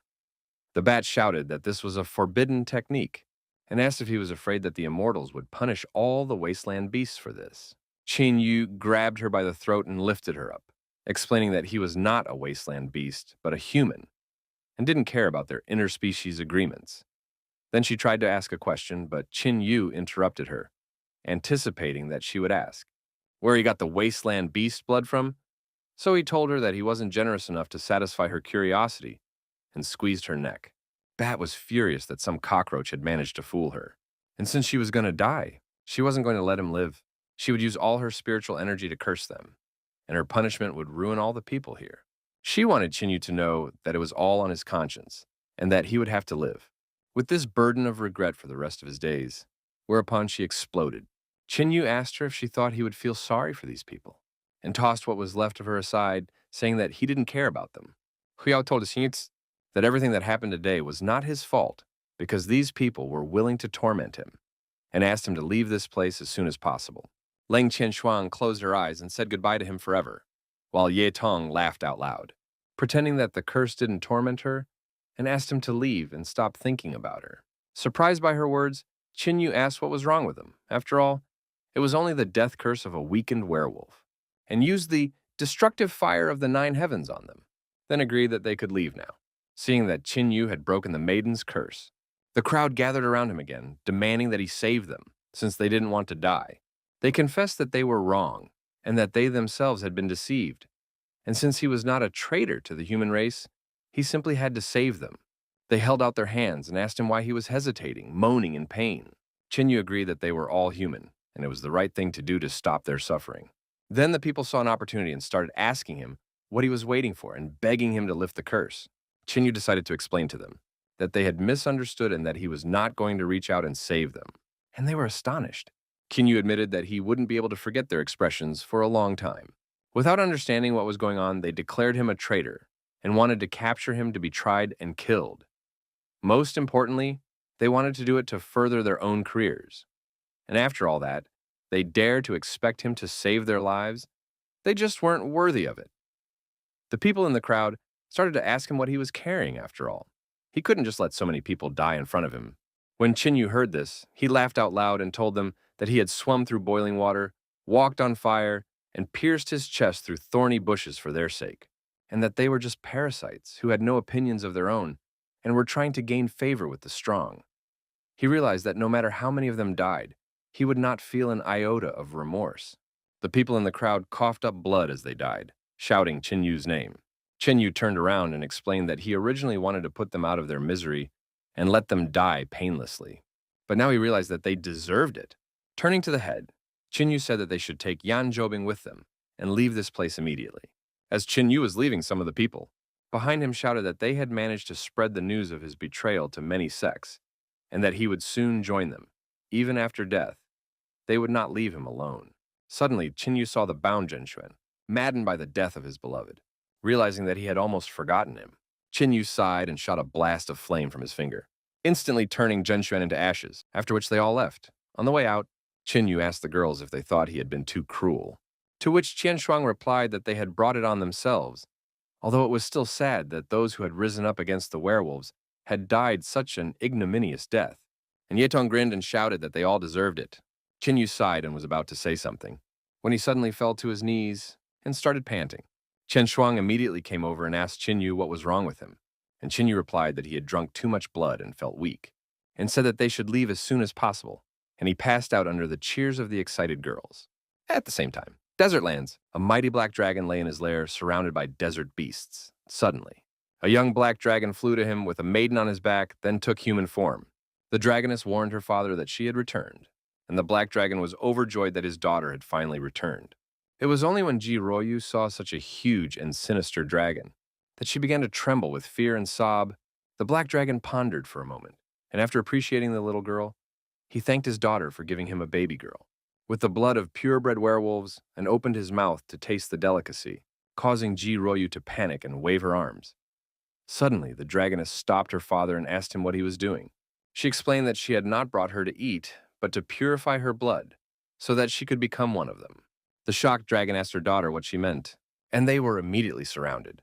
by other desert beasts, causing Jiruyu to hide behind the dragoness in fear. The dragoness was furious that her sister was being bullied and ordered them all to go to bed. So they scattered in fear and pretended to sleep. The black dragon asked his daughter if she thought werewolf blood was so easy to cleanse, adding that she'd be right back with a headache for her father. The dragon's daughter warned him of this, but she would not discuss it with him, only tell him. And she also had another piece of news for him.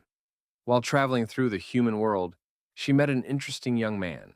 The black dragon asked what could be interesting about this man, to which the daughter replied that he had the body of a beast of the wasteland, which amazed her father. The black dragon swept his gaze over the surroundings, dispersing all the surrounding beasts. Then he took a humanoid form and asked his daughter if she was sure that this man really had the body of a wasteland beast, to which his daughter replied that his name was Qin Yu, and that he possessed a rank 9 sacred fire. And although she had invited him to join the clan, he had refused. She explained that he could help them leave the desert world and move to the outside world, and so she had contracted with him. Hearing this, the black dragon was astonished that his daughter had made a contract with the first person he met, and immediately grabbed her hand to see for himself what had happened. But just by looking, he immediately saw the dragon spirit Yazi, in whom he could recognize his brother. After thinking about the situation for a bit, he accepted the fact that his daughter had made a sacred contract and agreed to purify Jiruyu's blood. His daughter explained to Jijo that since the black dragon had given his word, he would purify her blood and not hurt her, after which she still decided to follow the terrifying black dragon. Moving away from the girls, the black dragon suddenly started sobbing in 3 streams. He swore that he would take care of Qin Yu like his son, since he was the last pillar of Yazi. Wiping his tears, he told Jirui that they would have a big celebration in 7 months. And with a smile, he said they'd still have time to breed by then. Hearing about inbreed, Jiryu panicked, not knowing what he meant. Deep within the core of the earth was the werewolf palace, where their empress sat on the throne while the warlords worshipped her. The dragon warlord belittled the bat, saying that it did not originally deserve to be in the ranks of the warlords, and that it, having failed in its task, died at the hands of man. While the warlord bat was trying to nominate one of his subordinates for the bat, saying he was as good as her, and the Kappa warlord replied that that fireball could not be equal to the bat because it was too rough and dumb. Listening to this, the empress couldn't help but giggle at this, for as soon as her subordinate died, the rest of them would dramatically activate their meanderings. She already had someone in mind who could replace the bat, but right now she was only interested in someone who could kill it. Although the bat wasn't known for its immense strength, but it was still at the first stage of fusion, and in the entire area under its jurisdiction, there wouldn't be more than 7 or 8 people of comparable rank, and so it would be able to escape from them without getting harmed. The Dragon Warlord suggested that a unicum was able to appear among the humans, and the Bloodsucker was only ruined by her arrogance. After listening to the Warlord's opinions, the Empress ordered them to rush to the Tianhe Empire and lure the Bat Assassin to their side. And if he refused, they could just kill him, so neither side would have him. The Dragon Warlord asked why send 3 warlords at once to kill just one person, but the Empress demanded with a look that they go now, after which all 3 warlords rushed into the Tianhe Empire at full speed. The very next moment, Zhao Fengsheng's silhouette appeared in front of the Empress, after which the Empress immediately welcomed the immortal into her home. But to her dismay, he announced that starting today, the mandatory donation amount for werewolves was doubling. Before the Empress could even get a word in, Zhao Fengsheng explained that this would not be discussed. Disappearing, he explained that they had brought this burden upon themselves, and ordered them not to approach Qin Yu again. Upon hearing about Qin Yu, the Empress was stunned that she was brought so much trouble because of a person unknown to her. Meanwhile, in the immortal world, Zhao Xuan'er was happily swinging on a swing while touching the water with her feet. Suddenly, her brother flew in and asked if such a decision was an overreaction. When she heard this, she tisked and said it would be a warning to the werewolves for daring to infringe on her betrothed. And after all, her Qin Yu is getting daintier and daintier by the day. Zhao Fengsheng asked his sister not to talk about Qin Yu unnecessarily. After all, if rumors of his connection with the wasteland beasts reached anyone, then suddenly, Zhao Xuan'er activated the Almighty Seal and explained that with it, she would become the next immortal ruler, and no one would dare to spread rumors about her. She explained that the feud between the immortals and the wasteland beasts had been going on for too long, and perhaps only Qin Yu would make them bow down, which would be a great achievement for them. She admitted that her brother was overly worried about it, then warned that from today onwards, he would live in the mortal world and secretly guard Qin Yu. After all, this time, he was lucky to stay alive, but next time, he would not be without outside protection. Hearing about all of this, Zhao Fengsheng could only be petrified from the shock he was experiencing. The secret grounds of the Buddha's heart temple. Qin Yu meditated in the spring to strengthen his body. The head of the temple. Fuyao had been watching him for 10 full days, but he still hadn't awakened. Suddenly, Chen Shuang arrived and immediately bowed to her teacher, then asked if Qin Yu had come to her senses, to which Fuyao replied that he would probably need a few more days, and asked about the progress of the investigation. After which, Chen Shuang told her that Bai Feifan had indeed turned out to be a spy of the Polar Sun clan, and that he was actually their second spiritual son, and he had also currently taken the position of their head. She also told of how only after he returned did he begin to gather forces around him, convincing that the Buddha Heart Temple was involved in a conspiracy with werewolves, and unfortunately, many believed them. And now the Polar Sun clan and the Jasper Fairy clan are jointly preparing for a punitive mission along with many smaller clans. But the Ruthless Sword School is staying away for now. Fu Yao was angry at the realization that the world had turned upside down, and now evil was pretending to be good. But even so, she was ready to fight back. She ordered Chen Shuang to summon all their mentors and strongest disciples, and to find out which of the neighbors were on their side. Fu Yao thought that what was happening might be for the best, as the strongest great temple would finally be found out after many years of rivalry. After 5 days of being in the great spiritual springs, Qin Yu abruptly woke up, and energy immediately began to envelop him. After which he opened the nature scroll, and the strongest energy struck it, sputtering out the source. After finishing his meditation, Qin Yu was glad that he had managed to get to the source, as his body had strengthened much more than expected, which means it's time for him to break through to the 5th stage of the destructive realm, which he'll be helped with by 9th grade pills and trophies from the Tiger General. He consumed all these valuables with the destructive fire of the 9 heavens, and began meditating again, covering his body with the flame-soaked trophies. He then used inner vision to look at his inner world again, where 5 more crystals were infused with energy, making them lose their transparency. After that, his soul was absorbed by this energy, from which a pillar of energy even stronger than the previous time appeared. After breaking through, Qin Yu realized that he had jumped a stage, and immediately found himself at the 6th stage of the destructive realm. This meant that it was time for the summoning of the 5th beast, after which Qin Yu touched the nature scroll, and the unlearned dragon descended to him. The unlearned dragon opened its huge mouth and tried to devour Qin Yu, but a moment later, it entered inside the mark on his forehead, making Qin Yu much stronger. Qin Yu estimated that, being at the 6th stage of the destructive realm with the 5 beasts, his current combat power was at least at the level of the 3rd stage of the Void Realm, and his next goal is to reach the peak of the Destroying Realm and summon the 5th son of the dragon, the insatiable Tout. And once he had his strength, the cultivation that followed would be swift and leaping.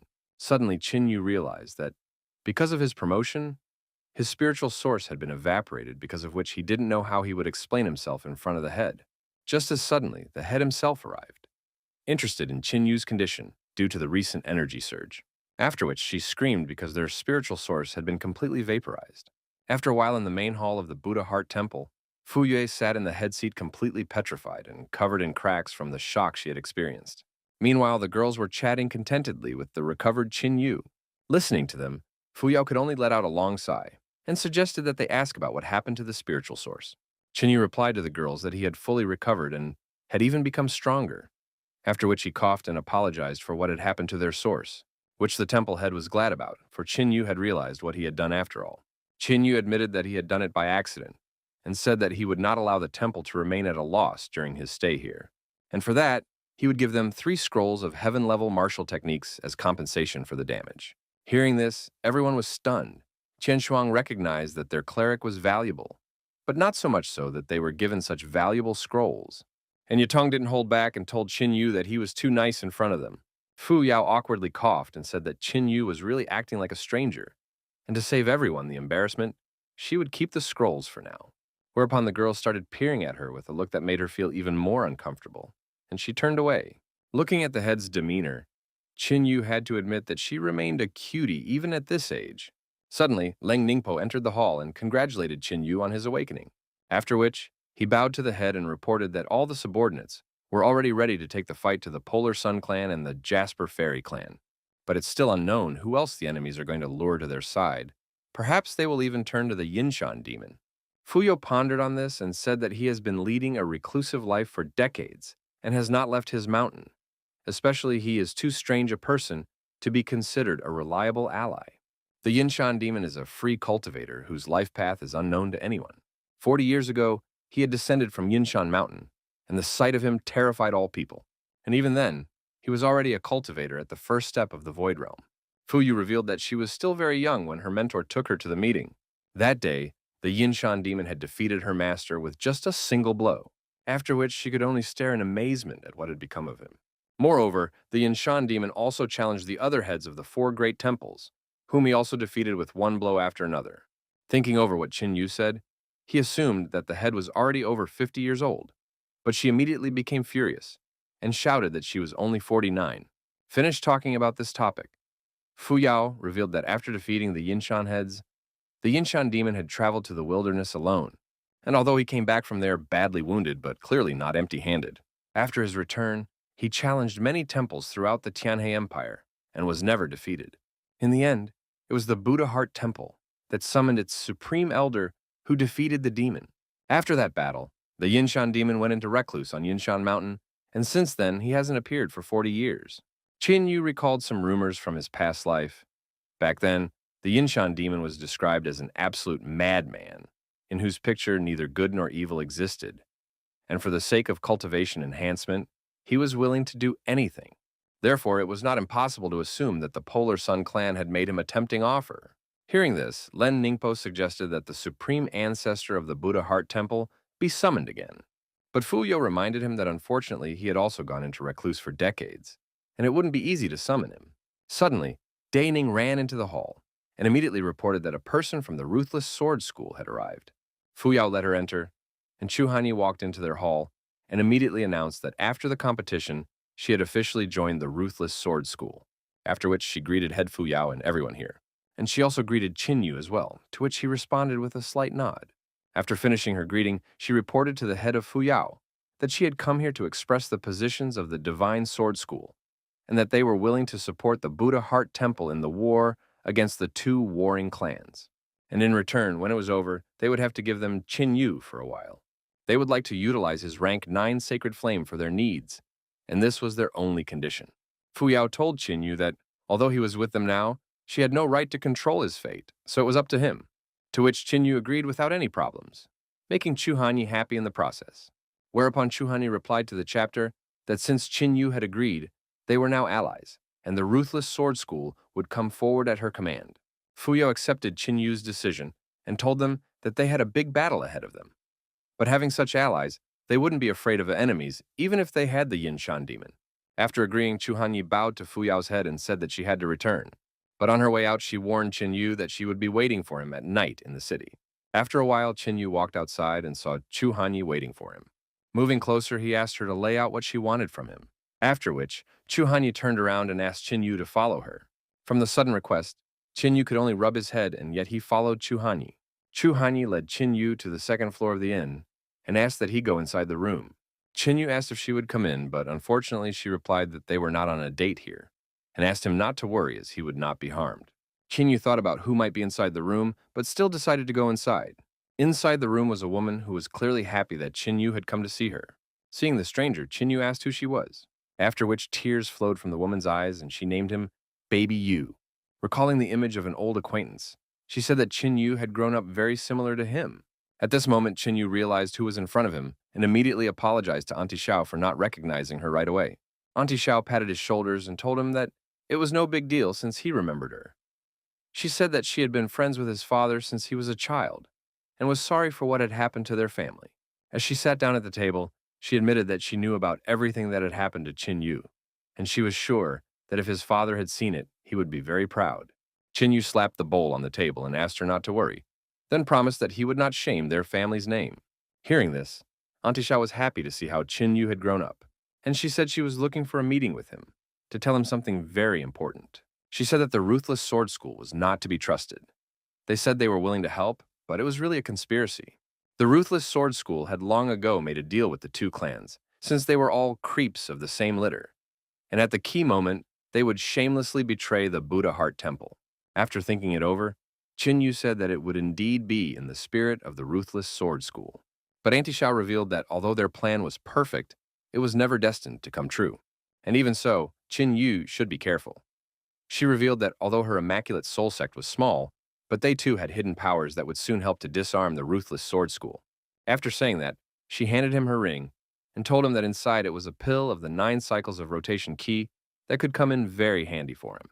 And most importantly, inside the ring is the spirit of the spear god of war.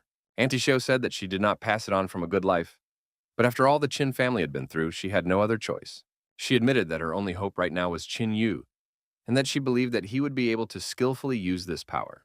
At this moment, Qin Yu realized that Auntie Shou had had the spirit of the war god spear all this time. After all, in his past life, after returning from the desolate lands, he had been trying to find it for a long time. But in view of the unsuccessful attempts, he decided that it was irretrievably lost after the death of his father and grandfather. After all, by the time she returned from the desert lands, Auntie Shou had already died from the werewolf invasion. Auntie Shou told Qin Yu that in times like these, even honorable people can be at their worst, and that although his father was a good warrior, he died because of a despicable plot by trusted people. She wanted him to be as careful as possible now, for inattention was an unacceptable luxury, and he was the last living male of his kind. Qin Yu asked her to worry about him, for the day would come when he could bring back the former glory of the Qin family. Auntie Shou was delighted with Qin Yu's attitude and determination, and still asked her not to tell anyone about this conversation and to work on mastering the spear spirit as soon as possible. Qin Yu bowed to Aunt Shou and asked her not to risk much for the sake of eliminating the ruthless sword school, as her life was much more important to him. Hearing this, Auntie Shou grinned and asked her not to worry about her, as she was capable of standing up for herself, and asked her to go back to her place as soon as possible. As soon as Qin Yu left the room, Chu Hanyi asked if he could find his way to the temple by himself, to which he gave an affirmative answer and left. Looking at Qin Yu's back, Chu Hanyi was amazed at how easily this jerk rejected her proposal. Qin Yu arrived at the destroyed spiritual spring of the Buddha Heart Temple and ordered the spirit of the war god's spear to appear. After that, a huge spear flew out of the ring, piercing the night sky and causing a bright flash. Having felt such a strong will to fight and crush enemies, Qin Yu was forced to admit that this spear was one of their family's main treasures. The very spirit of the war, God's spear spirit, appeared before Qin Yu, emitting an enormous amount of energy. Qin Yu remembered that everything has a soul. Weapon items are no exception, and when the will of the master and the weapon mutually communicate, the spirit of the weapon is born. But still, there are very few warriors who can awaken spirit weapons, and there are no more than 100 spirit weapon items on the entire continent. It wasn't until he was a child that he heard from his father that the spear of the god of war had a spirit of its own, but he never saw it. The spear spirit recognized Qin Yu as a descendant of the Qin family and asked him what he wanted, as he suddenly sensed Qin Yu's strength, and once again asked what he needed, doubting that the one was human. Qin Yu put his hand on his heart and told him that he was a proud descendant of the Qin family, and that his blood was boiling and he himself was eager to punish his enemies. He is determined to fight for the good of the human race and destroy the werewolves, and he wants to protect law and order in his land. After listening to Qin Yu, the spear spirit laughed at his words, but still recognized that it was a great speech. But if Qin Yu wanted the spirit to be on his side, then he would have to prove himself worthy. Qin Yu admitted that he guessed that subduing the spear spirit would not be an easy task, after which he summoned the dragon spirit Yazi and said that he was fully prepared. As soon as he finished his preparations, he instantly clashed in an attack along with the spear spirit. Qin Yu used the first lightning spear. Spirit Crushing and Spirit Spear used this technique at the same time as him. After that, they clashed again, destroying the surrounding landscape with their incredible energy from the technique. Immediately after the attack, Qin Yu used the second Thunder Spear again, attacking the spirit. Just as suddenly, the war god's spear spirit was grabbed by the huge hand of the dragon spirit Yazi, after which Qin Yu immediately used the third lightning spear, the ancestor spirit. But unexpectedly, the spear spirit unwound his spear, completely blocking Qin Yu's technique. Immediately, he himself used the third lightning spear, the ancestor spirit, on Qin Yu, after which he instantly moved behind his back and prepared to use the second lightning spear, from which Qin Yu was still unable to dodge and took the blow closely. After landing, Qin Yu told the spirit that he was not going to give up, to which the latter replied that it was natural for him, since he was the spirit of the spear, and could master any spear technique with just a glance. And if you want to surpass in agility, it will be useless to even think about such a thing. But Qin Yu asked him not to jump to conclusions. After all, he was only probing the ground. and once again he attacked the spirit, saying that the mature game only begins now. The spear spirit noticed that even though Chinyu had said this, nothing had changed, after which it began to repel his attacks. But suddenly, it was worth the contact of their attacks, as Chinyu himself rushed towards the spirit. After that, he struck him with his fist, from which he flew away. After landing on the ground, the spirit complained that Chinyu had tricked him, to which Chinyu could only ask if this was all an excuse, and if he wished, the fight could continue. After which, he revealed that he was currently using the 10 directions technique, which was close to the heaven level in terms of power, and was also a spear technique. However, the spirit is not capable of assimilating it now, for it is far beyond its comprehension. Hearing this, the spirit laughed loudly, then praised the descendant of the Qin family, and still agreed to obey him. He promised to serve him faithfully. It then dissipated and flowed into the spear of the god of war, filling it with new powers. Qin Yu calculated that having a spirit war god spear, his capabilities were practically limitless, and in a short period of time, it could be transformed into a 9th grade divine spear. After pondering for a while, Qin Yu took out the 9 cycles rotation Qi pill, although it was only a grade 5 pill, but it had unique characteristics. Suddenly, the 9 cycles rotation Qi pill stabbed into Qin Yu without leaving a mark on him. The main feature of this pill was to protect the heart, and at the right moment, it is able to make it beat even after stopping. At this moment, Qin Yu was confident to the point that he was ready for a big battle, and the Polar Sun and Jasper Fairy clans would be destroyed. Meanwhile, at the Steel Sword School, the students bowed to the invaders and swore that they really didn't know what had happened on the last day of the battle with the werewolves. Upon hearing this, the warlords were enraged that even these lowlifes couldn't give them information about what happened in that forest. The elder said that none of the disciples had returned alive that day, and if anyone knew what might have happened there, it was the people from the Polar Sun and Jasper Fairy clans. Upon hearing of the Polar Sun clan, the Dragon Warlord decided that they should pay them a visit. Hearing this, the Steel Sword Elder hoped that the werewolves would let them live. But, to their dismay, the Dragon Warlord informed these knuckleheads that he no longer needed them and took his dragon form, after which he exhaled a huge ball of flame into the Steel Sword disciples, which left only ashes from them, after which he ordered them to leave, and they immediately rushed towards the Polar Sun clan. In the Polar Sun clan head hall, Bai Feifan was drinking tea and thanking the Buddha Heart Temple for helping him become the head of the clan so quickly. Suddenly, 3 portals opened in front of him, making him immediately realize that the werewolves had come to him. The Dragon Warlord asked Feifan if he was the head of the Polar Sun clan, but he only felt their oppressive power and realized that he had to find a way to escape. Hearing no response, the Dragon Warlord decided to push Feifan forcibly, forcing him to sit on his knees. Afterwards, he walked over and asked why he was so weak, since one of them was still able to kill the bloodsucker bat. Upon hearing this, Bai Feifan began to swear that he wasn't the one who did it, hoping that he wouldn't be touched. Upon hearing this, the dragon commander called him an idiot and explained that he wouldn't have thought of such a lowlife, but merely demanded an answer as to who had done it. Realizing that he had blundered, Bai Feifan panicked and immediately began to say that he didn't understand what had happened back then, but it was all Qin Yu's doing. The Bull Warlord said that he had never heard of such a thing, while the Kappa Warlord assumed that someone else with a fusion realm cultivation had appeared in the Empire. Hearing this, Bai Feifan explained to the werewolves that Qin Yu was actually only at the destruction realm level, which made the werewolves furious, thinking that the man in front of them dared to joke. The Dragon Warlord couldn't help himself and was already preparing to finish off Bai Feifan with a fireball, as the one began to make excuses saying that Qin Yu was indeed at the destruction realm level, and that day, their tribeswoman cursed everyone trying to kill them after she felt herself dying, then caught fire and exploded.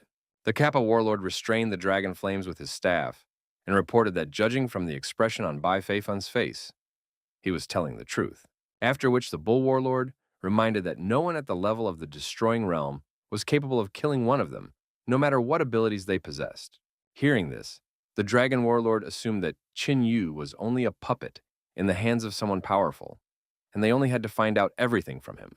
Bai Feifan, fearing for his life, began to bow down to the werewolves and even swore allegiance to them until his last days. Seeing this scene, the Dragon Warlord decided that their victory was near, if humans had indeed degenerated to such a point. The Kappa Warlord suggested keeping him since they might still need him, after which the Bull Warlord began to infuse werewolf energy into Bai Feifan, luring him to his side. Then the Dragon Warlord explained that he would henceforth serve the werewolf race. After finishing their business here, the werewolf warlords immediately left after Qin Yu, after which Bai Feifan realized that with their strength, he was able to make a breakthrough, and as it turned out, getting the strength was very easy. Bai Feifan couldn't understand with what magical powers Qin Yu could kill a bat. But against those werewolves, he didn't stand a chance. And once he is gone, no one will be in his way of appropriating the temple of the Buddha's heart. As soon as the werewolves left, Bai Feifan summoned his disciples, who felt a chill run down their spines at the sight of him. Then he ordered them to send out orders to gather an army, surround the Buddha Heart Temple, and notify the allies. Meanwhile, Qin Yu was practicing with the girls in the training arena of the Buddha Heart Temple. But seeing them start to sigh, he asked if they were already tired. Ye Tun replied that she couldn't understand why he was so strong, and that she felt as if he was getting stronger with each fight. And Chen Shuang recognized that in this life, she still wouldn't be able to keep up with his development. Qin Yu told the girls that both of them were not without talent, so only hard training could lead them to success. After which Ye Tong told him that sometimes she felt as if he was not of their generation, and lectured him like an old grandfather, to which Chen Shuang, standing next to him, nodded. Hearing this, Qin Yu could only rub his head in embarrassment over something like this. Suddenly, a temple disciple ran up to them and informed them that the head of the temple was calling a general assembly. Hearing this, Qin Yu immediately assumed that the Polar Sun Clan had started to move. A sepulchral silence remained in the meeting room as they waited for all the people to gather, and it persisted until Qin Yu arrived in the hall while greeting the head. As soon as Qin Yu arrived, Fu Yao announced that everyone was in place and began to talk about the message from the intelligence, saying that the Polar Sun Clan was moving towards them and that they would arrive in 3 days. And as they approach, the day of their final battle will come to decide which great clan will remain intact. She then asked Lan's mentor if their troops were ready, to which he replied that they were ready and already awaiting the arrival of an ally. He was glad that this time they would break the horns of the Polar Sun Clan and the Jasper Fairies on top of that. Mo Linfeng supported Mentor Lan and said that after the war was over, there should be no mention of the Polar Sun Clan. Suddenly, a messenger arrived in the hall shouting that there was great trouble. He then reported that all the temples that had agreed to the alliance had one by one sent letters that they were breaking the previous arrangements. Upon hearing this, everyone except 4th Elder Zheng Linfeng was stunned by this news. Lan Ningpo assumed that such a quick change in behavior couldn't have come out of nowhere, suggesting that there was no shortage of threats from the two great sects here. After which Daning informed the chapter that, even with this balance of power, they would fight until the very end. Len Ningpo seconded his words, and said that being outnumbered did not guarantee their victory and that they still had a chance. Fu Yao agreed with the words of the mentors, saying that the Buddha Heart Temple would not be intimidated and that she had faith that they would not let her down. After the end of the training camp, Qin Yu returned to the training arena once again. He asked them not to be discouraged because he was sure that victory would be on their side. Qian Shuang admitted that she felt as if Qin Yu was hiding something from her, which he immediately denied, and warned that in 3 days, the Polar Sun Clan would be arriving, and the Jasper Fairy Clan could not be worried about. After telling this, he immediately ran away from the girls, surprised because of his sudden escape during the questioning. It wasn't until then that they became fully convinced that he was really hiding something from them. In the evening of the same day, the 3 werewolf warlords arrived at the mountain near the Buddha Heart Temple, but due to the aura emanating from the temple, he could only grin as there was no one worthy inside. And the Kappa warlord suggested invading the temple and finding Qin Yu to interrogate him personally. Suddenly, immortal Zhao Fengsheng appeared behind them and asked the werewolves what they were doing here. The warlords were frightened by the immortal and immediately bowed to him, calling him Shang Shi. Zhao Fengsheng explained to the werewolves that they were not allowed to touch the Buddha Heart Temple and ordered them to leave immediately. But the dragon warlord dared to ask the immortal for an explanation of his actions. Zhao Fengsheng said that he didn't have to explain himself in front of him and suddenly slapped the dragon's cheek. Feeling this blow, the dragon warlord, starting to get angry at Shang-Chi, told him that this was already too much. Just as suddenly, Zhao Fengsheng slapped the dragon warlord again and said that he hoped he wouldn't have to do it again. The dragon warlord could not help but obey the immortal and immediately disappeared with the other warlords. After 3 days near the Buddha Heart Temple, Bai Feifan was looming over him and dreaming of how he would capture him by the end of the day. He tried to find the aura of the werewolf warlords, but couldn't sense it, which made him think they hadn't arrived yet. Even so, it would be better if he personally presented them the captured Qin Yu on a platter. When he finished thinking, he asked his apprentice where their allies were, to which he replied that the Jasper Fairy Clan had been ambushed and so would be delayed, but that the others would be joining their army soon. After listening to the report, Bai Feifan asked where the spiritual sons of their clan were now. After which the 7 spiritual sons appeared in front of him a moment later, and coming to their new head, they immediately greeted him. Bai Feifan ordered them to inform the head of the Buddha Heart Temple that he was giving them 1 day to decide to surrender if they didn't want to wallow in the blood of their people. Suddenly the sky on Bai Feifian darkened, and from the clouds that formed, someone said that this hassle was no use to them, and that it was better to entrust this matter to him. After all, he alone is enough to defeat the Buddha's Heart Temple. The Yinshan demon arrived at the Buddha Heart Temple and announced to them that although he was not bloodthirsty, the fate of their clan had already been decided. He admitted that he hoped they would soberly assess their situation and not send people to slaughter. But not heeding the demon's warnings, the disciples of the Buddha Heart Temple bravely lined up in front of the powerful enemy. Fuyao explained to the demon that their temple would not surrender without a fight, and that there were no cowards among them who could only escape. Seeing Fuyao, the Yinshan demon recognized the girl he saw 40 years ago, because of what he assumed that their destinies are connected, and therefore she should obey him and come to her senses. Besides, even given his current strength, they wouldn't be able to escape even if they could awaken their supreme mentor. Although there were strong warriors among them, none of them would be able to resist him at the moment. After saying those words, the Yinshan demon swung his cane, causing a violent impact on the ground. The force of this strike was enough to make Chen Shuang and Fu Yao kneel down, while some were barely on their feet. After feeling this power, Fu Yao estimated that the Yinshan demon was around the 6th step of the Void Destruction realm. After demonstrating her power, the Yinshan demon was disappointed that no one could resist her. Suddenly, he noticed Qin Yu, who didn't even raise an eyebrow at this attack. Seeing him, the Yinshan demon laughed. He was ecstatic that the Buddha Heart Temple finally had a new genius, whereupon he pointed his cane at the upstanding fellow and asked about his name, to which Qin Yu replied that he wasn't used to socializing while looking at someone from the bottom up. The Yinshan demon regarded him curiously, but still dared to come down, giving him a portion of respect in advance. It was only after that Qin Yu gave the demon his name, after which the demon admitted that he admired him, because not only did he resist the pressure, but he also stood his ground. He told Qin Yu that the Buddha Heart Temple was already doomed and therefore offered him to take over, because it would be a shame if such a talent remained unrealized. But Qin Yu ignored his words and asked under what conditions he agreed to side with the Polar Sun Clan. The Yinshan demon grinned and told him that the Polar Sun Clan had promised to give him their best apprentice who could continue his work. But since he had met Qin Yu, he had no use for their pathetic disciple. And if Qin Yu asked to be a disciple, they would leave this place right now. Seeing the Yinshan demon holding a conversation with Qin Yu, Bai Feifan became furious. The demon asked Qin Yu what he thought of his proposal, but instead of answering, Qin Yu took out the spear of the god of war and suggested that the demon decide everything by himself. Upon seeing the spear, the Yinshan demon came to anger as he immediately realized that Qin Yu was a descendant of the Qin family from the Divine Sword Empire, and immediately rushed into the attack, shouting to Qin Yu that he should definitely die after this. Preparing to attack, Qin Yu agreed that he would die, but not at his hands. Qin Yu and the demon clashed in a merciless barrage of attacks. Just as suddenly, the demon struck him with his hand, throwing Qin Yu a great distance away. Qin Yu was shocked at the immeasurable strength of the enemy, while the demon recognized Qin Yu's innate qualities, since he was able to survive this blow.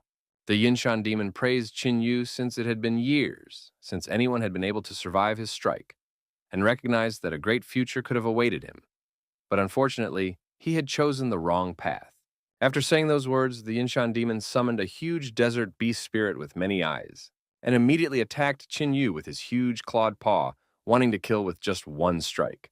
But Qin Yu summoned the dragon spirit Yazi, and was able to pass through the enemy's attack with ease, after which Yazi dispelled the Yinshan wasteland demon beast as if it was worthless. Yinshan demon was thrown back by the shockwave, and at the same time, he was shocked that Qin Yu was also able to tame the wasteland beast. The Yinshan demon recognized that before his death, Qin Yu's ancestors were still able to guide him to the right path. He said that he remembered well how his grandfather Qin Heng had returned from the great wastelands strengthened, but even that had not saved him. While watching the fight, Fu Yao barely kept her footing and realized that the demon actually knew far less about Qin Yu than she thought. Qin Yu was angry at the demon and rushed towards him, ordering him not to even dare to even stutter about his ancestors and preparing to damage him. But the demon wasn't going to die so easily and released the demonic mist, defending against the attack. Qin Yu struck the fog and all and created many more light spears rushing towards him. which was a surprise to the demon since the spears were still able to penetrate the fog. The demon shouted at Qin Yu that he was only annoying him and released purple waves of energy, causing him to dodge, after which he unleashed his second-grade divine weapon and used the heavenly sword technique. He once again summoned the huge desolate beast, informing Qin Yu that he had only allowed himself to be shown out of curiosity. But now he had come to an end. Qin Yu mockingly said that usually such arrogant old men would usually end up badly, but the demon was certain that with such strength, Qin Yu would only have one outcome, and he was eager to see how he would sing after this strike. In order to repel the attack, Qin Yu used the fourth thunder spear, summoning a huge dragon, from which the Yinshan demon mocked Qin Yu, saying that even if he possessed a comparable strength technique, it wouldn't equalize their strength. Just as suddenly, the war god Spear Spirit appeared beside Qin Yu, shocking Yinshan demon with it. And as if passing through the fog, his spear still struck the huge desert beast, after which that one dispelled and the spear also stabbed into the Yinshan demon himself. And finally, the spear exploded with the demon releasing a huge amount of energy. Having survived the attack, the demon was on its last breath. He asked Qin Yu how the latter had managed to break his second-grade divine weapon, to which the latter replied that there was nothing surprising about it, as it was quite weak. Hearing this, the demon refused to believe such a thing. He refused to accept his defeat at the hands of Qin Yu. After all, he had already lost to Qin Heng once before, and now he was forced to fall at the hands of his descendant. He wanted to know why this was happening, why the Qin clan should be the main test of his life. And there was no escape from fate itself. And only after these words did the Yinshan demon let out his last breath. Qin Yu realized that something in the demon's words didn't add up, namely that he had lost to his grandfather, causing him to assume that in just a few decades, the demon was able to become so much stronger. Qin Yu wanted to know why after all these years. He still hadn't come to his family to take revenge. Bai Fei Fan was enraged that even the Yinshan demon couldn't stop Qin Yu. One of the spiritual sons realized how strong Qin Yu was, and suggested that the head retreat before it was too late. But a moment later, he was pierced by a beam of energy, instantly taking his life. Bai Fei Fan was enraged that someone dared to open their mouth without permission. He was sure that although Qin Yu was able to kill the Yinshan demon, but he would be able to deal with the demon himself, he decided that it was time to take matters into his own hands. Only upon seeing Bai Feifeng did Qin Yu mocked him for lying under the werewolves now as well. But the one flew towards Qin Yu, shouting that words wouldn't help since nothing would help him anymore. Just as suddenly, Qin Yu disappeared from his seat and defeated Bai Feifeng with only one punch. Then he stepped on him and rebuked him for his association with the werewolves. For having gained power, he had lost his head so much that he was unable to appreciate the gulf between them, and killing him was like squashing a bedbug. Hearing this, Bai Feifan became frightened and started calling out to his masters for help. Hearing this, Qin Yu became worried that there might be werewolves nearby, and immediately assumed that it might be the four generals. But there was only a sepulchral silence in the air, driving Bai Feifang mad, begging for help. Still not seeing a serious opponent, Qin Yu smirked and still squashed Bai Feifang like a bedbug. Seeing the death of the head, the remaining members of the Polar Sun clan panicked, causing Qin Yu to think that the battle was too easy. But Fuyao told him that this is not all, because among the enemies there is not a single mentor of the Polar Sun clan. Suddenly, the sky lit up with a flash, and a voice from the sky made a speech about how the members of the Sun clan were not afraid of anyone, and the battle is not over until victory is on their side. Two powerful experts emitting the aura of the sun appeared in the sky. One of the experts explained that they just wanted to let their babies frolic, but in no way expected them to be so weak. And the second expert supported his words and said that at key moments without them, as usual, nothing is decided. Suddenly, Chulin appeared behind them, who only saw the grandfathers rejoiced at their appearance. These two were the supreme ancestors of their clan, and judging by their appearance, they had decided to put a stop to all this ugliness themselves. The ancestor admitted that he had always known that despite Bai Feifang's serious abilities, he would remain a helpless brat, and instead of improving himself, he would only weave intrigue. To which the second ancestor replied that it was their own fault, and what was supposed to pass as a bickering babe had in fact caused them to condescend after all these years. According to Chulin's words, the ancestors knew that Qin Yu had the power of werewolves, but judging from his last battle, his source of strength, like the Yinshan demon, came from the desert lands. The ancestor was enraged at the thought that such an insect could survive in the desert lands and return from there with booty. Fu Yu realized that they would not be able to handle the situation on their own, and immediately sat down on her knee, begging for the supreme ancestor's help. And a moment later, the supreme ancestor of the Buddha Heart Temple appeared on the battlefield. As he flew past Qin Yu, he praised him for his display of valor. Afterward, he met with the ancestors and suggested that their arrangements would come to an end that day because they dared to threaten his temple. The first ancestor of the Polar Sun agreed to this. They honored their arrangement for many years, but it still came to an end. The second ancestor then said that he was willing to admit that part of the responsibility lay with their clan, and so they refused to take over the temple. But in return, they demanded that Qin Yu be handed over to them. He then offered the ancestor of the Buddha Heart Temple a one-on-one fight. If the Polar Sun clan lost, he would give up 9/10 of his possessions, and if he won, he would give up Qin Yu. The Buddha Heart forefather agreed to the arrangement, causing Chulin to try to dissuade him by saying that they should destroy the Buddha Heart Temple. As Qin Yu suddenly agreed with his words, he was in agreement that the Polar Sun clan should no longer exist. Hearing this, Chulin got angry at Qin Yu and asked who he was to dare talk about destroying the Polar Sun clan. He admitted that Qin Yu was stronger than anyone in their clan, but against the background of their ancestors, he was only a lowlife, to which Qin Yu replied that by comparing him to their clan, Chu Lin was only insulting him, and that he dare not pass judgment on him. And most importantly, having Chu Lin's gift of surviving in any situation was another reason to get rid of him. The ancestors laughed from the disciples' conversation and came down to them telling Qin Yu that a young man should not only have pride, but also the ability to realize the reality of the situation. The second ancestor of the Polar Sun recognized Qin Yu's strength, but warned him that he wouldn't even bear a single blow. The Buddha Heart ancestor appeared in front of Qin Yu and was going to personally deal with the Polar Sun ancestors. But Qin Yu, without letting him say a word, stabbed the war god's spear near the Polar Sun ancestors. Qin Yu refused the ancestors' help since this was his battle, and he must destroy the Polar Sun clan with his own hands. The Buddha Heart forefather asked Qin Yu not to let his pride cloud his mind, and said that this task was beyond him. But Qin Yu asked the ancestor to just have faith in him and not interfere, after which the ancestor looked over at Qin Yu and decided not to interfere with his battle.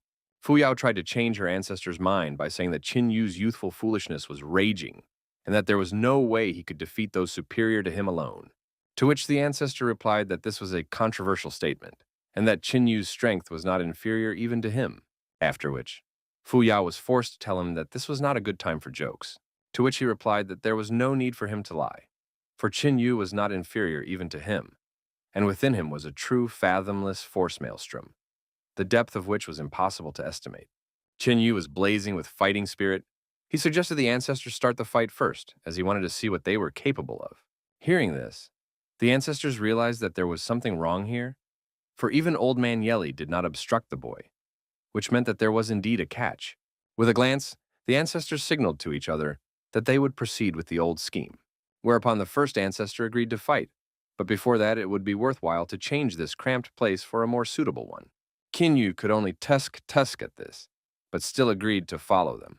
After that, they went to a random highland where there were no extra eyes, and taking the chance, the ancestors simultaneously attacked Qin Yu, but Qin Yu tried to fend off their attacks by releasing a huge amount of energy, after which the ancestors used the heaven-level technique, Union of Ice and Flame, creating two huge dragons, in response to which Qin Yu used the fourth spear, and barely managed to repel the enemy's attack, from which he was exhausted and still flew backwards. Afterwards, he still admitted that their first attack had managed to pique his interest. The first ancestor praised Qin Yu for being at the fifth stage of the destructive realm. He was still able to repel their joint attack, then admitted that they had only used the power of the destructive realm. After which, they decided to show Qin Yu Vesp the horror of the void realm. After using their technique, a huge magic circle appeared above Qin Yu, emitting a powerful energy, after which they told him that once in the region of emptiness, he finds himself in unreality. And for such insects, it means only one thing, namely, irrevocable death. And from them came a tremendous amount of energy, turning everything into nothing. The first ancestor scoffed at how naive Qin Yu was, since he thought that after returning from the desolate lands, he had become immortal. And the second ancestor said that no one had yet been born in this world who could withstand their combined attacks. Leaving, the first ancestor told the second that he was only sorry that Yinshan Demon had to fall at the hands of that bastard. Suddenly, a voice behind them asked if they were still chatting. After all, he still had something to say to them before leaving, Qin Yu muttered to their backs. Qin Yu, who had taken the dragon form, asked the ancestors why they were suddenly silent. The second ancestor was stunned that the legends of the desert land gifts were so true that Qin Yu was now able to withstand their attack. Suddenly, Qin Yu was near the second ancestor and was about to strike him with his fist, but reacting at the last moment, the ancestor managed to put up an ice shield in an attempt to defend himself from Qin Yu's attack. Unfortunately for him, the shield was not strong enough and Qin Yu was able to easily break through the shield. Seizing the moment, the first elder tried to damage Qin Yu, but was immediately sent flying by his strike. Wasting no time, Qin Yu immediately shot a volley of energy from his hand at the ancestors, after which he summoned the war god's spear and threw it at the polar sun ancestors. And in order to defend against the attack, the ancestors had to take out the Mirror of Change artifact. Qin Yu looked down at them, mocking the fact that they had to use their trump card to no avail. But the first ancestor wasn't going to forgive him for forcing them to use a divine grade item, and so he used a technique that created an area of emptiness around Qin Yu using the terrain. And so Qin Yu assumed that they wanted to use this place against the Buddha Heart ancestor. Then he explained to them that they didn't know who they had to fight with, while he was fully aware of what they were preparing. Therefore, he offered the ancestors to show him what the power of the third stage of the Void Realm could do. He explained that although he knew about their trap, he had fallen into it because he wanted to understand what he was capable of. Qin Yu sighed and began to use the powers of all his beasts: the dragon Yazi, the nine-legged raven, the lion Swanee, the bull Queenie, and the winged dragon Unlun. He ordered them all to awaken, after which he began to exude a huge amount of energy. And after that, Qin Yu completely transformed into the form of a dragon, because of which the void region, unable to deal with such a huge power, was torn to shreds. The first elder was astonished, for he didn't expect anyone to be able to do this.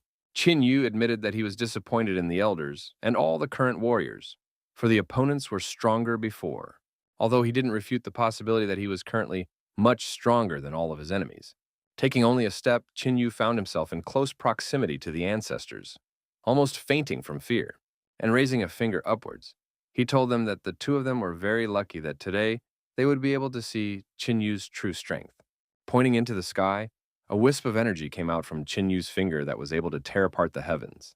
A moment later, a huge Taote dragon appeared from the sky, and Qin Yu used the Desolate Lands technique Taote Dragon Fury, after which the giant dragon directed its claws at them. Trying to survive in such a terrifying situation, the first ancestor summoned the Change Mirror, but a moment later they were attacked by the Taote dragon, instantly taking their lives. After that, Qin Yu was able to sigh, although he was unable to summon the Taote dragon himself, but even the Taote Dragon Fury technique was enough for an unconditional victory. After this technique, the ancestors were just soulless shells with grimaces of horror, and in whose eyes one could only see the primordial chaos, and their souls were consumed because the Taote dragon was known for its voraciousness and left nothing behind, which made the ancestors become empty effigies. Taking the Mirror of Change, Qin Yu grabbed the two ancestors and headed back to the temple. Suddenly, Chulin felt as if his end was approaching. He could not believe that his ancestors could lose. After all, no one at the Destruction Realm stage would be able to do so. But even so, one could also prepare for the worst outcome just in case. Suddenly sensing something, the ancestor of the Buddha Heart Temple started laughing loudly. Seeing this, Fu Yao couldn't help but ask how he could laugh at such a tense moment, to which he, rubbing his beard, replied that from now on, the Polar Sun Clan would be at their feet. And a moment later, Qin Yu appeared between the disciples of the great clansmen and threw the bodies of the two Polar Sun ancestors onto the ground. And the disciples of the Buddha Heart Temple began to rejoice heartily, as the Polar Sun Clan that had attacked them was destroyed. And Chulin, stunned by this, stood still without being able to say a word due to the shock he was experiencing. Suddenly, Qin Yu stretched out his hand to the side and shot out energy to the side, striking Chulin's shadow that contained his real body. Chulin, being on the brink of death, tried to negotiate with Qin Yu, but Qin Yu was not going to listen to his annoying enemy and destroyed him, leaving no ashes behind. Then he announced that from now on, the Polar Sun Clan would no longer exist. Then he told the head of the Buddha Heart Temple that they could handle the rest on their own, and immediately left the Buddha Heart Temple, leaving everything to the disciples. At this moment, Fu Yao was more interested than ever in who he really was. On the way to his next target, Qin Yu contacted the Wu sisters via Jade Token and was told that they had managed to escape, taking Li Qingyao with them. Auntie Xiao told Qin Yu that the Jasper Fairy Clan had enlisted the support of a mysterious warrior, causing her to have to retreat, so Qin Yu should be as careful as possible as the enemy was moving straight towards the Buddha Heart Temple.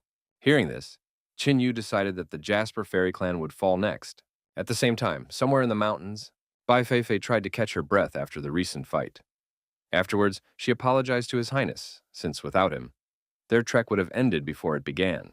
The emperor's ninth son, Chen Shang, asked her not to apologize for this, and asked if the Buddha Heart Temple was really on the other side of the mountain range, to which Bai Feifei replied that it was like that, except it was unknown if the Polar Sun Clan had managed to capture the temple.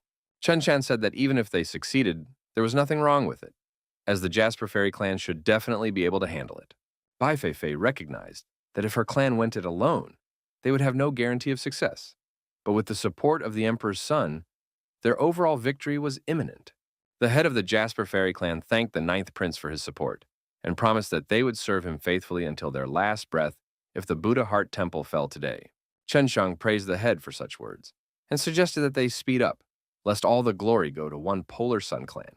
After a while, a silhouette appeared behind Chen Shang's back. He bowed to the ninth prince and asked him what he was doing here, as it was not His Majesty's custom to descend into sectarian fighting. Chen Shang replied that he was looking for adventure. Life in the palace makes him so bored that he can get bored. But after these events, at least he would have something to remember. The servant sighed and admitted that he didn't even have any way to contradict His Majesty. Suddenly, they felt an incredibly strong spiritual energy, immediately after which its possessor descended towards them. Qin Yu slung his spear on his shoulder and was already preparing to engage in battle. Bai Feifei immediately recognized Qin Yu and cried out his name in surprise. Hearing this, the head of the Jasper Fairy clan was surprised, as Qin Yu had managed to reach the fifth step of the destructive realm too quickly. Qin Yu pointed his spear at the head of the Jasper Fairy clan. Then he announced to them that from today, the Jasper Fairy clan would end. Qin Yu used the thunderous spear of the nine heavens, as he suddenly noticed something unusual, or rather someone he knew for some unknown reason, joined the expedition of the Jasper Fairy clan. This person is the Emperor's ninth son, the future ruler of the Tianhe Empire. Bai Feifei acknowledged Qin Yu's impressive achievements. However, she asked him if he had been so dizzy that he had dared to challenge their clan alone. At the same moment, the head of the Jasper Fairies pondered that since Qin Yu dared to go out alone, there must be some sort of trick here. Qin Yu couldn't help but think of the accomplishments of the future Emperor Chen Shan. Chen Shan in the future is a warrior who managed to subjugate the entire race of humans with his own strength. The Tianhe Empire never stood out from the greatness of its more powerful neighbors, and was inferior in terms of territory, army, and even the number of outstanding warriors. In his past life, Chen Shang hid his talents and ambitions for many years, steadily building up his strength in secret. One day, he successfully seized the moment and managed to take the throne of the emperor, which began his journey to greatness. At first, Chen Shang got close to the immortals, after which he received an uncountable number of heavenly seals from them, and he gradually transformed himself into an invincible warrior. In addition to that, he also took possession of many divine-class weapons, which helped him in unifying the continent under his rule. That was how he became the great emperor of the unified Tianhe Empire.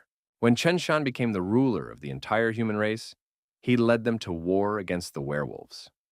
Under his rule, the human race was so powerful that the remaining werewolves did not even think of attacking humans again. Chen Shang is a great man, as hard and unbending as steel. But unfortunately, the immortals who held it in the beginning ended up losing to the Zhao Immortal clan. Unwilling to submit to Li Qinghe, he was executed by her, upon which the star of the great emperor was extinguished. From all these memories, Qin Yu sighed sorrowfully. Chen Shang told Qin Yu that he had heard about him, that he possessed a ninth stage sacred fire, and was generally very successful in cultivation for his age. He then asked why Qin Yu shook his head upon seeing him. Bai Feifei asked Qin Yu whether Qin Yu knew who he was standing in front of. After all, it was himself. Chen Shen ordered Bai Feifei to shut up, because of which she, frightened by the will of the prince, could not utter a word. Qin Yu asked the ninth prince not to think badly of him, as he wasn't trying to disrespect him at all. It was just that he was suddenly overcome with sorrowful memories. Chen Shang was surprised that Qin Yu knew him. He then told Qin Yu that he was only called the ninth prince by those who didn't know him. He assumed that Qin Yu knew who he was and suggested that he call himself Brother Chen. Qin Yu accepted Brother Chen's suggestions and asked if his companion could give up his desire to kill. Turning around, the prince noticed his servant's face, whereupon he mentally told the prince that the person in front of them was too dangerous. Just when he thought that he could kill Qin Yu stealthily, he immediately sensed it. The prince replied that Qin Yu was rumored to have gained incredible skills in the desert lands, and if he could gain his support, Qin Yu would be able to help realize the prince's ambitions. Hence, he didn't want to neglect this opportunity. Qin Yu admitted that he didn't know what Brother Chen's connection to the Jasper Fairy clan was, and pointing his spear at the clan head, Qin Yu said that he had already made a decision that today they would all perish. Bai Feifei was angry at such a statement and asked Qin Yu if he was crazy, because there was no way he could defeat them alone. Chen Shan revealed that he was barely familiar with the Jasper Fairy clan and said that he wouldn't stand in Qin Yu's way since he had a grudge against them. After which, the prince along with the servant distanced themselves so as not to disturb Qin Yu. Bai Feifei wondered why the prince did this. She wanted to know if he had decided to give them a test. Immediately afterwards, she released her aura and shouted to Qin Yu that whatever he had in mind, he wouldn't be able to. In the next instant, Qin Yu pierced her spear and was at her back. Finished with Bai Feifei, Qin Yu pointed his spear at the chapter and said that she was next. The Jasper Fairy head was angry at what Qin Yu had done and was going to deal with him quickly. But in the next instant, she suffered the same fate as Bai Feifei. The remaining members of the Jasper Fairy clan began to worry about what had happened to their head, and Qin Yu asked why they were still here. Immediately afterward, those hurriedly fled the battlefield. Qin Yu put away the war god's spear and said that this was the end of it. The prince, together from the servants, were stunned that Qin Yu didn't even hesitate before these killings, causing them to wonder what the Jasper fairies had done to him. Chen Shang tried to put on a smile and praised Qin Yu for his determination. He also said that since the Polar Sun clan was already gone, the Buddha Heart Temple was on the verge of becoming a major force in the Tianhe Empire. He said that although Qin Yu had killed the head of the Jasper Fairy clan, it did not mean that they had been completely defeated. Therefore, he suggested that Qin Yu put a final end to the matter. Chen Yu thanked Brother Chen and said that he would like to personally deal with all of this. Chen Shan decided not to change Qin Yu's mind, since he wished to do so, and asked if Qin Yu was going to go to the main Jasper Fairy Temple now, to which Qin Yu replied that he wanted to end this as soon as possible. Chen Shan asked if Qin Yu would mind if they went to the temple together, since he had nothing to do anyway, and at least they could chat on the way. Qin Yu said that he was fine with it, and they set off. Meanwhile, in the temple of the Jasper Fairy clan, two flames appeared beside the senior mentor, immediately after which they were extinguished. Realizing what had happened, the senior mentor cursed loudly. Immediately afterward, a student came to her screaming and asked what had happened. The mentor didn't hold back and revealed that the clan head and her daughter had just died. The apprentice realized that because of what had happened in this battle, their clan had been defeated, a complete and utter defeat. The senior mentor told them that a talent never seen before had appeared in the Celestial Empire, Qin Yu from the Buddha Heart Temple. He had upset the balance of power in the empire that had existed for hundreds of years. So the words that he had ruined their clan were true. The student asked if that meant they. Without listening to the apprentice, the senior mentor confirmed her assumption at once. There was no reason for them to stay here any longer, so she would fulfill her promise and take her apprentice to the desert lands. The apprentice thanked her mentor and, excited about the journey, ran to pack her things. A few days later, Qin Yu and the prince reached the temple of the Jasper Fairy clan. Except there's no one left here at all. Chen Shan assumed that they had just accepted defeat and left, and Qin Yu could only curse at this clan. Immediately afterward, the prince's acolyte returned to them and told them that no fluctuations in the spiritual aura could be felt in the entire temple grounds at all. And from the looks of it, they took all their clan's treasures with them when they left. To make sure of what was said, Qin Yu closed his eyes and used the insatiable Taote's sniff.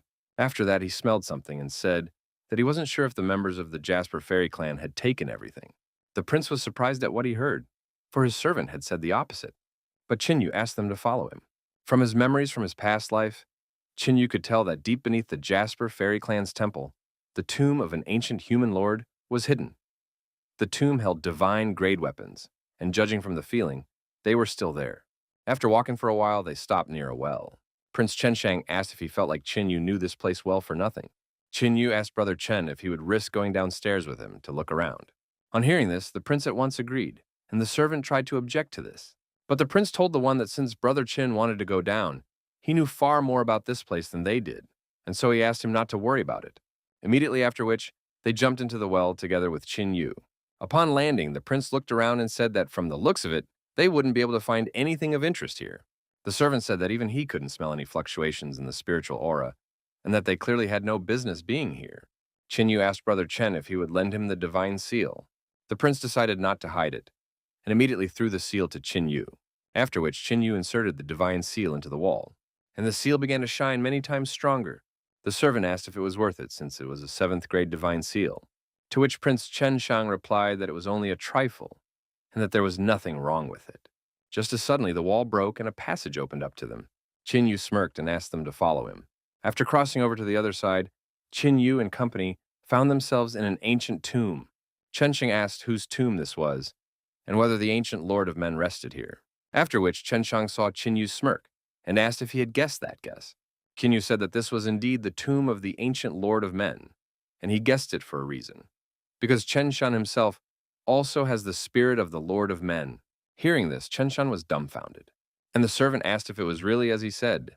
Tang Yun said that they would soon see everything for themselves and went to the sarcophagus.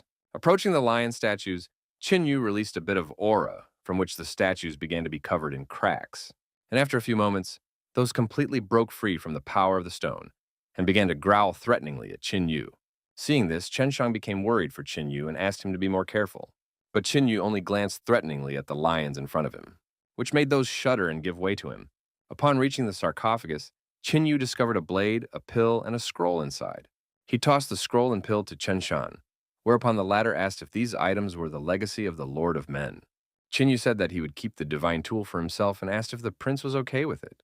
Prince Chen Shang replied that he didn't mind, since Qin Yu was the one who brought them to this tomb, and said that it would be fair if he took everything away as well.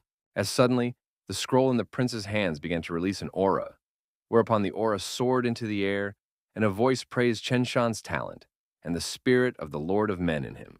After which, an elder formed from the aura, and he explained that he was the Lord of the Wei Yi people. After introducing himself, he immediately asked if Chen Shang had come to collect his heritage. Chen Shang greeted the Lord of Men and introduced himself as the Prince of the Tianhe Empire. Wei Yi was pleased with the young man's behavior. He said that Chen Shang was worthy of becoming his successor, since he sensed in him the soul of a Lord of Men and a great innate gift. Then he sadly explained to the prince that he had serious enemies, which could be a problem for the prince. Just as suddenly, Lord Wei Yi sensed something that was too strange. Immediately after which, he turned around and seeing Qin Yu, he realized what the matter was. Vladika laughed and explained that he understood what was involved. Lord Wei Yi used the scroll pill, after which he took the form of a beast and ordered the prince to accept his legacy. Immediately after which, he forcibly began transmitting a spiritual aura to the prince. The servant was worried about the prince, but Qin Yu asked him not to worry, as the prince would be perfectly fine after this. The prince's servant asked Qin Yu who he was, and how he managed to single-handedly deal with the Jasper Fairy clan, right after which he found the tomb of the ancient Lord of Men, and lastly summoned the one with such ease. He demanded that Qin Yu explain why he was trying to get close to the prince. Qin Yu explained that the meeting with the spirit-bearer of the Lord of Men was destined by fate. As for the prince, Qin Yu asked if they had met by chance. The spiritual aura still continued to rapidly fill the prince's body, and after a while Chen Shang finally opened his eyes. A servant asked the prince if he was all right, to which Chen Shang replied, as expected from a powerful ancient Lord of Men. His fame had spread for a reason. He then asked if he should worry about a great matter with such a powerful ability. Chen Shang recognized that he had met a tremendous fortune today, and thanked Brother Qin Yu for the good fortune he had given him. In gratitude, he promised that he would gladly help Qin Yu if he needed help. Qin Yu wished for the prince to make the best use of this power for the benefit of their race. Chen Shang slapped his chest and vowed that as long as he lived, he would do his best to protect their people. Finished with everything in the dungeon, the trio made their way outside. The prince wanted to talk to Qin Yu as they suddenly found themselves in the middle of a thunderstorm, and Prince Chen Shang's body began to spew out a huge amount of aura. Qin Yu realized that this was a bad matter, as it was a contradiction to the emperor's kui. The servant was frightened for the prince and asked what was happening to him, to which Qin Yu replied that Brother Chen received the emperor key from the ancient Lord of Men, but there is still an emperor in the Tianhe Empire. Since two tigers cannot live on the same mountain, the two emperor key fight to see who is better. Qin Yu admitted that he had forgotten about it because he had been inattentive, because of which the new emperor entered the arena, and chaos would once again reign in the Tianhe Empire. After a brief battle, Chen Shang in the guise of a tiger seized the moment and sank his fangs into the dragon-shaped Qi Emperor's neck. Immediately afterward, the dragon howled loudly and began to dissolve. Back on the ground, Chen Shang began to pant after fighting so hard. Meanwhile, at the Tianhe Imperial Palace, The emperor of the Tianhe Empire was practicing meditation. Suddenly he screamed, then started vomiting blood. He was furious and shouted that his kui of emperor had dissipated, after which he summoned the emperor's mentor, and the latter immediately appeared. The emperor's mentor asked what had happened to the one, to which the emperor replied that his chi emperor had begun to dissipate. The emperor's mentor asked how this was possible after all. His Majesty was under the tutelage of their Zhuanyuan clan, and the emperor's kui was too dense and there was no way he could take it and disperse. The emperor's mentor asked for His Majesty to take it easy and asked for permission to look at the problem, then opened his third eye. With a glance at the emperor's ki, the emperor's mentor was convinced of the problem, and blood flowed from his mouth. The emperor asked what was finally happening to him. The emperor's mentor replied that something really happened this time. After all, he had just discovered that there was a new owner of the emperor's kui in the Tianhe Empire, and the strength of this emperor's kui was much greater than the current emperor's. The emperor's mentor explained that the emperor's kui had been absorbed by a stronger kui, and that even he was unable to block that energy. From what he had heard, the emperor sank down and admitted that from now on it was all over. The mentor asked the emperor not to worry so much about it, as this world was changing very quickly. And even if a new lord of men was born, he wouldn't be able to take away the emperor's place. He also said that he had an idea. When the emperor heard about this, he was overjoyed and asked him to explain everything. The emperor's mentor explained that they just needed to gather the cultivator's kui and change it into the emperor's kui, after which the emperor could use it as he wished. The emperor asked his mentor to explain it to him in more detail, and the preceptor told me that all destinies in this world have the same end. All are generated by the heavenly Tao and have the same origin. If they gather together martial artists with great fortunes and make them fight so that their fortunes don't swallow each other up, and in the end one fortune will continuously strengthen. When a martial artist has supernatural luck, the mentor will be able to use secret techniques to take away his luck, and then recycle it into a new emperor's chai that the emperor can use. The mentor explained that without destruction there is no creation, and perhaps failure this time could be a new beginning. The emperor asked what they should do in that case, to which the mentor replied that the Tianhe Empire had been isolated for many years, so they would be able to take advantage of this opportunity to develop. The mentor suggested that they unite the neighboring empires and hold a great competition between cultivators. The mentor explained that the kui of the people of Tianhe would not be enough to accumulate the emperor's ki, but with the addition of other empires, the matter would end in success, and then the emperor would have the strongest emperor ki with which he could seize the fortunes of cultivators around the empire. The emperor realized that his empire could then use this opportunity to start a war and conquer everyone. Then the emperor laughed and began to praise his mentor for his well-thought-out plan. He entrusted the plan to the tutor himself. The emperor's mentor was clearly pleased with what he heard and asked to rely on him. Inside the Jasper Fairy Temple, Chen Shang asked Qin Yu if he really didn't want to go to the imperial city with them, to which Qin Yu replied that he would be powerless in the imperial city, and if he decided to go, he would only be annoyed. Therefore, he would return to the Buddha Heart Temple, since the Jasper Fairy clan had scattered anyway. Qin Yu asked the prince to by no means forget about the emperor chi concealment technique, as no one should find out about it, only if an extreme case came. Chen Shan asked Qin Yu not to worry about it, as he understood everything. Just as suddenly, Qin Yu said that he would go first and said goodbye to Chen Shan. Immediately afterward, he soared into the sky and flew towards the Buddha Heart Temple. Chen Shan boasted to the servant that they had managed to get a really big catch this time, to which the man replied that Qin Yu was too mysterious and unpredictable. The servant asked if the prince wanted him to follow him. Chen Shang said that there was no need for this, and if Qin Yu found out about the surveillance, there would be discord between them. Upon hearing this, the servant only frowned in agreement. Seeing this, the prince laughed and offered to leave this place, a large area of the inner hall, Buddha Heart Temple. Temple members collected treasures left behind by the Polar Sun clan and repaired buildings damaged in the defense of the temple. As soon as Qin Yu approached the disciples, he was immediately welcomed as their temple's mentor brother. Looking at their faces, Qin Yu felt slightly embarrassed, as collecting the Polar Temple clan's treasures had clearly worn them out. As soon as Qin Yu entered the main hall, Yetong along with Chen Shuang immediately rushed over to greet him. Yetong examined Qin Yu, and seeing that he was perfectly fine, she asked if he had really managed to deal with the Jasper Fairy clan alone. And Leng Chen Shuang covered herself with a blush and recognized that Qin Yu was astonishing them every time. But she had to say that after all such acts were very dangerous, whereupon she asked that he might henceforth let them help him. After talking to the girls, Qin Yu approached the head and asked where Qing Yao was now. Fu Yao asked Ye Tong to escort Qin Yu to his girlfriend.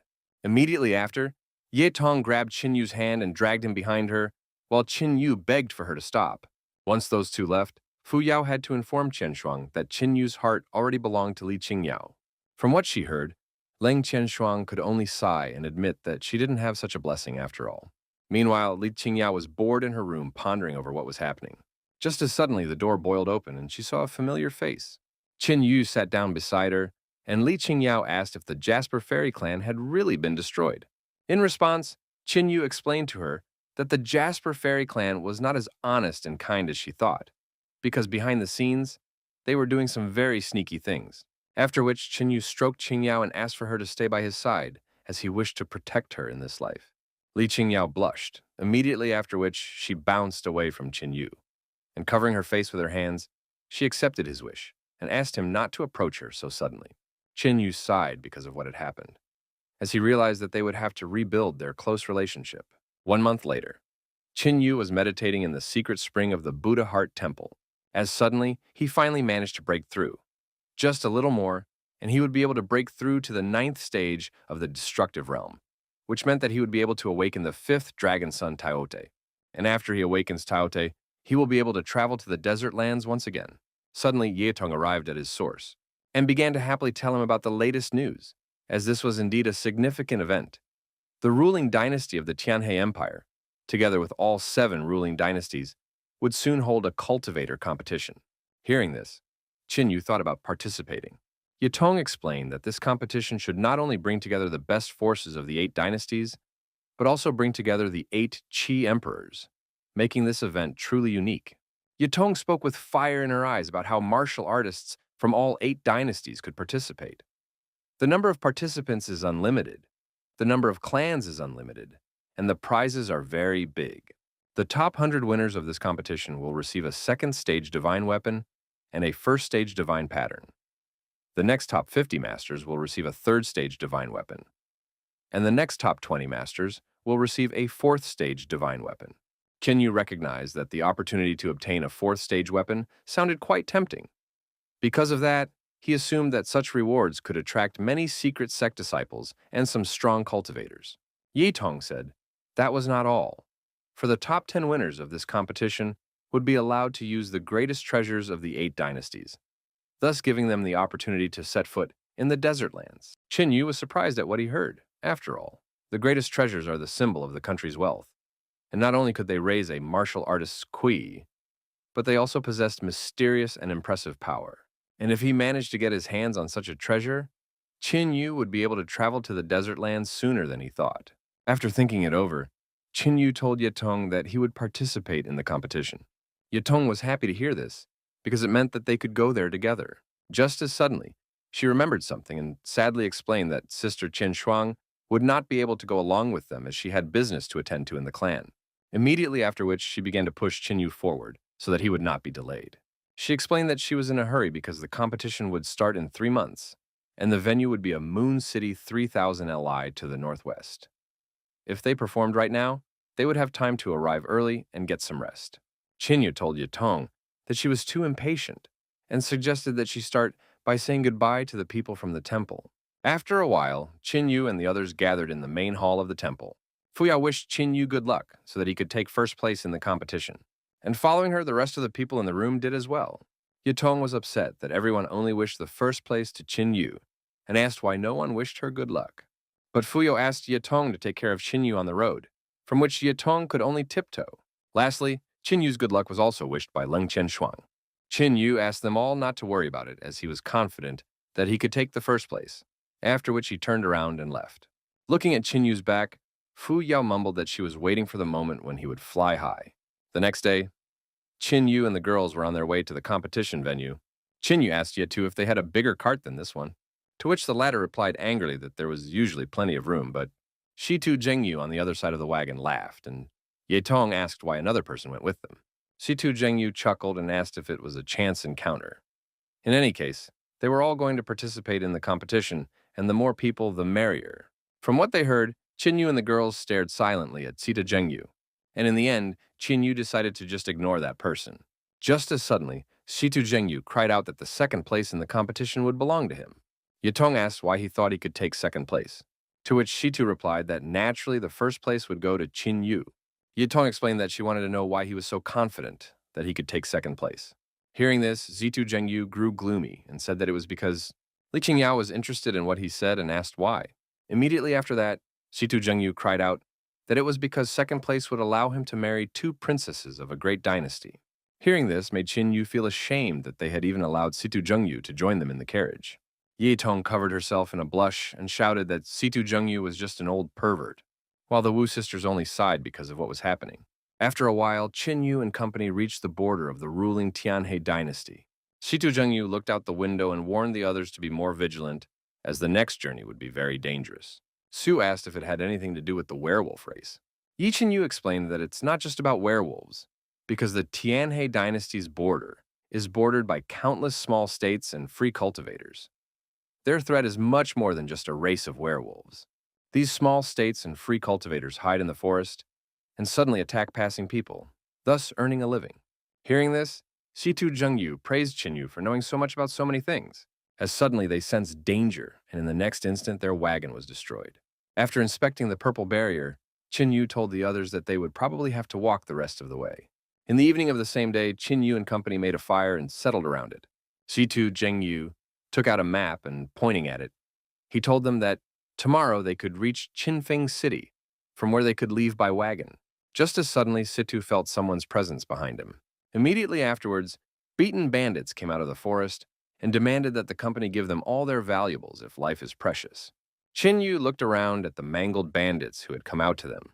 After assessing them, Qinyu realized that the highest rank amongst them was a destructive realm, and suggested that they were clearly not easy to cultivate. Hence, he advised them to leave immediately if they wanted to stay alive. Hearing this, the bandit leader became enraged and asked the insolent Qinyu not to blame him for his carelessness. Immediately after which, he pushed himself off the ground and attacked Qinyu with his crutch. But a moment before the attack, he stopped and warned Qinyu that he had one last chance to give up the treasure, or no one would be left alive. Qinyu asked the old man who he was and why he was using their Qin family's art. Hearing this, the old man realized who the person in front of him was, immediately after which he broke the distance and immediately ordered his men to retreat, after which they ran away from the company into the woods. Shitu Zhengyu asked Qinyu if he wanted to follow the bandits. Qinyu stood up and said that the old man's art was the Qin family's personal battle art. And judging from the look on his face, the old man was clearly frightened when he said this. Hence, Qinyu suggested that they all go after the gang to find out what was going on here. Fleeing with all their legs, the bandits took refuge inside the ruined temple. The gang guy was begging Old Man Hu for some water and trying to find out what happened to him. After which, the old man wept and confessed that he had dishonored the Qin family, and on top of that, someone found out. Just as suddenly, Qinyu opened the temple door and stepped inside. Qinyu asked the old man who the old man really was. Not knowing what to say, Old Man Hu tried to distract his interlocutor from the question and asked who he was. But to his surprise, he called himself Qin Yu from the ruling dynasty of the Divine Sword Dynasty. Hearing this, Old Man Hu immediately jumped up. But Qin Yu was able to react in time and chained the old man. The guy asked Qin Yu what he was doing, but Old Man Hu ordered him to watch his manners, after which he ordered Shilan to take the rest of the men and leave the temple.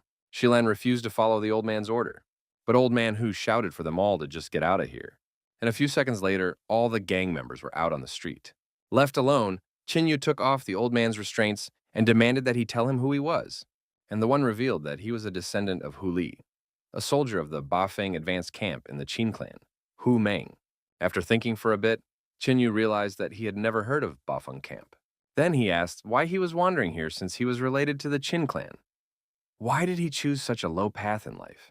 Old man Hu Meng admitted that he didn't want this kind of life either, but he had no other choice. Qin Yu demanded that he elaborate on everything, as he had enough time to listen to his explanations. Hu Meng sat down and began his story from the Bafeng camp. 30 years ago, his father, Hu Li, was the personal guard of the head of the Qin family, Qin Heng. But one day, he was ordered to lead the Bafeng squad and go to the Qinfeng family border to complete a mission. Hearing this, Qin Yu was surprised because Hu Li was his grandfather's personal guard. Hu Meng said that in those days, some really powerful people appeared in Qinfeng. These people committed various atrocities, and the sovereign of Qinfeng had an unbearable burden on him, because of which he asked for their help. Upon arrival, the squad managed to deal with these people, and he mistakenly thought they could come home victorious. Suddenly, one mysterious strongman appeared in front of them, and in almost an instant, he was able to completely destroy the Bafeng camps. Huli resisted the enemy at the risk of his life. That was why he was able to escape from there and survive. After escaping, Humeng wanted to return to the Bafeng family and camp in the ruling Qin Divine Sword dynasty, but accidentally learned that this mysterious person has a connection with the young sovereign of Qinfeng country. That man sent an army to search for their tracks, and they were blocked from all escape routes, leaving them in a desperate situation, and in the end, they were only able to hide with their family. What was even more desperate was that the young lord of Qinfeng country had informed the Qin family that the Bafeng camp had been destroyed, and even sent a few corpses of soldiers back to the Qin family as proof. This act finally severed the Qin family's hope that the Qin family would save them. The children in the gang are all descendants of people from Camp Bafeng. Humeng revealed that for the past 30 years, he has been looking for breakthrough opportunities many times, but always failed in the end. He wishes to die, but if he just dies, how will he order his descendants from the afterlife? After all of this, Humeng changed his appearance and began to engage in robbery, hoping that the children could get on with their lives. Humeng knelt down in front of Qin Yu and cried out that he had dishonored the Qin family and deserved to die. But those children were not to blame for all of this. He only wishes to die and wash away the stains of disgrace from the Qin family. Tears began to flow from the old man's eye, and he begged Qin Yu to contact the Qin family to take these children away. Realizing what the matter was here, Qin Yu told the old man that just as suddenly, Shilan burst into the temple and shouted that a bunch of cultivators had appeared outside. Humeng was shocked by what he heard and started shouting that Qin Yu had tricked them, and he wasn't actually from the Qin family. Qin Yu replied that he had no reason to be deceived and offered to go outside to see what was going on outside. For 30 years, Qin Feng's men have been hunting to kill his Qin family's men. The debt of blood must be covered with blood. A squad from Qingfeng had gathered outside the temple, and the people from the gang were trembling with fear. The leader of the squad looked around the gang and said that there were only ugly and disabled people among them. Then he asked why they were wasting his time if they could just die in peace. Immediately after which, Qin Yu and Humeng walked out of the temple. Seeing Humeng, the woman was pleased that she had finally found him. Qin Yu, on the other hand, realized that he didn't know the person in front of him. Noticing Qin Yu, the woman said that he looked quite elegant and offered to go along with her, calling herself Sis. Qin Yu walked out to the stranger and asked if she was the one who had been following them everywhere all these years. She replied that there were many people who wanted to kill Humeng and his men, but she only wanted Humeng himself. However, her luck had come today, and it was her turn to become rich. After which she touched Qin Yu and offered him a chance to survive, as he looked much better from the others. Just as suddenly, Qin Yu grabbed her by the throat and said that right now, it was better for her to just die. Gasping, the woman asked who he was and what kind of things Humeng had given him, after which she offered to give him twice as much, or even 10 times as much. With her last strength, she cried out that he couldn't kill her, for and in the very next instant, Qin Yu took the life of the woman chasing his men. Qin Feng's soldiers were dumbfounded by what had happened and shouted that they should run away, as this guy had just killed the heir to the throne's wife. Just as suddenly, the image of Yazi's ghost formed behind Qin Yu's back. He said that no one would leave, immediately after which Yazu's ghost exhaled a huge amount of spiritual aura, sweeping away everything in its path. Seeing their enemies killed in a pitiful moment, Humeng wept with joy, for they had another chance. Qin Yu said that, according to the people who attacked them, there were a lot of people who wanted to kill them, and so he wanted to find out who it was. Humeng understood what he wanted and said that it couldn't be done. Although Qinfeng is a small state, but there are many strongmen here. Just now, only one of them was killed, causing Qin's people to be exposed soon. Humeng said that he would stay here to distract the enemies and pointed at the children and asked Qin Yu to just take them with him. Qin Yu explained that from now on they should all follow him since the former Qin family was no more. Old man Humeng was surprised at what he heard and asked what Qin Yu meant, to which the man replied that he would tell about it later. But now he must find out who the other people threatening his family were. Humeng said that everyone else belonged to the lineage of the young lord of Qinfeng country, now the sovereign of Qinfeng country. Qin Yu smirked and said that it was great since this country would soon fall. Suddenly, the barrier next to the ruined temple cracked, and out of it, Situ Zhengyu appeared along with the rest of the company. As he approached the temple, Shitu Zhengyu admitted that he had in no way expected to meet the last people related to the Qin family. Seeing the strangers, Hu Meng was wary and asked who they were. But Qin Yu stopped him, saying that these were his men. Qin Yu apologized for disturbing them and asked to dispose of them while he had to leave for a while. Hu Meng said that Qin Yu shouldn't leave now, because the first priority was to return to the Qin family and report the situation. From which Qin Yu turned gloomy and once again said that the former Qin family no longer existed. The old man was stunned by what he heard and asked what the words meant, to which Qin Yu replied that the specific circumstance of the cases would be explained to him in detail by the sisters of the Wu family. Suddenly, Shilan asked Qin Yu to stop, and bowed and asked Qin Yu to take him with him. Shilan said that although he doesn't have any abilities, he won't be a burden. All he wants is to see his enemies die in person. Humeng ordered Shilan to shut up, but Qin Yu replied that he would no doubt take him along since he wouldn't be a burden. After which, Qin Yu grabbed Shilan's hand and headed towards Qingfeng State. After a while, Qin Yu, together with Shilan, arrived at the capital of Qinfeng State. After looking around, Shilan pointed at the tower and said that they should go there. At the same moment, inside the tower, the sovereign was enjoying a hot bath. The maid bowed to the sovereign and reported that no one could find Hu Meng. The sovereign said they were all just a bunch of scum, because in how many years they couldn't even catch a few rats with nowhere to go. The maid explained that it was because Hu Meng was too cunning. She asked the sovereign not to worry, as she would personally find Hu Meng and bring his head. Hearing this, the sovereign shouted that he didn't want Hu Meng's head, he wanted all of their lives. As suddenly they heard a voice. An unknown person shouted that if the sovereign wanted the death of the Qin family people, then he should at least comply with it. The sovereign and his servant immediately turned towards the voice, and the next instant it shattered the roof of the tower. Shilan took off his mask and shouted to Qin Yu that the person in front of them was the sovereign. The servant girl recognized Shilan and explained to the sovereign that he was the person who was always near Hu Meng. Upon hearing this, the sovereign smirked and began to scoff at the fact that Shilan had dared to come to meet his death. Immediately after that, he ordered Shilan to be killed, and the servant girl, along with the shadow assassins, attacked Qin Yu with Shilan.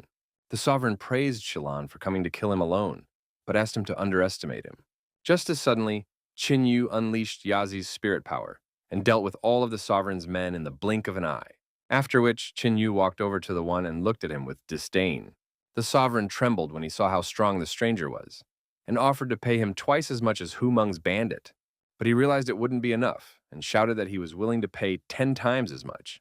Qin Yu told the sovereign that he was from the Qin clan, which frightened him even more, after which he sat down and asked if he was trembling because he was afraid. And when he was torturing the people of the Qin family, did he think about what might happen today? The sovereign raised his hands and explained his actions by saying that he had mental wounds and was forced to do so, but he would only tell the truth if Qin Yu spared him. Hearing this, Qin Yu told the sovereign that he had no right to negotiate with him. Immediately afterward, the sovereign cried out that by killing him, Qin Yu would never know the truth, and he would never know who was the instigator of all this. After thinking for a bit, Qin Yu agreed that he would spare the sovereign on the condition that he would tell the truth, but Shilan objected to this and shouted that the sovereign must die. Hearing this, Qin Yu glared at Shilan, causing the latter to be forced to retreat, whereupon the sovereign ordered Qin Yu to swear that he would not kill him. Qin Yu did not object, and immediately swore with his spiritual aura that he would not kill the sovereign if he told the truth, immediately after which a thread separated from his aura. Realizing that he would survive, the sovereign laughed, after which he told him that his country, Qingfeng, was just a small country, and unless he was ordered to, there was nothing he could do. After which he asked if he could go against the ruling Qin Divine Sword dynasty alone. Qin Yu shouted that he didn't want to hear any idle chatter from that one. Startled, the sovereign jerked back and immediately revealed that someone had instructed him to eliminate the Bafeng squad of the Qin family. He was not a sovereign then, only a crown prince. But the stranger promised that he would make him a sovereign. Qin Yu demanded that the sovereign, said who, give him the order, to which the latter replied that he did not know it. Immediately after which, Qin Yu grabbed him by the throat and said that the man clearly didn't value his life. Squirming in pain, the sovereign explained that that person had not shown up from the beginning to the end. All he knows is that that person's cultivation is truly astounding, and he has a rough guess as to who it might be. The sovereign said that even though he was secretive, he wasn't the type of person who humbly waited for his death. According to his demeanor and clothing, he could only assume that this person was probably from the imperial family of Hao Yue country. Qin Yu was surprised at what he heard, wondering why the sovereign had brought Hao Yue country into this. After all, even in his other life, he had never heard of Haoyu country having anything to do with the Qin family. Seeing Qin pondered, the sovereign was frightened and shouted that it was true, and if it was a lie, the heavens would punish him with a painful death. Realizing that this was indeed true, Qin threw the sovereign aside, and with a disdainful glance at the one said that he would not kill him. The sovereign realized that his life had been saved and began to laugh. Just as suddenly, he was restrained by Qinyu's spiritual aura. Yi Qinyu asked Shilan what he was waiting for. After all, this was his chance. Hearing this, Shilan roared and struck the sovereign, shouting that this strike was for Old Man Hu. He dedicated the next two strikes to Sanlan and Chilan. He beat the sovereign for Xiaowu, for Shuqi, and other tribesmen killed because of him, and he struck the last blow for himself. After being beaten, the sovereign was forced to admit his stupidity, because if he had known about it, he would not have spared them. Then he coughed and asked Qinyu if he thought he had won. Sovereign told him that he still had a son who would avenge him and kill every last survivor, after which he started laughing madly. But his laughter was interrupted by Shilan's last punch. Tears sprang from Shilan's eyes, and he told his fallen comrades that he had avenged them all. Somewhere in the forest, Situ Zhengyu finished his account of what had happened to the Qin clan. Listening to all of this, Old Man Humeng sobbed uncontrollably because his family was facing such a great calamity. Fortunately, their young master was with them. Moments later, Qinyu and Shilan returned to the camp. Upon seeing them, Humeng immediately shrieked with joy and bowed, greeting the young lord of the Qin family. Shilan ran up to the old man and grabbed him by the shoulders, joyfully telling him that he had killed Sovereign Qingfeng with his own hands. Qinyu lifted up the old man, and the old man began to thank Qinyu for their revenge had finally come to fruition. Qinyu replied that this was not the end, as they still had to find the person behind it all. And according to Sovereign Qin Feng, the imperial family of Haoyue country was behind it. Old Man Humeng wished to go to Haoyue country with Qinyu, but the latter refused him and explained that there were more important things for the old man to do. Humeng wished to hear what the young master wanted to order him to do, and Qinyu explained that since the Qin family's bloodline had been preserved, it was only natural that it should not dissipate from now on. And so he ordered Ba Feng's squad to listen to his orders. Qinyu ordered them to return to the divine sword-ruling dynasty and restore the Qin family. The other members of the Ba Feng squad honorably accepted this order. And Old Man Humeng slapped his chest and said that he would do it even at the cost of his own life. After which, Old Man Hu looked up into the sky and swore to his father that he would restore the Ba Feng camp to its former glory. 2 months later, Haoyu Imperial City. Qinyu stepped out of the cart and looked around. After him, the girls came out and began to wonder childishly at the size of the city and the number of people around them. Qinyu felt embarrassed and asked them to be a little more serious.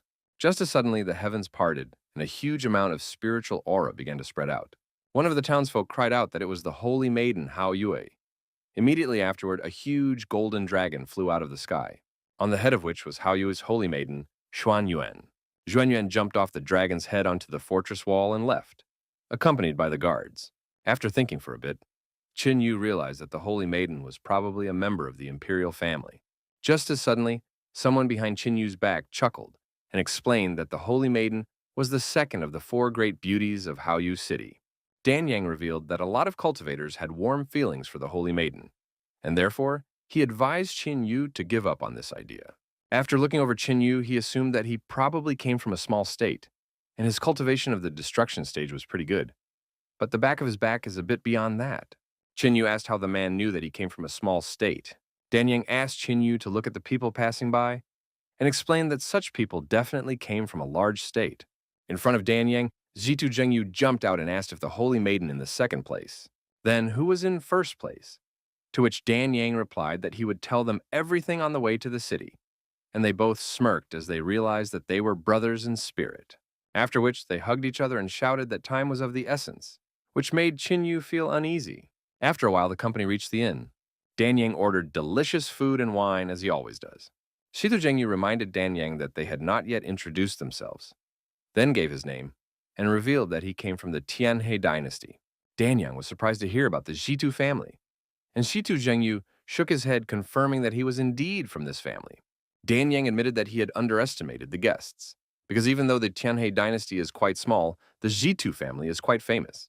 Shitu Zhengyu decided not to linger, and asked Dan Yang to tell him about the 4 beauties of Haoyu City. And he gladly agreed. He said that there were 4 beauties in their town, and he would start with the 4th. She is the head of the Divine Refinement sect who is known as the most talented vessel-casting cultivator. Shitu Zhengyu's eyes shone, and he recognized that she was indeed a talent. In third place is the brave woman from the Moonwolf Court. Toba Yanyan is an amazing woman. Upon hearing this, Shitu Zhengyu asked Dan Yang to tell more about her. Just as suddenly the door opened and the waiter told the guests that their food was ready. Following the waiter, a certain man entered the room. Dan Yang immediately recognized the third prince and greeted him, to which the latter replied that sooner or later Dan Yang would lose all his possessions. After all, organizing a banquet, it is worth inviting people with power and experience. Jitu Zhengyu awkwardly chuckled and told the prince that it wasn't their fault. Dan Yang confessed that he didn't know why the third prince was looking for him, or what instructions the third prince would give him. The third prince gave Dan Yang a ring and ordered Dan Yang to send his sister a gift, which would be a mechanism at his house. As he left, he remembered the wild beast near Dan Yang's house, and so he ordered it to be sent as well. For tomorrow was Yanyan's birthday, and he must give it to her. Dan Yang said that he could give the prince the mechanism, but there's a problem with the wild beast. The wild beast is too strong, even though it has been in confinement for 100 years, but still no one has managed to tame it. To which the prince replied that Dan Yang just had to prepare the beast for tomorrow. Kinyu was surprised when the prince said that the person in front of him was Dan Yang. After all, in a past life, that was the name of the man who put the entire city of Haoyu on fire. Shitu Zhengyu asked Dan Yang who this person from the imperial family was. Dan Yang revealed that he was the third prince of the Haoyu imperial family. He was very talented and had a strong cultivation. He will only turn 25 years old this year, yet he has already reached the 5th stage of the destructive realm. There's a chance that before the age of 30, the prince will be able to break through the destruction realm and reach the void realm. Furthermore, the third prince had already been to the Great Wasteland and had apparently found great fortune. In the previous year, after being only at the 4th stage of the destructive realm, he was able to defeat a strong cultivator at the 7th stage of the destructive realm, and now he would probably be able to fight even those at the 9th stage. Shitu Zhengyu said that in Haoyu City, the prince might be a talent, but compared to the rest of the world, he is a nobody. After which he glanced at Qin Yu and asked if that was the case, but there was only silence in the air. To dispel the awkwardness, Zitu Zhengyu asked Dan Yang who was the first beauty of Haoyu City, to which the man replied with a smirk that it was his sister. Out of surprise, Zitu Zhengyu spat out the drink he had recently drunk at the other person. Dan Yang angrily asked what it was, and if Zitu Zhengyu thought he was lying. Then he shouted that he knew that they would not believe him, and therefore from this day on, they would all live in his house so that they could realize that his words were true.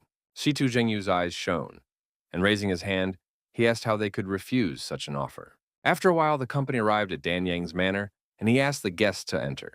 Afterward, everyone saw a house almost falling apart. From what he saw, Shitu Zhengyu was at a loss for words. Dan Yang explained that his house was in quite a state of disrepair, and asked if they would mind, to which Shitu Zhengyu replied sternly that they wouldn't. Suddenly, an unbridled aura wafted from the side of the house, almost knocking them off their feet. Dan Yang explained that it was all because of the wild beast, and asked the guests not to take offense because of it. After feeling this aura on him, Qin Yu asked if they could see this beast. Dan Yang asked why not, and led them to the beast's den. Upon arriving at the beast's lair in the backyard of Shitu Zhengyu, was horrified by such ferocious qi emitted by the beast. And even Qin Yu was forced to admit that this qi was indeed fierce. Being exposed to such ferocious qi, Yetong and Li Qingyao felt uncomfortable. Seeing this, Qin Yu explained that this beast's aura was too ferocious, and that they would not be able to be near the beast due to their lack of cultivation. Hence, he advised them to leave.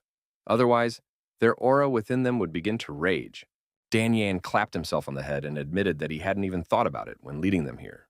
He then called Xiao Zhouzi and ordered him to take the guests away and take care of them. As soon as Xiao Zhouzi led the girls away, Dan Yang broke the seal of the beast's lair. Immediately afterward, a loud roar was heard, and a beast emerged from the den. Seeing him for himself, Shitu Zhengyu was forced to admit that this was indeed a strong guy. Dan Yang said that his ancestors captured this beast, after which imprisoned it in this place for hundreds of years. Over the years, they had tried every way to get rid of this ferocious qi, but all to no avail. Furthermore, the beast's power had only increased over the years, causing his family to have to create various spells, formations, and restraint arts to keep the beast here. Suddenly, Qin Yu stepped in front of Dan Yan, causing the latter to try to ask what Qin Yu was up to. Approaching the beast, Qin Yu told the beast that he could understand its feelings. After all, it was imprisoned here by force, causing it to be full of resentment, helplessness, and hatred. After which, Qin Yu asked Brother Dan if he could have this beast for himself. Dan Yang was surprised to hear this, after which he apologized and explained that it was impossible. Shitu Zhengyu clapped Dan Yang on the shoulder and said that if money was the problem, he could take it easy and offer his price. Dan Yang explained that the problem was not money. The problem was that the third prince had dared to get the beast, and if he gave the beast to Qin Yu, the prince would not let him live on. Shitu Zhengyu told Qin Yu that Dan Yang was telling the truth, and that if Qin Yu really wanted a beast, then they should turn to the beast. Taking another look at the beast, Qin Yu agreed that he would have to talk to the prince. Immediately after which, Shitu Zhengyu remembered something, and poking Dan Yang with his hand, asked about his sister. Dan Yang chuckled and admitted that he had almost forgotten about it. At this one, they had guests over. Toba Yanyan asked if this was the place where the Dan family had imprisoned the beast, to which Dan Yana's sister replied that she would definitely like the beast. Hearing Zhuiying's voice, Dan Yang immediately turned around, and Zhuiying was surprised by his company and asked who these people were. Dan Yang revealed that the two are good friends of his whom he recently met. He introduced Saitu Zhengyu first, and after that he introduced Qin Yu. He then introduced his younger sister, Dan Shuiying and Toba Yanyan, whom he recently talked about, to the guests. Looking at Yanyan, Situ Zhengyu recognized that she was really not bad and raised a finger up, causing her to frown and call him promiscuous. Right after that, Jitu Zhengyu showed her his pumped-up breasts and said that looks can be deceiving. Then he offered her to spend the night with him to find out if he was promiscuous or not. Unwilling to tolerate this, Toba Yanyan slapped Sita Zhengyu and ordered him to bend somewhere. She then picked him up and threatened to kill him if he continued to molest her, to which Shitu Zhengyu replied that he liked such an energetic girl. Dan Yang asked Yanyan to calm down as he was sure that Situ Zhengyu was not a promiscuous person at all, then asked her the reason why she decided to pay them a visit. Dan Shuang reminded her brother that tomorrow would be Yanyan's birthday, and so she would like to give her the beast as a gift, which made Dan Yang uncomfortable with how many people wanted to claim this beast. Dan Shuang frowned and asked what his facial expressions meant, and Yanyan promised that she wouldn't insist if he didn't agree. Dan Yang sighed and explained that it wasn't about his decision, but the fact that this beast had become a tidbit. He decided not to keep it from Yanyan, and revealed that he had recently met the third prince, and the latter had asked for this beast to give to her as a birthday present. Realizing what the matter was, Toba Yanyan ordered Dan Yang not to sell the beast to the third prince, and asked at what price he would sell the beast to her. Dan Yang didn't know what to say and looked at Qin Yu. Qin Yu then went to Yanyan and asked her to give him the beast, after which she smiled and said she was happy to agree to give in. Qin Yu was surprised at how easily Toba Yanyan agreed to this, and even Zitu Zhengyu and her brother were surprised by what they heard, after which she explained that she would concede the beast if Qin Yu could surpass her. Qin Yu agreed to this, and asked what he should surpass her in, to which Yanyan replied that since the beast was their target, the one who tamed it would win. Realizing that he had a good chance, Qin Yu immediately agreed with her, from which Dan Zhuiying chuckled and explained to Qin Yu that he would definitely lose after all. There were only a few people in the world capable of surpassing Yanyan in beast subjugation. Qin Yu replied that since there were a few people, he also had the ability to surpass her. Dan Shuang gave a thumbs up and admitted that she admired his confidence. But even so, Yanyan would not lose. After all, she had fully mastered her family's subjugation technique, and in terms of talent, no one could compare to her, not even in 1,000 years. Moreover, Yanyan grew up together with the beasts. Hearing this, Situ Zhengyu and Qin Yu were shocked, and Toba Yanyan said that Sui Ying was telling the truth. She actually grew up with beasts since she was a little girl, and so for the sake of fairness, she offered Qin Yu to start first. But Qin Yu refused as he was curious to see how the beasts were tamed by someone who had grown up with them. Lastly, Yanyan warned Qin Yu that he wouldn't stand a chance if she subdued the beast. As soon as Yanyan approached the beast, it roared, releasing its aura, from which she covered herself with her hand, and recognized that he was indeed a very fierce guy. She then took out a bottle and asked the beast not to be afraid of her, as the Kona was not going to harm him. After inhaling the elixir, the beast calmed down and laid down in front of Yanyan. Yanyan approached the beast and stroked it, and told it that she knew that it was imprisoned here, because of which its soul was filled with anger and resentment. Leaning closer to him, Yanyan promised the beast that she would save him. She told the beast that she had grown up with beasts since childhood, and so she asked if he could sense that aura from her. Happy for her friend, Dan Shuiying said that Yanyan was waiting to win, and Dan Yang awkwardly told Qin Yu that probably this beast had already been tamed. Toba Yanyan turned to Qin Yu and said that he had lost. Afterwards, she asked the beast if he would go with her, and she cut her finger to get a drop of blood out of it. Bringing the drop to the beast, Yanyan said that from now on, she and the beast would share the same fate.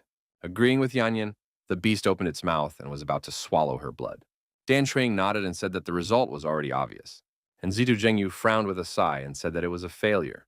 But Qinyu smirked and asked Yazi if he was going to spring into action, immediately after which Yazu's spirit spurted its blood into the beast's mouth.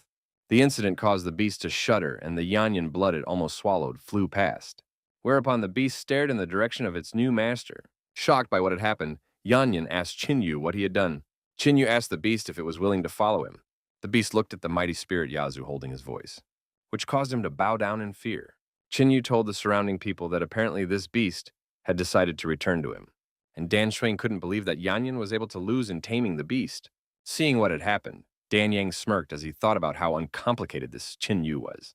Sutu Zhengyu ran up to Qinyu and patted his shoulder and began to praise him. Toba Yanyan admitted her defeat, as she didn't even expect that she could lose using the beast subjugation technique that she was so proud of.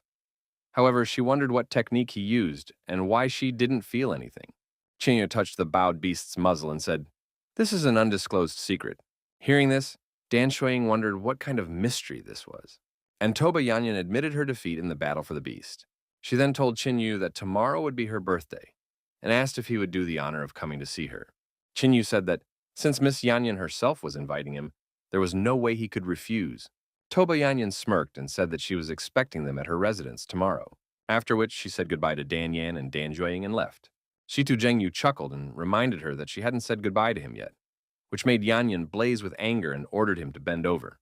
From what he heard, Shitu Zhengyu awed and asked if this was love at first sight, which made Qinyu feel slightly uneasy. Dan Yang congratulated Qinyu on taming the beast and advised Qinyu to rest since it was already late, for he would have a fierce battle tomorrow. Qinyu asked what kind of fierce battle awaited him, to which Dan Yang replied that Qinyu would understand everything tomorrow.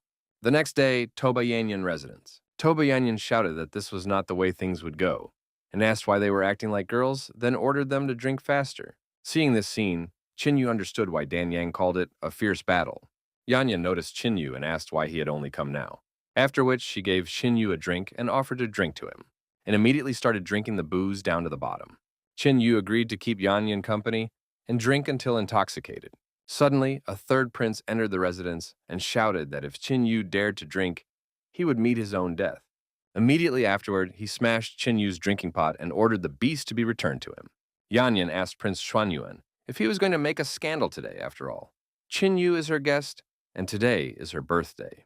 To which the prince replied that Qinyu had insulted him by stealing the beast he was going to present to her as a gift. Toba Yanyan explained to the prince that that beast Qinyu had gotten at the expense of his abilities, and asked the prince to leave and not interfere with her drinking if he had nothing to say to her. But Prince Xuanyuan held out a box to Yanyan, and he said it was his gift and he didn't know if she would like it. To which Yanyan replied that she wasn't interested in the gift and asked why it was still here. In order for Yanyan to accept the gift, the third prince told her that it was a soul subjugation smoker that had been kept in Father Emperor's treasury for many years. And the most important thing was that it was very important to beasts. In response, Yanyan shouted for him to get out of here right now. Suddenly, a carriage pulled up to the residence, and the holy maiden Haoyu stepped out of it. The holy maiden greeted Sister Yanyan and said that she looked even more manly now.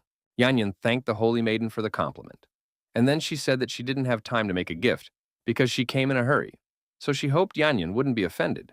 Yanyan admitted that she was very happy already because of Sister Haoyue coming to her and she didn't need any gifts. After which she remembered her new friend and decided to introduce them. She introduced him as Qin Yu, the son of the Qin family from the Tianhe Empire. Hearing this made Xiao Yu feel uneasy, but after a moment she sighed, hiding her surprise over the Qin family member. Noticing this, Qin Yu immediately suspected that there was clearly something wrong with Zhuanyuan Haoyue.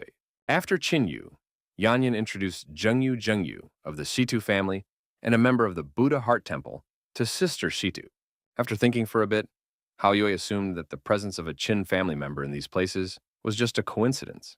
Qin Yu told the holy maiden that he had heard about her for a long time, and only today was the first time he had seen her, causing him to immediately realize that her fame was spreading for good reason. Hence, he asked for permission to introduce himself once more. He is Qin Yu from the ruling dynasty of the Qin Divine Sword Dynasty, and he is also one of the members of the Bafeng army. Hearing this, Haoyue was stunned. She acknowledged that Mr. Qin is indeed a talented person, but she can't continue chatting since she has some business to take care of, which made her have to leave first. Prince Juanyuan asked his little sister what could be more important than Yanyan's birthday, but she only looked at the prince contemptuously, putting him in a stupor as he couldn't figure out what was wrong. Yang Yan asked Hao Yue to take care of herself, whereupon she wished Yang Yan the same and left the party.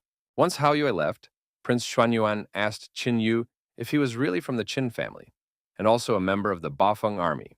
Qin Yu replied that it was true, as the prince suddenly embraced him and said that he didn't recognize his own, because until you fight, you don't know each other. He and the Bafeng army have a history together.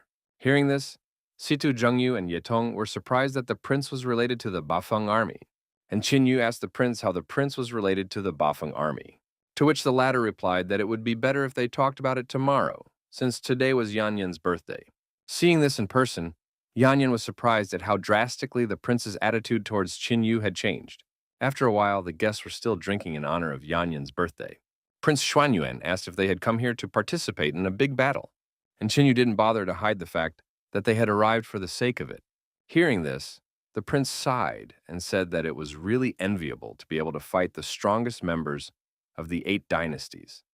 He said that he would also like to go, but unfortunately, only the eldest sister and the 9th prince of the Hao Yue royal family were eligible.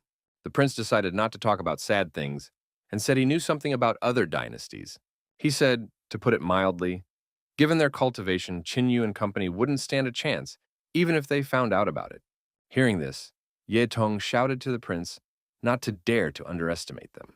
And Zitu Zhengyu said that they would think of it as a preliminary introduction about every talented person from every dynasty. After which the prince said that the leaders of the 8 ruling dynasties appeared continuously, but among them there were only 3 to pay attention to. These 3 were the top 3 in this great competition. He assumed that they knew that his sister's talent was at the highest level. But even so, she wouldn't be able to withstand 100 blows from these 3. These 3 were Zhang Feiye of the Shishui clan of the Shishui ruling dynasty, Emperor Zhou's son Tianlin of the Dazhu ruling dynasty, and Chen Sheng of the Luoji ruling dynasty. Situ Zhengyu said that he had heard of Zhang Feiye. She was rumored to be a once-in-100 years female leader. As in talent and looks, she's great at everything. Qin Yu asked the prince what cultivation these 3 had, and the one revealed that Zhang Feiye was 27 this year, and she was already at the peak of ascension. She also possesses several divine weapons of the 3rd level and above, and she is supported by the great Yin Immortal clan. Rumor has it that she was accepted as an apprentice by an elder of the Immortal clan, and among all 3 of them, she probably possesses the most number of weapons. As for Zhou Tianlin, he is ruthless and willing to do anything to achieve his goal. He is 35 years old, and has probably already broken through to the immutability realm. Although Zhou Tianlin has not received any support from immortals, he is extremely talented and has created his own technique that makes him stronger when he meets the strongest. No one knows what his strength lies in. All that can be said is that Zhou Tianlin is the most terrifying opponent of the 3. As for Chen Sheng, this person is very secretive. Many years ago, he achieved fame and defeated all the leaders of dynasties, becoming invincible. In addition, Chen Heng has excellent qualities as a human being. Not only did the clans he defeated not complain, but they learned his best techniques from him.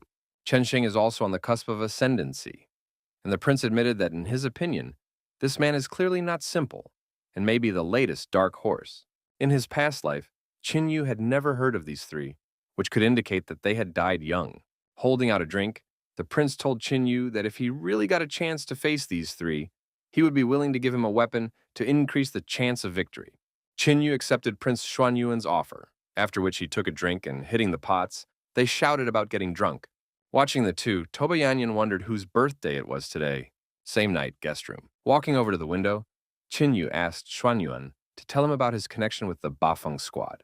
The prince revealed that more than 20 years ago, the ruling Haoyu dynasty had sent an army to Qingfeng City to help defend it from the demon clan's attack. It was then that they met, after which they fought side by side with the men of the Beifeng camp. Hearing this, Qin Yu realized that this was not at all like what the Chenfeng monarch was talking about. Besides, Hu Meng had not mentioned such a thing. According to Hu Meng, when Xuanyuan went to Qingfeng City, the Bafeng camp should have already been destroyed. The prince said that he was too young and impulsive at the time, causing him to be surrounded by demons. But thanks to Camp Bafeng, he remained alive. Otherwise, he would have died on the spot. Afterward, he smiled and said that Camp Bafeng had saved his life. Listening to the prince's story, Qin Yu wondered what really happened. The prince said that after his return to the Haobu dynasty, strangely enough, everyone tried not to mention what had happened. He sent many letters, hoping to repay the favor, but nothing came in return. But today he was finally able to meet the man from the Bafeng camp, which is clearly fate. Qin Yu agreed and said that it was indeed the will of the heavens. At this moment, he was trying to figure out who was really lying. Calling Qin Yu a brother, Prince Xuanyuan said that although it was the first time they had met, but he felt as if he had met an old acquaintance. After that, he said that he would sleep here tonight, and they could talk more tomorrow. And tomorrow he would show Qin Yu the imperial palace and introduce him to his brother and sister. Suddenly, the prince remembered something and said that back then, Sis was also with him. She is probably too busy today, and so he will take Qin Yu to her tomorrow. After all, she always thinks about how much good Bafeng Camp has done for them over the years. Qin Yu realized that this was a great chance, as tomorrow he would be able to check what Xuanyuan Haoyue was hiding. The next day, the imperial city of Haoyue. The prince asked Qin Yu how the guards of the Haoyue imperial dynasty were doing, to which Qin Yu replied that their cultivation is very strong and their blood is strong. A very brave and courageous generation. The prince liked Qin Yu's words and said that these were his inner guards, and they had all killed monsters from the demon clan before. As they approached the palace, they heard shouting. Haoyue wanted to ask her subordinates why she needed them if they couldn't even do their jobs. Once inside, the third prince asked his sister what was going on. Xuanyuan Haoyue told the subordinates that they could go, after which Haoyue apologized for the prince and Qin Yu to see this, and pulling up chairs asked them to sit down. Qin Yu recognized that the Haoyu imperial clan was indeed awesome, as there were even first-rate divine weapons turned into table and chairs. Haoyue replied to Qin Yu that he was probably joking and offered him some tea, after which she explained that she had been busy with other things yesterday, causing her to have no time to thank the Bafeng squad, and therefore she hoped that Qin Yu would be patient and not blame her for it. The prince said that Qin Yu is a shallow man and he wouldn't take it personally. Qin Yu, on the other hand, nodded to the prince in turn. Realizing that there was no offense here, Haoyue said that she had prepared a gift for Qin Yu. Just as suddenly, a guard ran in and addressed Haoyue. He reported that the Chen family's son, Chen Sheng, had come to visit them. Haoyue wondered why he had come, but still allowed him to enter. Qin Yu reflected on the fact that just recently, Xuanyuan had told him about him, and he had in no way expected to meet Chen Sheng so soon. Once inside, Chen Sheng greeted Xuanyuan Haoyue as a cultivator of the ruling Sunset Dynasty. Just as suddenly, Qin Yu recognized the person beside Chen Sheng and greeted his older brother. Upon seeing Qin Yu, Chen Sheng admitted that he had in no way expected to see Qin Yu here. Suddenly, Qin Yu realized Chen Sheng's real identity because of the similarity of names with the prince. Haoyue asked Chen Sheng what the name of the person who arrived with him was. Immediately afterward, Chen Sheng introduced himself as the 9th prince of the ruling Tianhe dynasty. Hearing that he was also from the Tianhe dynasty, Haoyue smiled and invited the guests to sit down. Chen Sheng told the holy maiden Haoyue that he had come today to ask for something. He asked if the ancient demon mountain under the control of the Haoyu family was too quiet lately. Haoyue's gaze hardened, and Chen Sheng explained that he had no bad intentions, but he needed the demon core. And according to his information, this demon was imprisoned in the ancient demon mountain. Because of that, he wants to help the Haoyue imperial family to solve the problem of the ancient demon mountain, and only get one beast as a reward. Chen Yu understood why Haoyue was so angry just now, for she had developed a problem with the ancient demon mountain. Chen Shan explained that suppressing the ancient demon mountain requires a large price, but the effect is negligible. Fortunately, he has a way to deal with it and protect everyone. Haoyu accepted the offer, because for her as a representative of the Haoyu imperial clan, giving one demonic beast a gift is not a problem, and since he is so confident in his success, she is willing to give him a chance. Hearing this, Chen Sheng joyfully thanked the holy maiden. At this moment, the 9th prince realized that this was a great chance, and asked Qin Yu if he wanted to join them to help. Chen Sheng was surprised at what the 9th prince was about to do, and Qin Yu replied that if Brother Chen asked, he couldn't refuse. Chen Shan stood up and said that they needed to hurry before it was too late. Prince Xuanyuan was surprised and asked why they were in such a hurry. But Haoyu said that they had better hurry there and take care of everything, and she would send someone to take them to the mountain. Lastly, she thanked them for helping with this, and Chen Sheng and Chen Sheng thanked Haoyu for her help. Walking outside, Chen Sheng told Qin Yu that they were very lucky to meet here. Qin Yu said that he had some doubts and that he wanted to ask. to which the prince replied that he understood and that he would explain everything when they reached the ancient demon mountain. Shitu Zhengyu chuckled and said that he would go first so as not to disturb his old friends. Hearing this, Chen Shang recognized that the Zitu family truly knew what was right and wrong and was capable of great deeds. After a while, Chen Yu's escort reached the ancient demon mountain. One of the attendants apologized that he wouldn't be able to guide them further, as he and the others' cultivation levels were too low, and so he asked them to be as careful as possible on their journey. Once the attendants left, Chen Yu asked Brother Chen if he was ready to tell everything. Immediately after, Chen Sheng explained that Chen Sheng of the Sunset Dynasty was actually the prince of the Tianhe Dynasty. He was the 17th in seniority and the youngest of them all. Chen Sheng bowed and greeted Chen Yu, calling him brother. Chen Shan explained that the 17th prince had been sent to the Sunset Dynasty since his birth, causing only a few people to know about his identity. And through luck and cultivation, he was able to become famous in the Sunset Empire. Chen Shang then explained to Chen Sheng that Qin Yu was their brother and that he could tell him whatever he wanted. Chen Shin told Qin Yu that the technique he practiced was called the sun absorption technique. It could absorb everything to help his cultivation grow. If the swallowed creature is a dragon beast, it will gain the dragon beast bloodline. If it is a demonic beast, it will gain the core of a demonic beast. And if it consumes a person, suddenly smiling. He said this is the biggest disadvantage of the sun absorption technique. It cannot absorb people. Chen Shang asked how he could be so non-serious at his age and asked him to get straight to the point. Qin Yu was forced to admit that this technique was indeed very powerful, and it was probably because of this in his previous life that he had not learned of Chen Sheng since he had died young. Chen Sheng explained that he had recently encountered a weakness in his cultivation, and therefore he needed strong demons or monsters to overcome this weakness. He had devoured many ordinary beasts before, but none of them were useful. So he decided that he would need a very powerful demonic beast to overcome his weakness. Unfortunately, it's quite difficult to find high-level and wild beasts. He was about to give up when suddenly the ninth brother said that there was a disturbance in the Haoyue clan's ancient demon mountain, which was the reason why they had come here. Qin Yu asked Brother Chung if he was responsible for all the commotion on the mountain. Seeing his brother smirk, Chen Sheng was stunned that he could do such a thing. Chen Shan asked what was the big deal if he did it or not, whereupon he said they had better go and take care of business. After walking inside the mountain, Chen Shang explained that in front of them was an ancient demon mountain core formation created by hundreds of Haoyue's strongest masters. However, for some reason, there was a problem with the formation, causing the seal to become unstable, and some of the suppressed demons began to wake up. If the formation collapses after a while, the entire demon race will wake up, and then there will be much suffering and misery. And to restore the formation, even the Haoyue clan would need a lot of effort, money, and time, and it would damage the cultivation of the Haoyue clan's competition members. And it was because of this that the best choice was to turn the case over to the three of them. Qin Yu became slightly uncomfortable, as the prince did not hide the fact that he had done this, and Chen Sheng said that the ninth prince had managed to win his heart. Chen Shan explained that the formation had not yet been destroyed enough for the sealed demons to wake up, and so he had to pour oil on the fire. After saying that, the prince threw a certain object into the core, which immediately started devouring the core. And a few moments later, a rather large chunk broke off from the core. Immediately afterward, the mountain began to tremble, and a moment later, the first demon appeared. Seeing him, Chen Sheng smirked and said that he had been searching for a demon at the peak of the realm of delusion for too long. After which, Chen Sheng released his spiritual aura and asked Chen Shan with Qin Yu to control the other demons while he fought. Immediately afterward, he pulled out 2 hammers, and saying that he would be back soon, he rushed into battle. Seeing this, Qin Yu was surprised that Chen Sheng had a level 4 immortal weapon, and Chen Sheng asked how one could not carry a few guns when traveling the world, after which he slashed the demon, leaving a huge wound on it.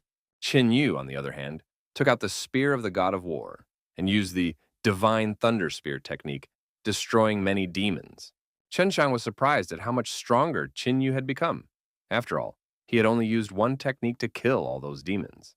To which Qin Yu replied that these demons were too weak, and glancing towards Chen Sheng suggested that the end of the battle was nearing. Chen Shen connected the 2 hammers, making the sun and moon appear in the air. Using the hammer technique of the sun, moon, and thunder, he fused the weapons together and turned into a huge giant, becoming taller than the demon before him. Scared of such a strong enemy, the demon planned to escape, but Chen Sheng was faster and destroyed him with a single blow. Qin Yu was surprised at such a terrifying hammer technique and assumed that it was at least a martial art of the highest heavenly stage. except that there are a few drawbacks to this technique. Chen Sheng inquired about the disadvantages of this technique, to which Qin Yu replied that this hammer had to be used in combination with two hammers, and each time they were used, they would damage the wielder. Although it could be recovered in a short period of time, but if the hammer was used too often, it could leave dark scars and diseases. After telling this, Qin Yu asked Chen Shan not to worry about it as he was going to deal with the hammer method and improve it. Chen Shang smiled and said that he hoped Qin Yu. Meanwhile, Chen Shang reached for the core of the slain demon, saying that he would surely be able to interrupt with it. Just as suddenly, a scream was heard in the sky, and it was covered with lightning. Chen Shan looked at the formation near where the demon had crawled and asked how such a thing was possible.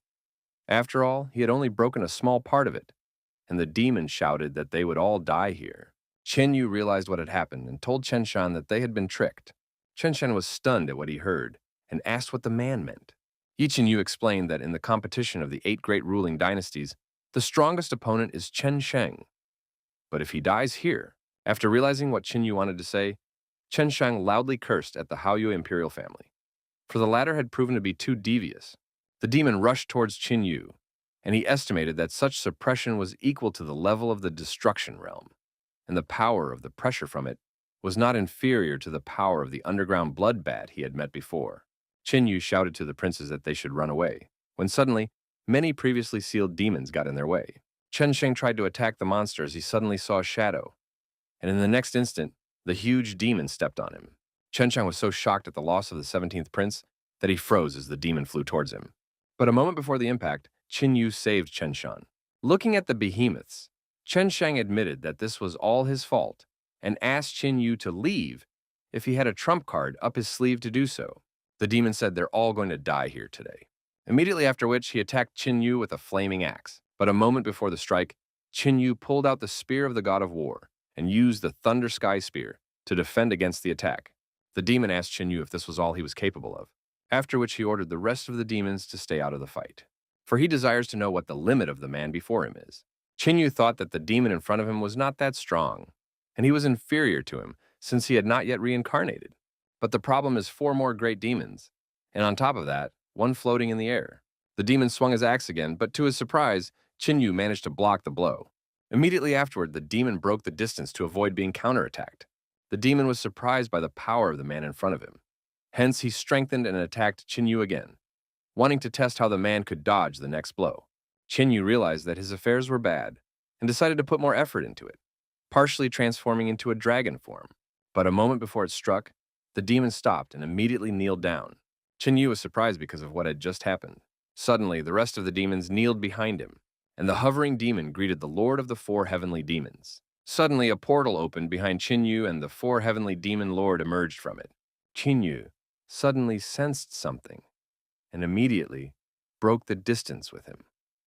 Although there were no fluctuations in strength coming from the 4 heavenly demon lord, but the pressure coming from him was much stronger than the great demons around. Besides, a bloodsucker bat isn't even close to him. As soon as the overlord took a step, Chen Shan was forced to take a knee due to the pressure. As he approached Qin Yu, the overlord raised his hand at him, and unexpectedly the overlord placed his hand on Qin Yu's shoulder. Afterward, he smirked and said that he had finally found it. Hearing this, Chen Shang was shocked at how the overlord behaved, and the great demons froze in incomprehension. Only the hovering demon wanted to ask the lord what was going on. Just as suddenly, the man laughed and asked Qin Yu to come along with him. Qin Yu was surprised that the 4 heavenly demon lord knew him, and furthermore, judging from his attitude, he was trying to make a friendship. Qin Yu wanted to understand what was even going on right now. Just as suddenly, he remembered Zhao Xuan and assumed that it was all her doing. After realizing what was involved, Qin Yu agreed to go along with the overlord.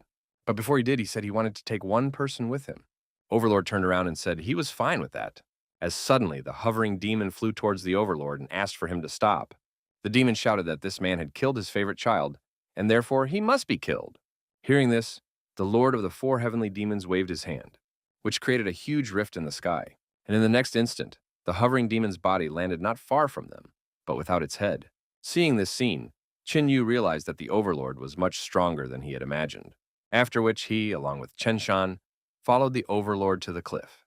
Raising his hand, the lord opened the portal, then told Qin Yu that the empress was waiting for them. After which, the Lord turned to Chen Shan and ordered the latter to wait here. Immediately after which, he and Qin Yu disappeared together after entering the portal. Pondering Qin Yu's connection with the Demon Empress, Chen Shan wondered if Qin Yu was a member of the Demon Clan.